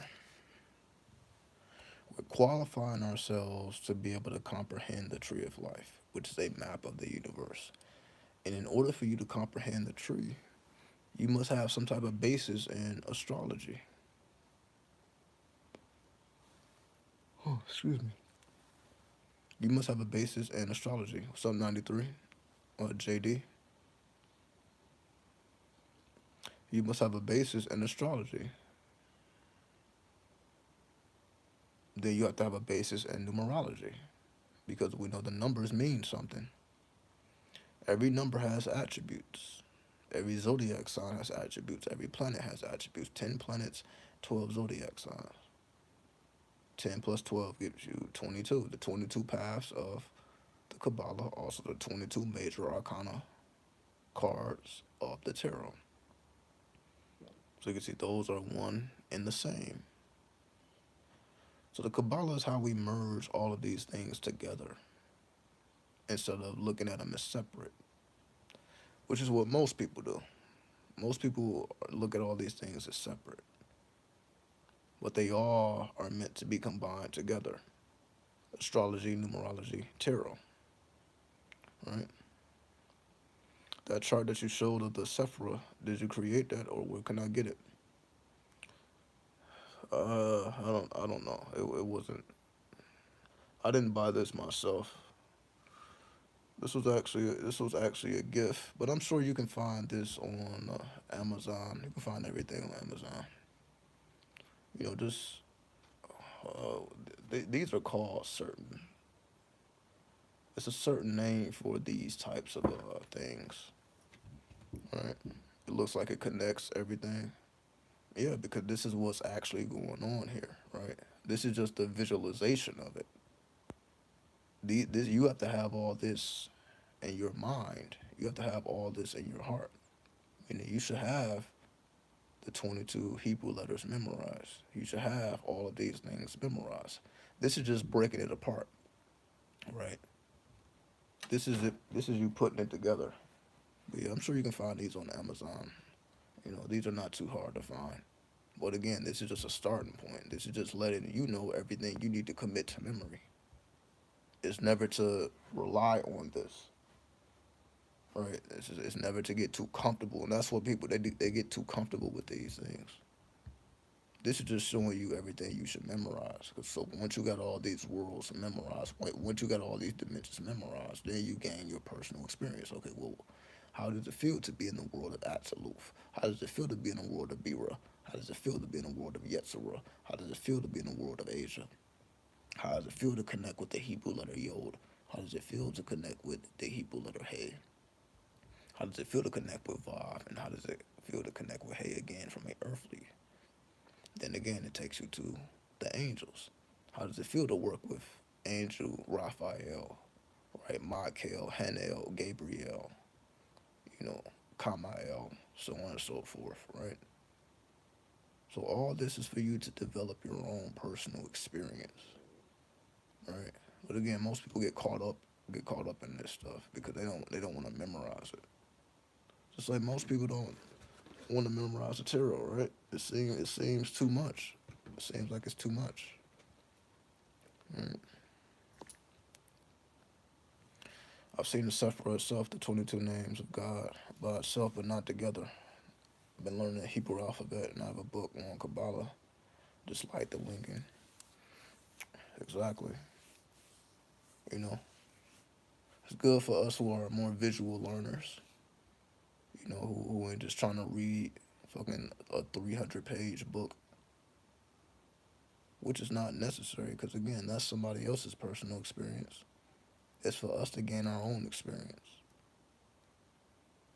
That's what it's all about. It's for you to gain your own experience. What happens when you work with each of these dimensions, right?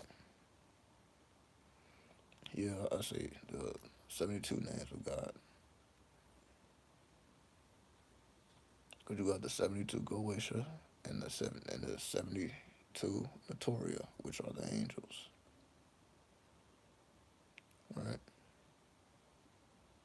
All these things are interconnected. So the Kabbalah is also connected to the Goetia, it's connected to the Notoria, it's connected with Hebrew, it's connected with numerology, it's connected with the tarot, it's connected with the Hebrew, it's connected with angels, it's connected with the pillars, the worlds. And that ain't even all. That's just getting started with it. There's even more connections than that. So that's why you really don't need a book. All the book is going to tell you is what somebody else thinks. That's why I don't spend a lot of time telling you, well, this is what Teperif means. This is what Hud means. This is what, Malkuf means. This is what Yetzirah means. Or this is what Yesud means. This is what Nazak means. I'll just tell you what planet they're connected. Nazak is connected to Venus.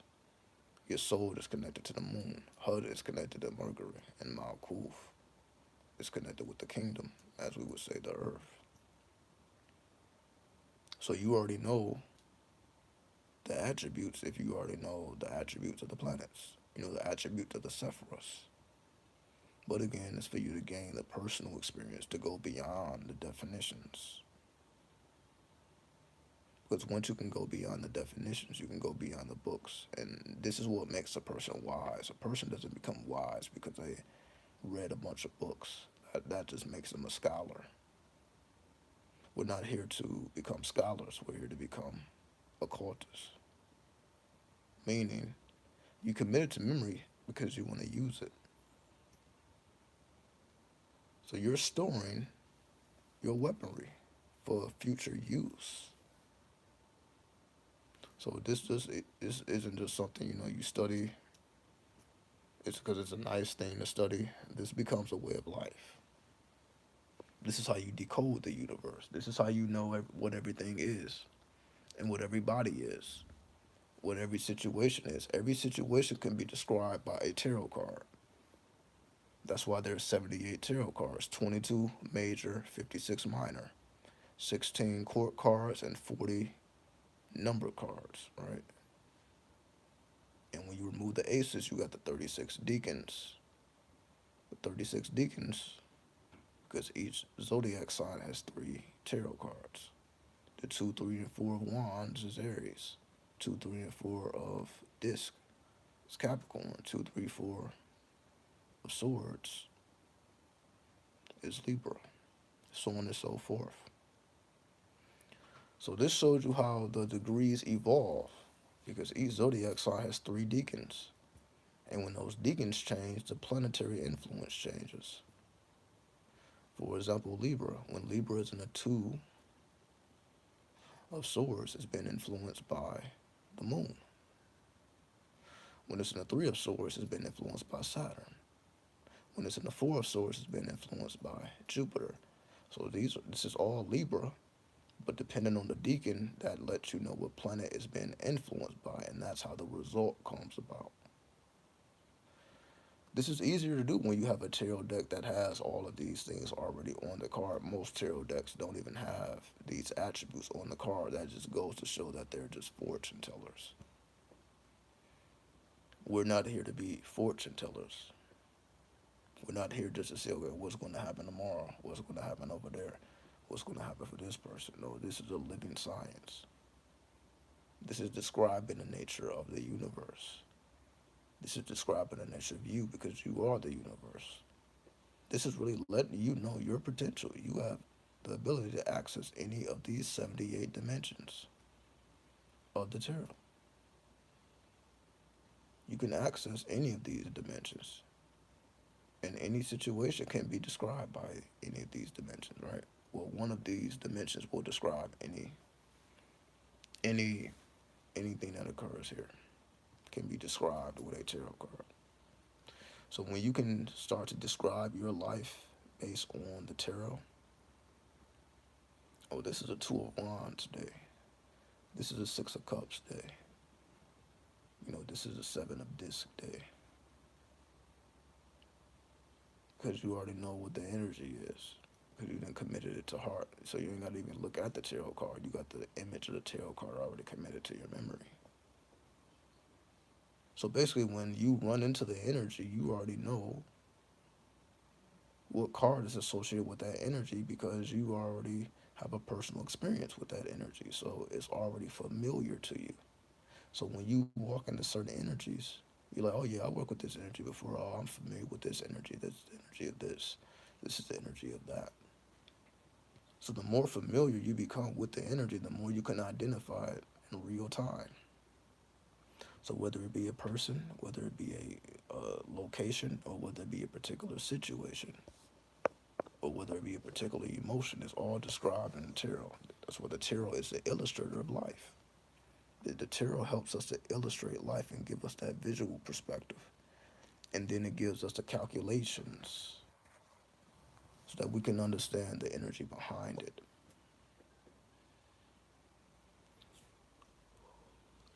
So that way, if it's a Six of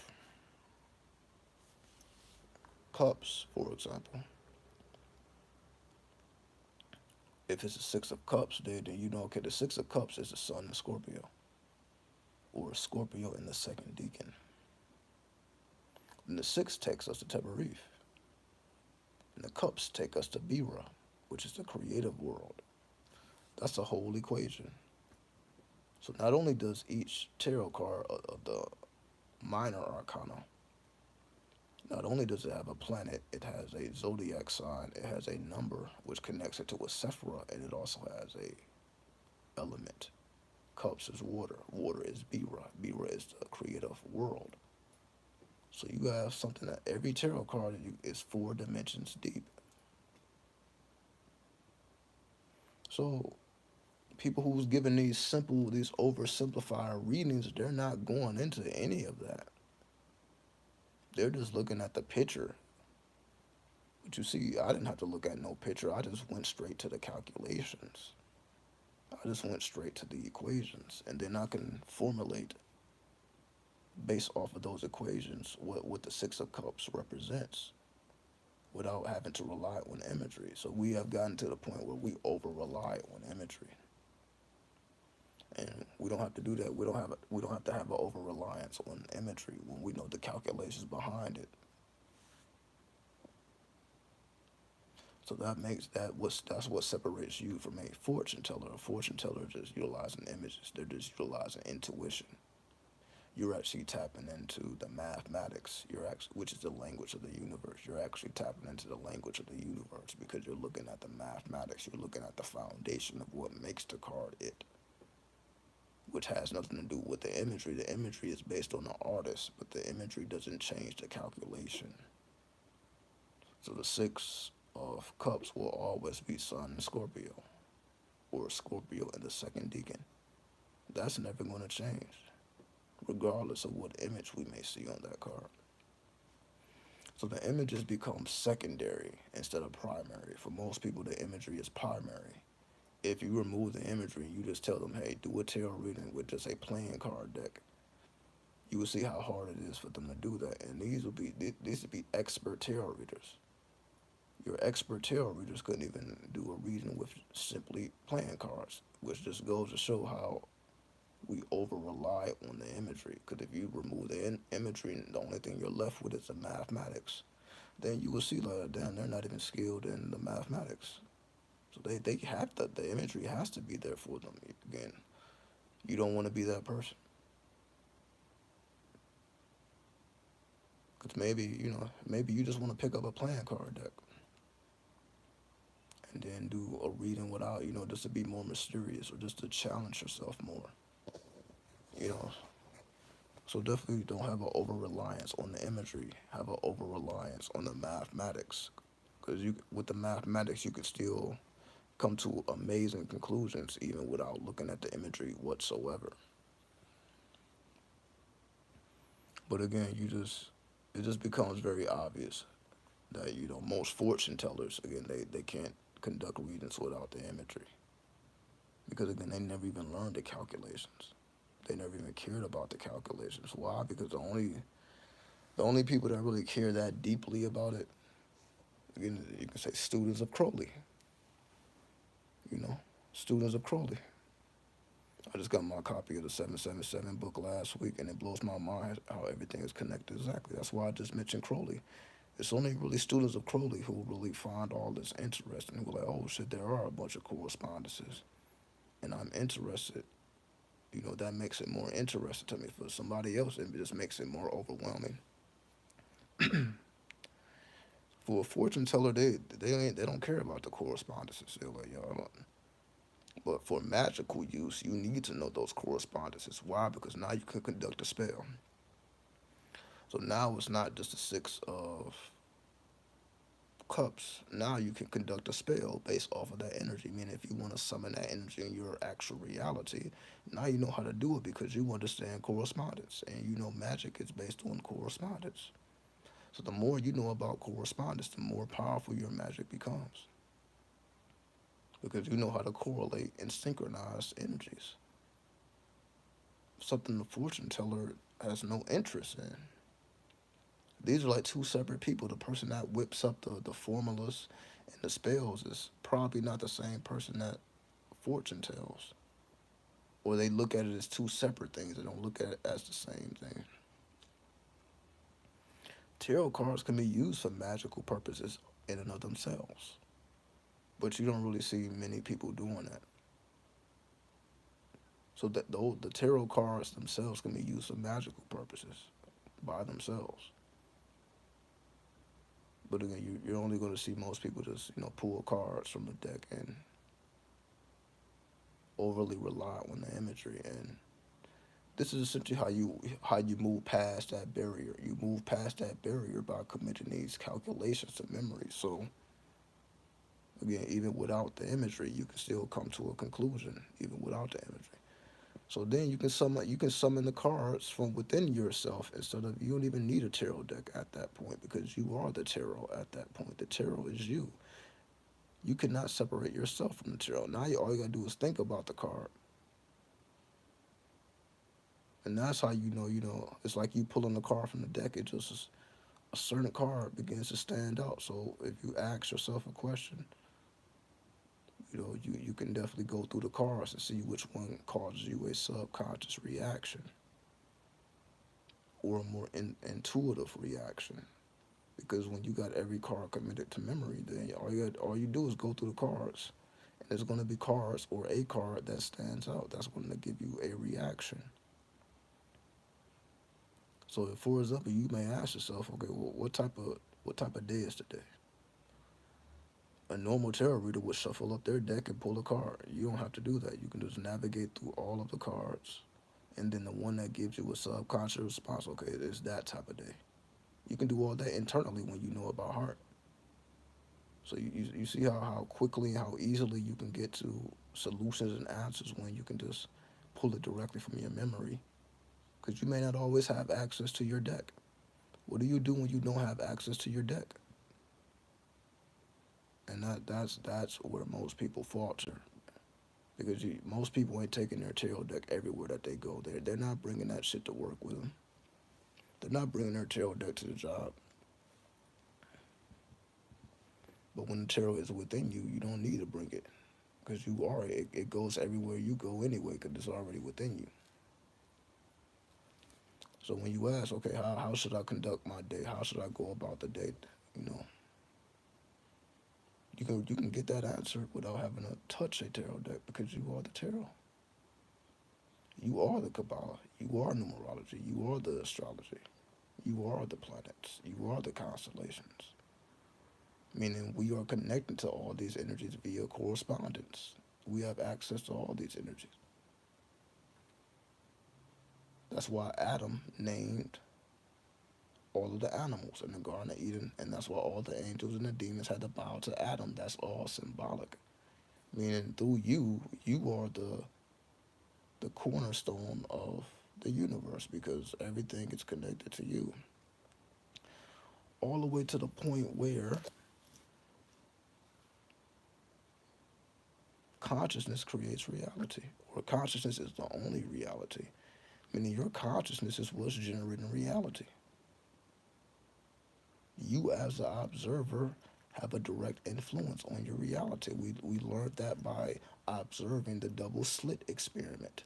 When you observe the double slit experiment, excuse me, you understand that the result will change based on whether you're looking at it or not. So if you're looking at the double slit experiment, it's going to have a certain result. But if you turn your eyes away from the experiment, it's going to have a different result, which just verifies that it's your consciousness that's causing certain things to be. So all your magic is within your own consciousness, which is everything. We just are learning to how to compartmentalize it. That's what the Kabbalah does for us. It shows us how to compartmentalize all these energies that are already within us. See, we're aware that all these energies are already within us. We've been talking about this forever, right? But for most people, it's not compartmentalized. They can't tell you the difference between this energy and that energy. Even though, for example, conscious states, they really couldn't tell you the difference between the conscious states unless you really know what effect have. Okay, basically, as we just explained, you know that the results will be determined whether you're paying attention to it or not. And we know most people are not paying attention. Most people are just navigating endlessly, looking at their phones or hoping and wishing something may happen or somebody may contact them. Most people are not in the moment. They're not in the now. They're in their own consciousness, in their own mental space. And that's what's creating their reality. And it's very limited because it's based on the contents of their consciousness. So that's why when all we do is watch drama and all we watch is filth and, all this gossip and backbiting and slander, when we like shit like Maury, what I mean, the first 48 and all these crime shows, everybody loves this shit, right? But when we fill our consciousness with these things, we wonder why this is all we see. We wonder why now we can't turn the TV off. See, it was all fun when you can turn the TV off.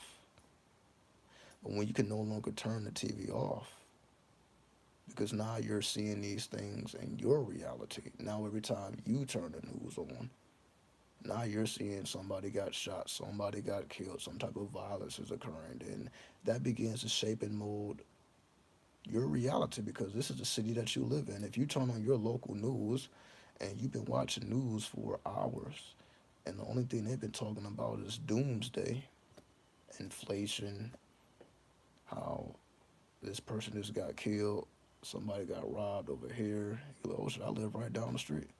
It begins to morph your consciousness to the point now you're looking at your city in a way that is different than what you looked at it before. That's what it becomes. So that's why when we make the Kabbalah our TV, when we make astrology our TV, when we make the occult our TV, so we're not just mindlessly watching and just endlessly strolling on TikTok, for example. It's just people that just be endlessly strolling on TikTok because they're looking for something. They're looking for something. They are, they're looking for a quick fix, that dopamine rush. But when you can get that rush off of nature and reality, and I don't mean nature like going off and looking at trees and shit. Nature as in everything that comes with life. So that also includes technology, right? When you can utilize technology, that black mirror, because this black mirror is our vehicle. or our filter into the whole world. If you want to know what's going on in China right now, you got to go through the Black Mirror. If you're not trying to hop on a plane, you got to go through the Black Mirror. And you got to see somebody else's Black Mirror. Meaning you got to look at somebody else who didn't record it themselves in China or in Japan or wherever it may be. Right? They're recording these things off of their camera. But it gives you a sense of the energy there. So if you want to feel the energy of China, you can tap into somebody else's Black Mirror. This is correspondence. This is why these tools must be utilized very cautiously and very effectively.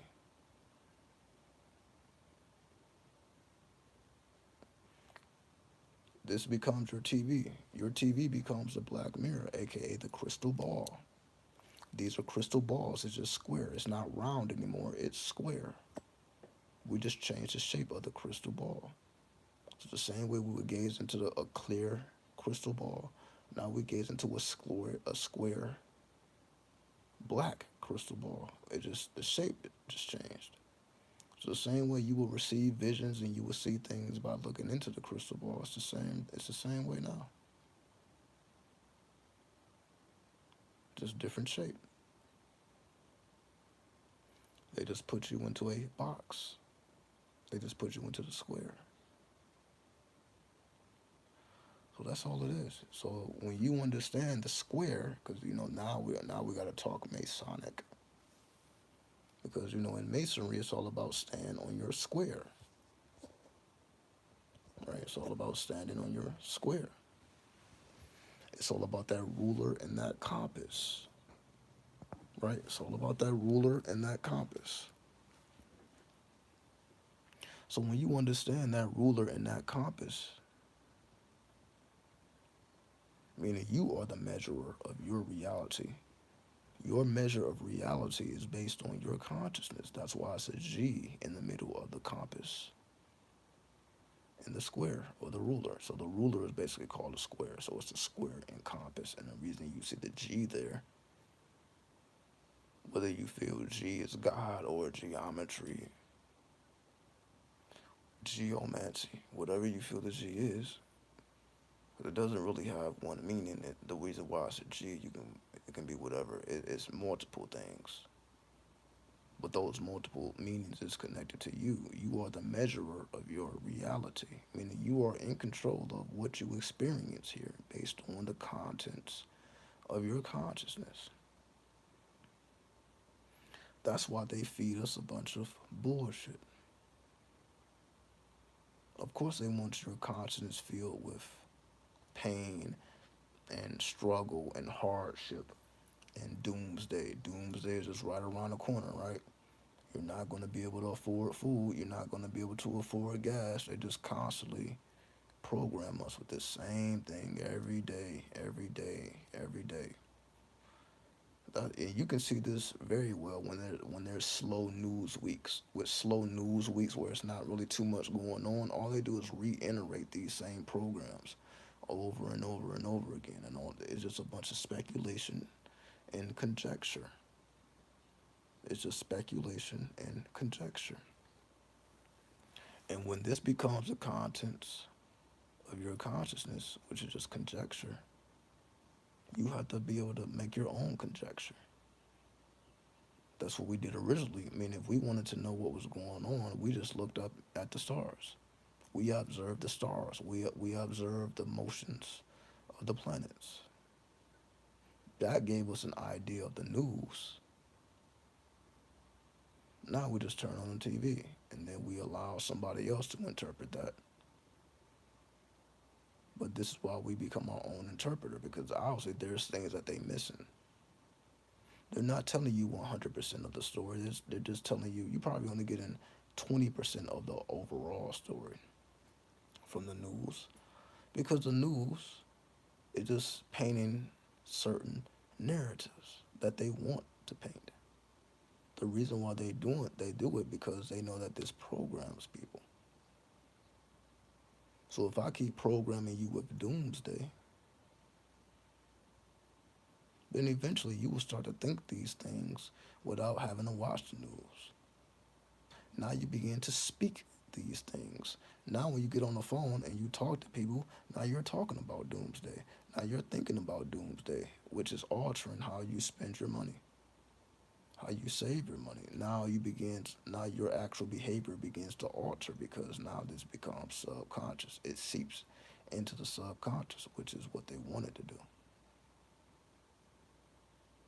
They wanted to seep into your subconscious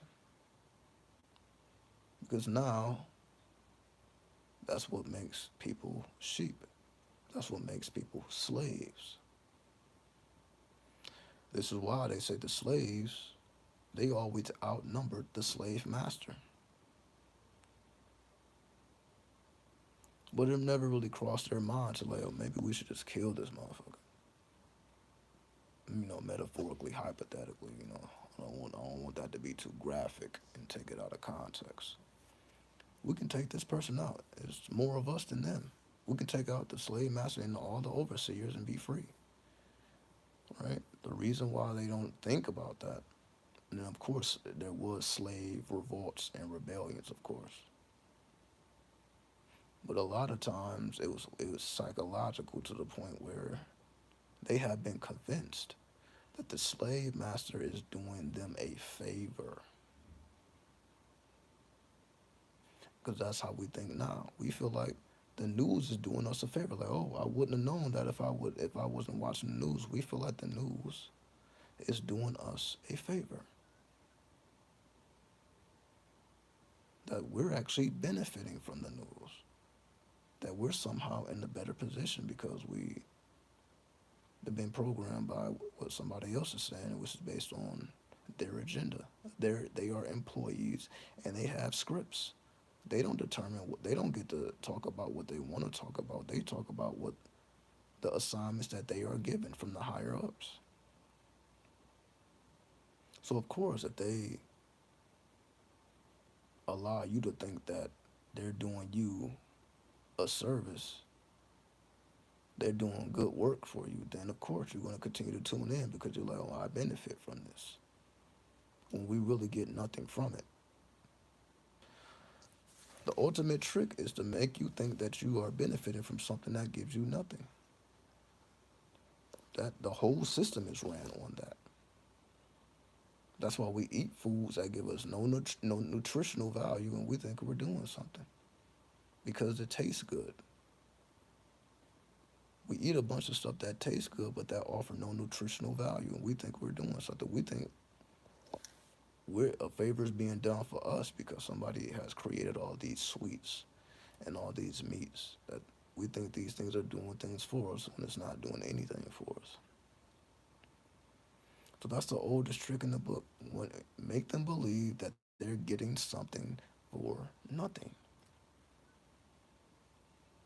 Now you spend your money on a bunch of things you really don't need. Things that are not going to matter, you can say in 30 days, 60 days, 90 days. Because people are doing it in the moment. People buy based off of emotion. It's all psychological. The way that they have the stores set up, the way that they have the music playing, is to put you in a trance. It's to what? Slow down your consciousness. Because if you are wide awake, you can't be fooled because you're looking at everything. You're looking at the ingredients, everything you pick up. You turning it around. Looking at the ingredients. If it has ingredients you don't like, you put it back. You're fully aware. But when they put you in a trance state, then you become more relaxed. Now you start to buy things based off of how you feel instead of what you actually need. So as we know, people eat based off of how they feel. People shop based off how they feel. It's all emotion. So if we cannot tame and control our emotion, then that's what makes us slaves. Because our emotions are being dictated by other people. That's when we watch movies and they keep showing us the same imagery. That's how they know how to affect your emotion. They know how to play certain scenes in movies that will affect your subconscious. That's really all a movie is a big subconscious program. We don't realize how much these things actually affecting our daily lives. Why you think they feed us with movies constantly? Why do we think it's so much Netflix? There's so much, Disney, all these streaming services, right? You can watch this stuff endlessly, and then you're paying for it. You're paying for endless entertainment, but it's really not doing anything for us. Now, maybe you can learn something from like the documentaries and all that, but most people ain't. They're not paying the next Netflix fee because of a documentary. They're not paying the fee for the Amazon movies because of the documentaries. They're there, but to say that that's all people are watching, no, that's what some people watch. The more educational content. But majority of the people are just want the entertainment. They want to go through an emotional trip. That's really why people watch movies. They want to be emotionally stimulated because they already feel dead within. That's the program. The program is you don't feel anything that we don't want you to feel. So that's why we watch movies about love and why do we like all these love stories of all these people, why do we watch people over and over fall in love? All these love movies, you gotta be some love shit, right? Why do we watch these things over and over? Why? Because that's really the only way people are able to feel these things. Because clearly it's not reflected in their actual life. If you look at their actual life, they have a hard time even keeping a relationship together, let alone some romance and love at first sight and twin flame shit and all this stuff. People with soulmates. That's just a grand illusion. But when you're watching these movies, it allows you to experience that dopamine effect. It allows you to feel like you're in love briefly. It's not long, but briefly you may go into that state of love. Briefly you may go into that state of happiness when you see other people happy. That's the whole program. They only want you to feel these emotions off of their programming, not off of your own. And again, so that's why most people's lives it doesn't match up with that. So of course they're going to constantly, be in front of the TV or in their phone, in TikTok, looking for the next dopamine rush because clearly their life don't reflect that. Their life is a reflection of things moving at normal pace. People want things that happen in 2 hours. Movies are like 2 hours, sometimes less. We know damn well life is long and boring for a lot of people. They're doing the same thing every day again, working the same job around the same people. Most people are bored. They're not bored because they don't have anything to do. They're bored because they have been programmed to not feel anything other than what's given to them. It has to be some type of artificial stimulant. We have become addicted to artificial stimulants. So we don't feel what we want to feel until it has to come through the Netflix. It has to come through products that destroy us from the inside out. It has to come from these artificial means. That's how people can just sit up on the couch and eat like ice cream and shit. And just gain all this weight, and then now now like, I don't know where all this weight came from because people eat based off of emotion. They wasn't eating because they were hungry. They were eating because they were emotional and they're trying to get that stimulant. Because they wouldn't do that in their room in the dark. You wouldn't sit up and eat all that ice cream by yourself in the dark with no TV. And that's how we know that. So people they need to be in front of that black mirror, that black crystal ball. because that's what's triggering their emotions. Once that black crystal ball goes off, now all of a sudden you realize, like, damn, I really don't even want that. I don't even want the ice cream. Damn, I don't even want the popcorn, right? Whatever it is, like, and like, that's what people have to ask. It's like, would you sit up and stare at a wall and eat? Would you eat just staring at the wall, or do we constantly need some type of stimulant, which just lets us know, like, oh, we see what's going on here. This is more about stimulation than necessity. This is what it means to be artificially programmed, meaning we can't even feel natural emotion anymore. And I'm not saying technology is a bad thing, because technology should enhance it. It shouldn't kill it. We should enhance how we feel. Again, that's why technology gives us access to Hertz. Technology gives us access to ASMR. Technology gives us access to a lot of tools, education. Technology gives us a lot of tools that can be very beneficial. And technology is a part of nature, so I'm not even saying that AI is not even a part of nature. Some people may feel that way. That's artificial. I feel technology is very natural. It is made from natural elements. These computer screens are just big crystals. These are just big crystals, big crystal balls. So these are natural. All of these things are natural, so it's not anything outside of nature.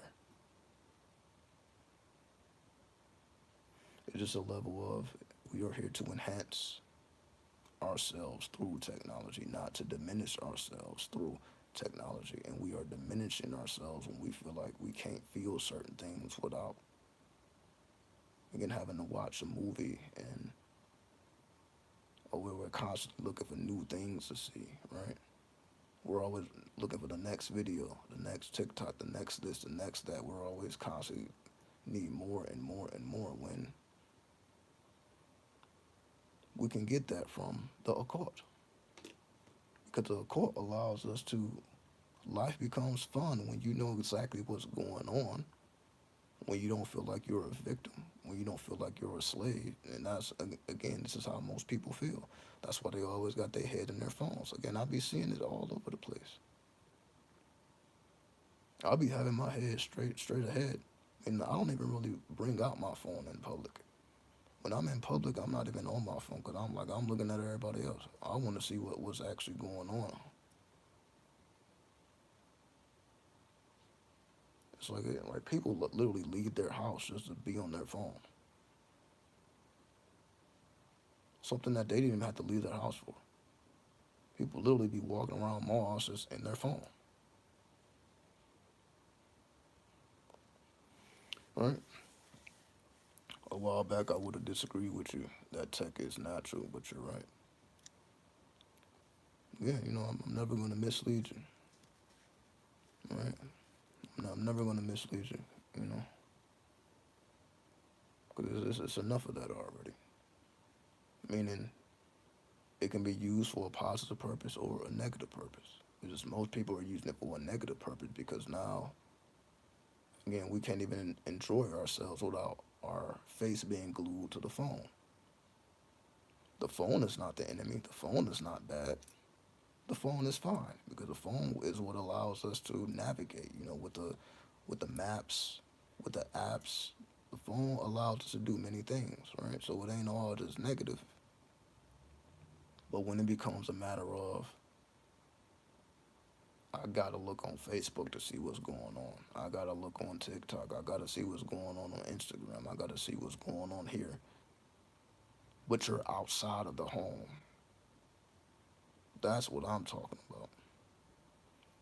How are you outside the home, but you're concerned with what's going on in social media? You should be creating social media. If you're outside of the home, you should be creating content. You shouldn't be concerned with nobody else's content. You can look at all that when you get back to the casa. Right? When you get back to the casa, you can look at all that. But when you are away from the casa, you should actually be giving. You should be giving, but people are just take. Right? We're just consuming. That's why they call us consumers. We're just consuming. We love to consume. Just like it's like eating food without chewing it first. You're not the food is not even being chewed down to a digestible size. We're just just taking our hand and just stuffing our mouth with food, and then it doesn't properly digest, and it makes us imbalanced. But we get used to it. We get used to the imbalance. We get used to feeling unnatural. And that's when it becomes what we call nowadays is toxic.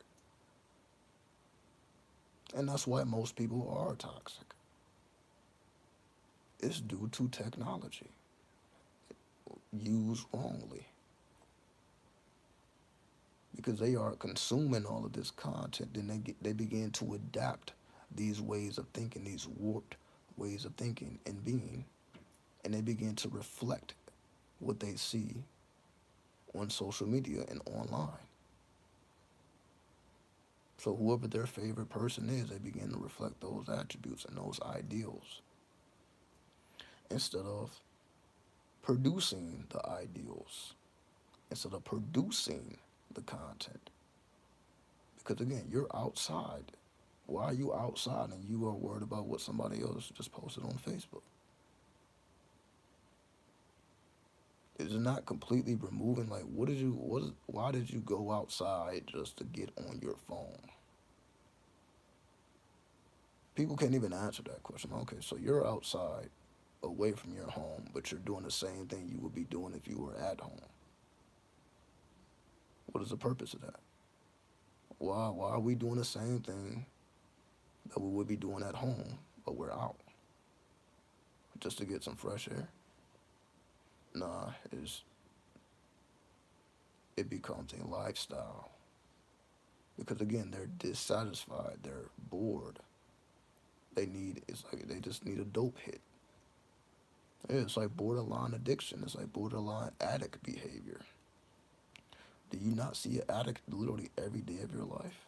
It doesn't have to be a drug addict and be addicted to anything. We see these people every day. But it just has been normalized that that's why people really keep their heads in the phone because they haven't accepted reality. Reality is a little bit too tough. That's what it's really about. Because when you face reality, you gotta really deal with those hard truths. Like this system is not set up for you. This system does not want you to be successful. You gotta go against the odds to even be in a position of power. You gotta face these hard truths. Like damn, I gotta work harder than everybody else. I gotta exercise energy in a way that nobody else is exercising energy just to get noticed. Right?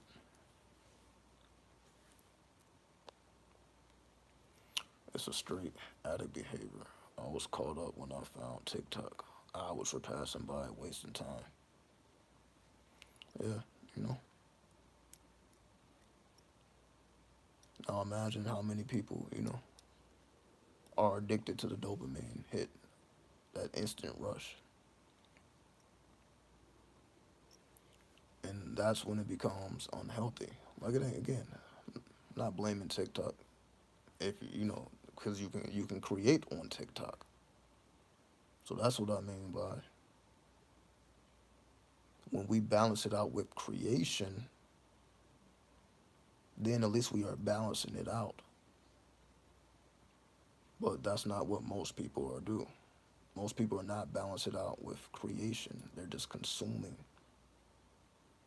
That's why I always promote you be a technomancer. You be a content creator because you can balance it out. Because if you're thinking, because essentially that's how I think. I mean, and I'm always thinking about content. So that's why when you hear me talking about, I don't really have time to really tap into a lot of people. I know who people are, but I don't really be tapping into them because I'm thinking about my own content. So that's what keeps me off of TikTok. That's what keeps me off of Instagram. That's what keeps me off of Facebook because I'm thinking about content. If I wasn't thinking about content, I probably would be doing what everybody else is doing as well. Why not? So that's why I'm always creating content.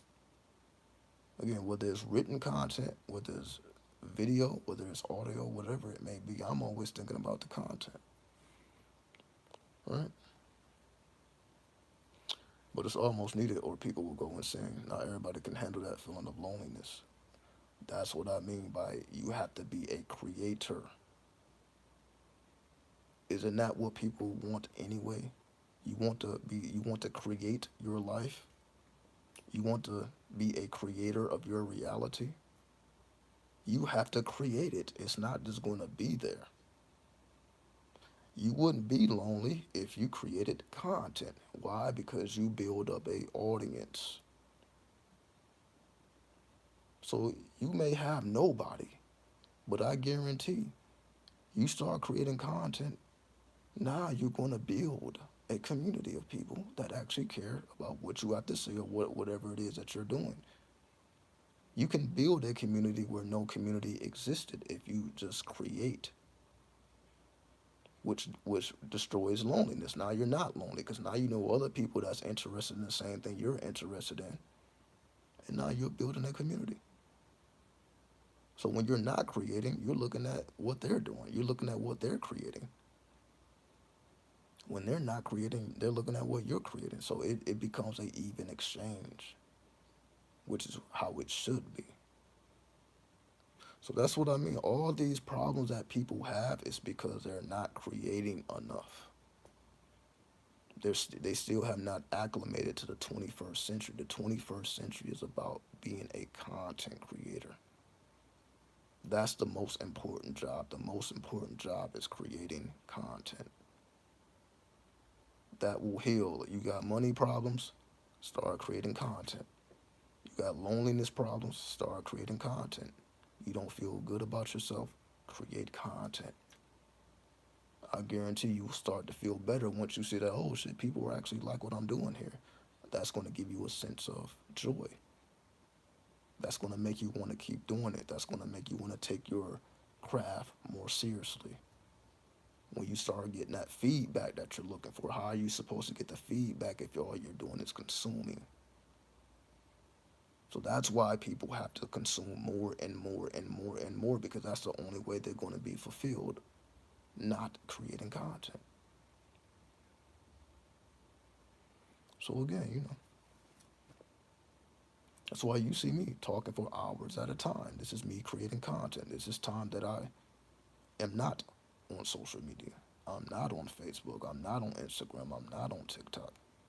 I'm not looking at what other people are doing because I'm thinking about, okay, what do I have to say? What do I have to give? What do I have to offer?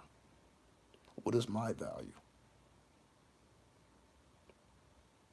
So I'm only speaking from what I know. I mean, that's why I'm always here. And that's why I'm like, you don't ever hear me just overly talking about anybody else's, content or what anybody else is doing because I'm always thinking about my own. Now, when it becomes more and more people like that, then it becomes a level of, okay, I see. This is more than just getting friends. This is more about followers. This is more than the numbers. This is more than the views. It's just about creating. You have to be a creator. You have to create your reality. It's not just going to be there. You have to create it.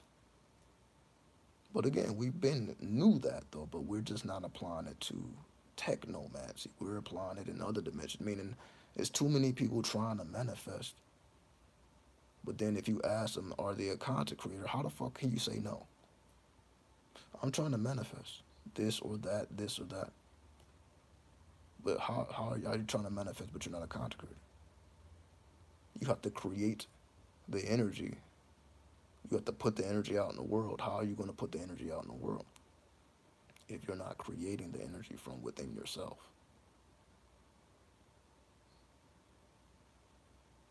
So that's what it becomes, you know. So it's easy to fall into that vortex when you don't feel adequate about yourself. It's easy to fall into that vortex when you feel like, but again, the reason why people feel that way, the reason why people feel like they don't have anything to offer It's because they allowed themselves to go into these dark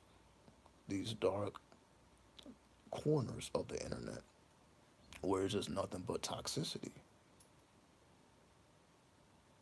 Now you're watching content about how much men hate women, how much women hate men, how everything is corrupted, how everything is a conspiracy theory, how there's just no hope. That's when people begin to just dwell in those dimensions because they already feel that way. The only way to offset that is to put out a new energy into the world. You have to put out a unique energy. But that unique energy comes from you. You are a unique being. Everyone is a unique being. So even if you are doing stuff that other people are doing, you're going to do it in your own unique way. That's what it's about. It's for you to do what you love in your own unique way. Because as long as you're doing it in your own unique way, you're gonna draw people to you because they're like, oh, I never seen it done that way before. Oh, I like the way that the person is doing it. It ain't even about what they're doing, it's how they're doing it. Remember, it's never about what you're doing, it's how you do it. People will be drawn to how you do what you do. It ain't about what you do, it's how you do it. Because you have the ability to do it in a way that's different than everyone else's. And that's what gives it value. That's what makes it unique. That's you putting a new energy into the world that didn't exist before. That's you giving to the universe. That's you building up your spiritual credit. Because that's all content is, meaning we're not getting paid directly for the content itself. What you're doing is building up spiritual credit. See, that's what people don't understand. Like, it doesn't just always equal out to money. It's about credit. When you are a content creator, you create based off of credit. Meaning you create based off of the potential of views or the potential of likes, the potential of comments, and the potential of sales if you're trying to sell a product. That's credit, meaning the credit could have any one of those results. Your content may result in somebody following you, somebody liking the video, somebody makes it a favorite. You know what I mean? So that it can go in many different ways. But all we're just used to is just work and pay. So that's why it's hard to transition into content creation because people don't understand currency. We're still stuck on money. Currency is you have to understand credit. Just like we know your credit score matters, right? The higher the credit score, you have access to more opportunity and you don't have to pay up front because you have a credit score to reflect that you're going to pay exactly what you are intending to pay. That's credit, right? That's exactly what content creation is. If you understand credit, then you can understand content creation. Just most people don't understand credit. They may spend time trying to get their credit score up, but again, that's in the physical world. That's still ran by, the centralized organizations. The internet is free. So the internet is credit without, it's basically, you can say, decentralized credit versus centralized credit. That's the main jewel. And this is basically what we'll be talking about for the last 15 minutes, right? There's a difference between decentralized credit and centralized credit. Centralized credit is why people want to build up their credit score. Decentralized credit is what content is. Meaning, the more you do, you build up a trail. This is what we call consistency. Like you got to keep going. You got to keep going. You got to keep going. That's what everybody say, right? Keep going. Keep going. Keep going. What they're really saying is build up a trail of credit. So when people click on your channel, now they see a bunch of credit. That's attractive. Damn, there's hundreds of videos. Oh my goodness. That's credit. So when they see all these videos, of course, they may not like or watch each and every video, but the ones they do watch and the ones they do like may make them feel better, may give them joy for that moment, may make them feel happiness because they feel the energy that you put into your content. You put value into your content, so people feel that love that you put into your content. People feel your will and your consistency. You're consistent because you want to put out different types of credit, because it's not just one type of credit, there's different types of credit. That's why you can say, like, when a person goes viral, their whole channel is not going to go viral. It may just be a one piece of credit. But they wouldn't have got to that one piece of credit if they were just, stuck on one type of credit. They were doing a lot of different things until they figured out what works. This is the most valuable, so let me keep doing more of this. So you have a trail of credit, as we call content, which will result in followers, likes, comments, and all the, depending on the platform, all these other things. Sales.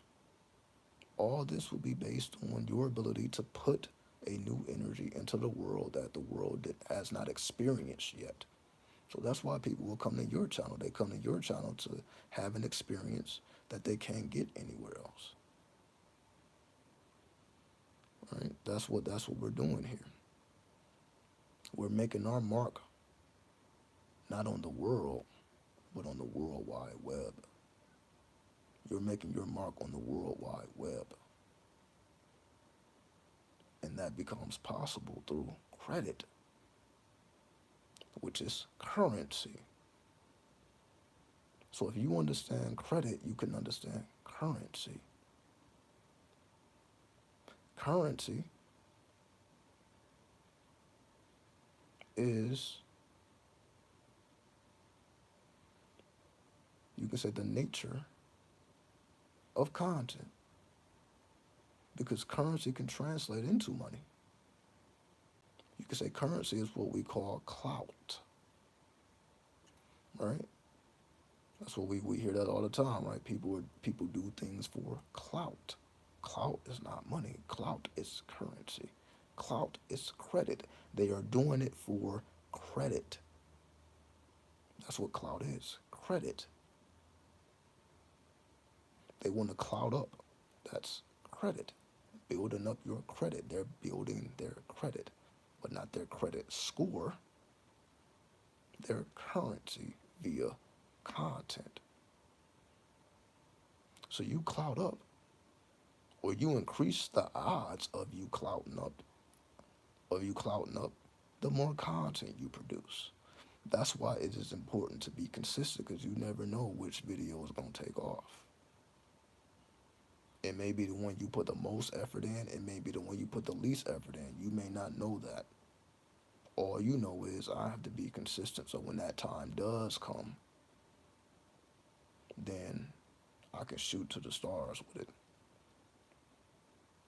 Because once you do cloud up by being consistent and doing different things, and just, you just keep going, keep going, keep going. So when it does pop off, when you get your 10,000 views, your 100,000 views, your million views, whatever it may be, that's a lot of people that will now become a part of your community.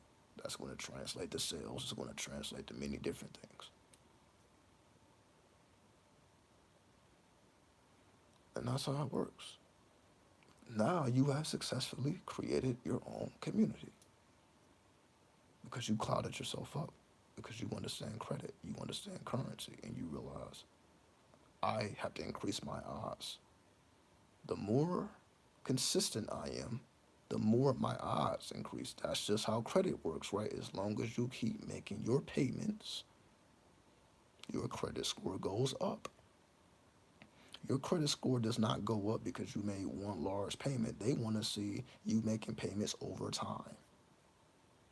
That's how you build your credit score. That's you making payments over time. They want to see that, okay, you're making your payments every month. Content. They're trying to see, okay, damn, you're putting out content every day, every week, every month, whatever your frequency is.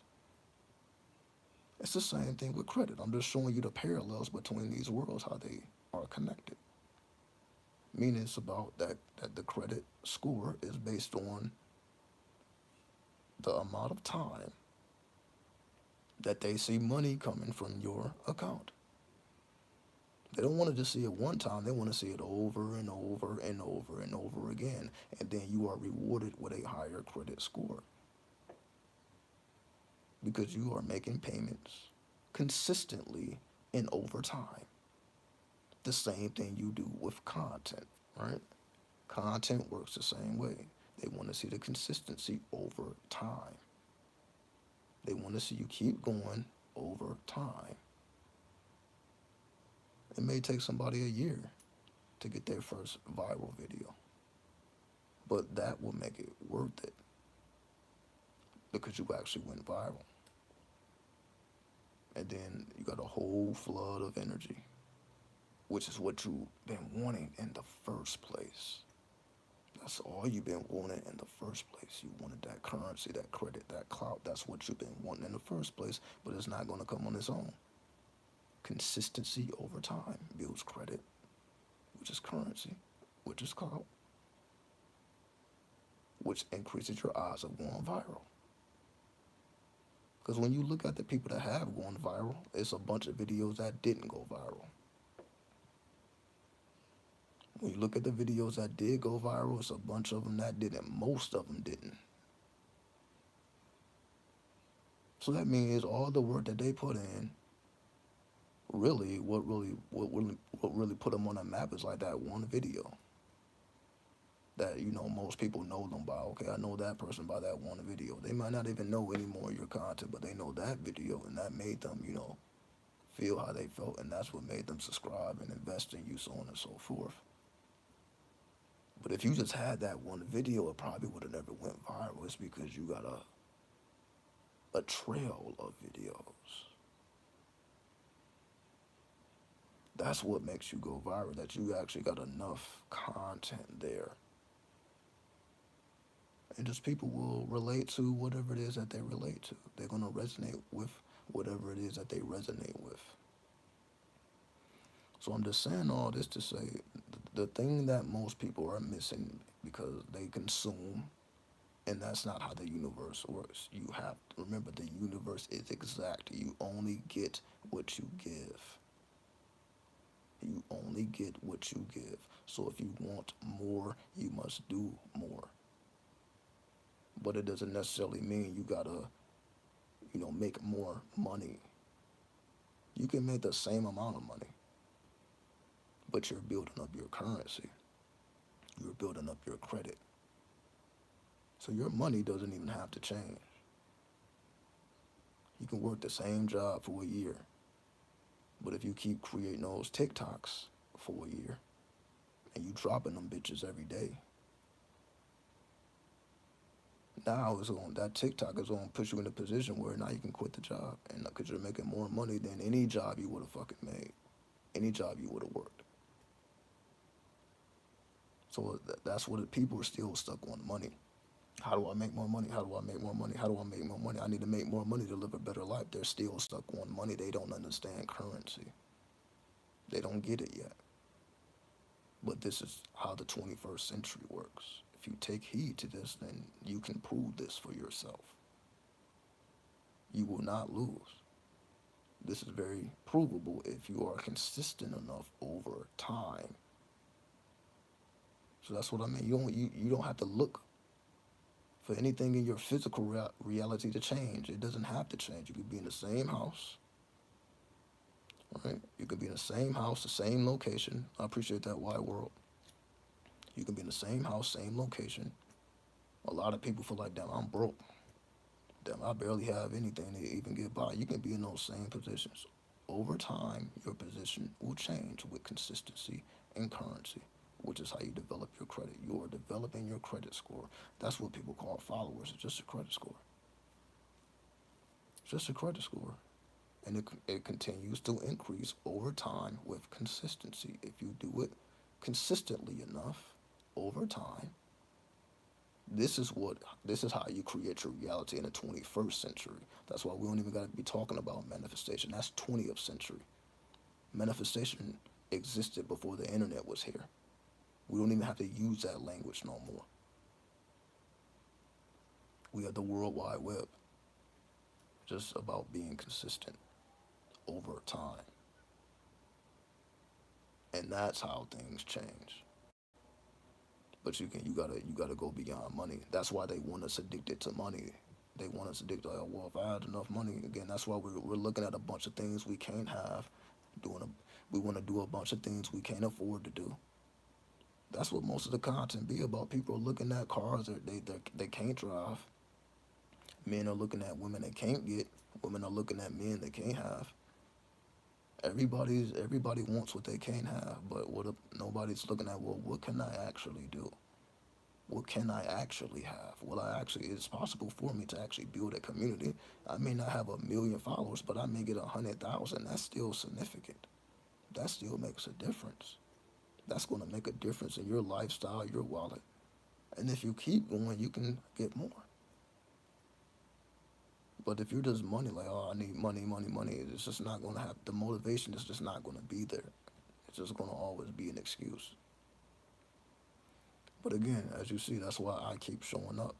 And I'm doing all this content, but I will be expanding. I'm like, okay, YouTube is not the end all be all. So yeah, you see me doing it with YouTube. However, I will be doing it other places, and I guarantee I'm probably gonna blow up elsewhere. I'm like, damn, I put 10 years into YouTube. I put 1 year over here, and I went to the stars. Or people just wanted short form content. I'm thinking people want long again, or whatever. Just me doing different things consistently over time, and just whatever pops is whatever pops. You may not know what it is. I may not know what it is. It may be a video I can care less about, but like, damn, for whatever reason, people like that shit. But now all of a sudden, now motherfuckers know who I am on a whole different platform. Now they know who you are on a whole different platform, and you never even expected that. So that's how it works, right? So we 300 minutes in. Yeah, I just wanted to make it 300 minutes, however long that is. I think that's 5 hours. So we did 5 hours. I think I got my point across. And again, I didn't want to make the whole video about what happened. I would just, the title, just so people can watch. But this is what I really wanted to talk about. This was a real message. That's why I waited to the end to really get into the depths of this so that we can truly understand what we can truly do with our own energy. All you honestly need is a fucking cell phone and an internet connection. Well, everybody's thinking they need a bunch of other stuff. All you need is a cell phone and an internet connection. Whole life change with consistency over time. And that's it, right? We simply want love that we can't receive when you're surrounded by bots that only care. So you chase the money just to please them and you end up like them. But thank you for the motivation. And that's what I mean. You got to supersede your circumstances. Because you're right. You being a content creator, you may be the only one in your circle. You may be the only one doing it. So, of course, you're not going to get motivation from bots. You're not going to get motivation from people who don't even see that as a reality. Are you just wasting your time? It ain't no point of even starting a YouTube or TikTok, whatever. Of course, they're going to feel like that because all they care about is money. So you just know that's just a mentality. Most people have that mentality. Most people is not going to support you. The thing is, you don't need them. That's the balance of the universe. All the people that will try to put a wrench in your operation. You don't even need these people. These people are not even going to matter when you actually do what you're supposed to be doing. These people are not going to matter. They only matter now. Their influence is only relevant now, but that's still you balance it out by being consistent with content. So a point like, whatever. I'll say don't even tell them.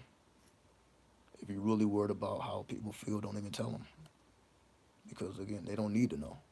Let them find out on their own after you go viral. Like them, I didn't even know you had a TikTok, but I saw your video. Let them figure it out after you didn't already did what you got to do.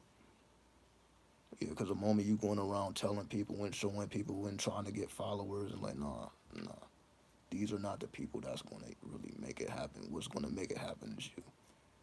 So really keep it to yourself, and only the people that know you, and then build it over time to the point where it just become undeniable. And then they're gonna look at you like, how'd you even do this? See, that's the only time that they're gonna actually listen is after they see the results. So it ain't even no point of even revealing that to anybody because of course, they're gonna doubt you until they see your results. Like, damn, I didn't even know that was possible. Then you may motivate them to do it. Like, yeah, it is possible. But when you're first starting off, of course they're gonna doubt like everybody else doubt. So that's honestly something you keep to yourself. You keep your secret. It's like your little baby.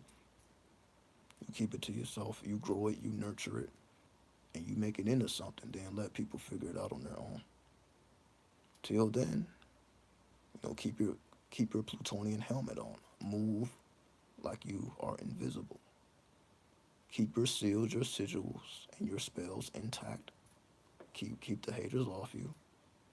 So I'm like, anybody who's overwhelmed by this shit, there's things that can be done. You don't ever have to just take nobody's bullshit. Like, that's never the case. That's why we have these magical tools to keep the bullshit away from you. So anybody who just feels overwhelmed, you may be in a household full of negative people, so you can still create a sacred space for yourself. If you truly desire to, remember, as always, love under will. Will is more powerful than love. It will always be more powerful. And that's why you gotta show and prove your will is more powerful. I don't give a fuck how many haters, I'm still doing it. Because your will is more powerful than their love. Because remember, love and hate, you could say it's the same thing. But your willpower can supersede anybody else's hate, anybody else's love. That's what the whole the limit philosophy is.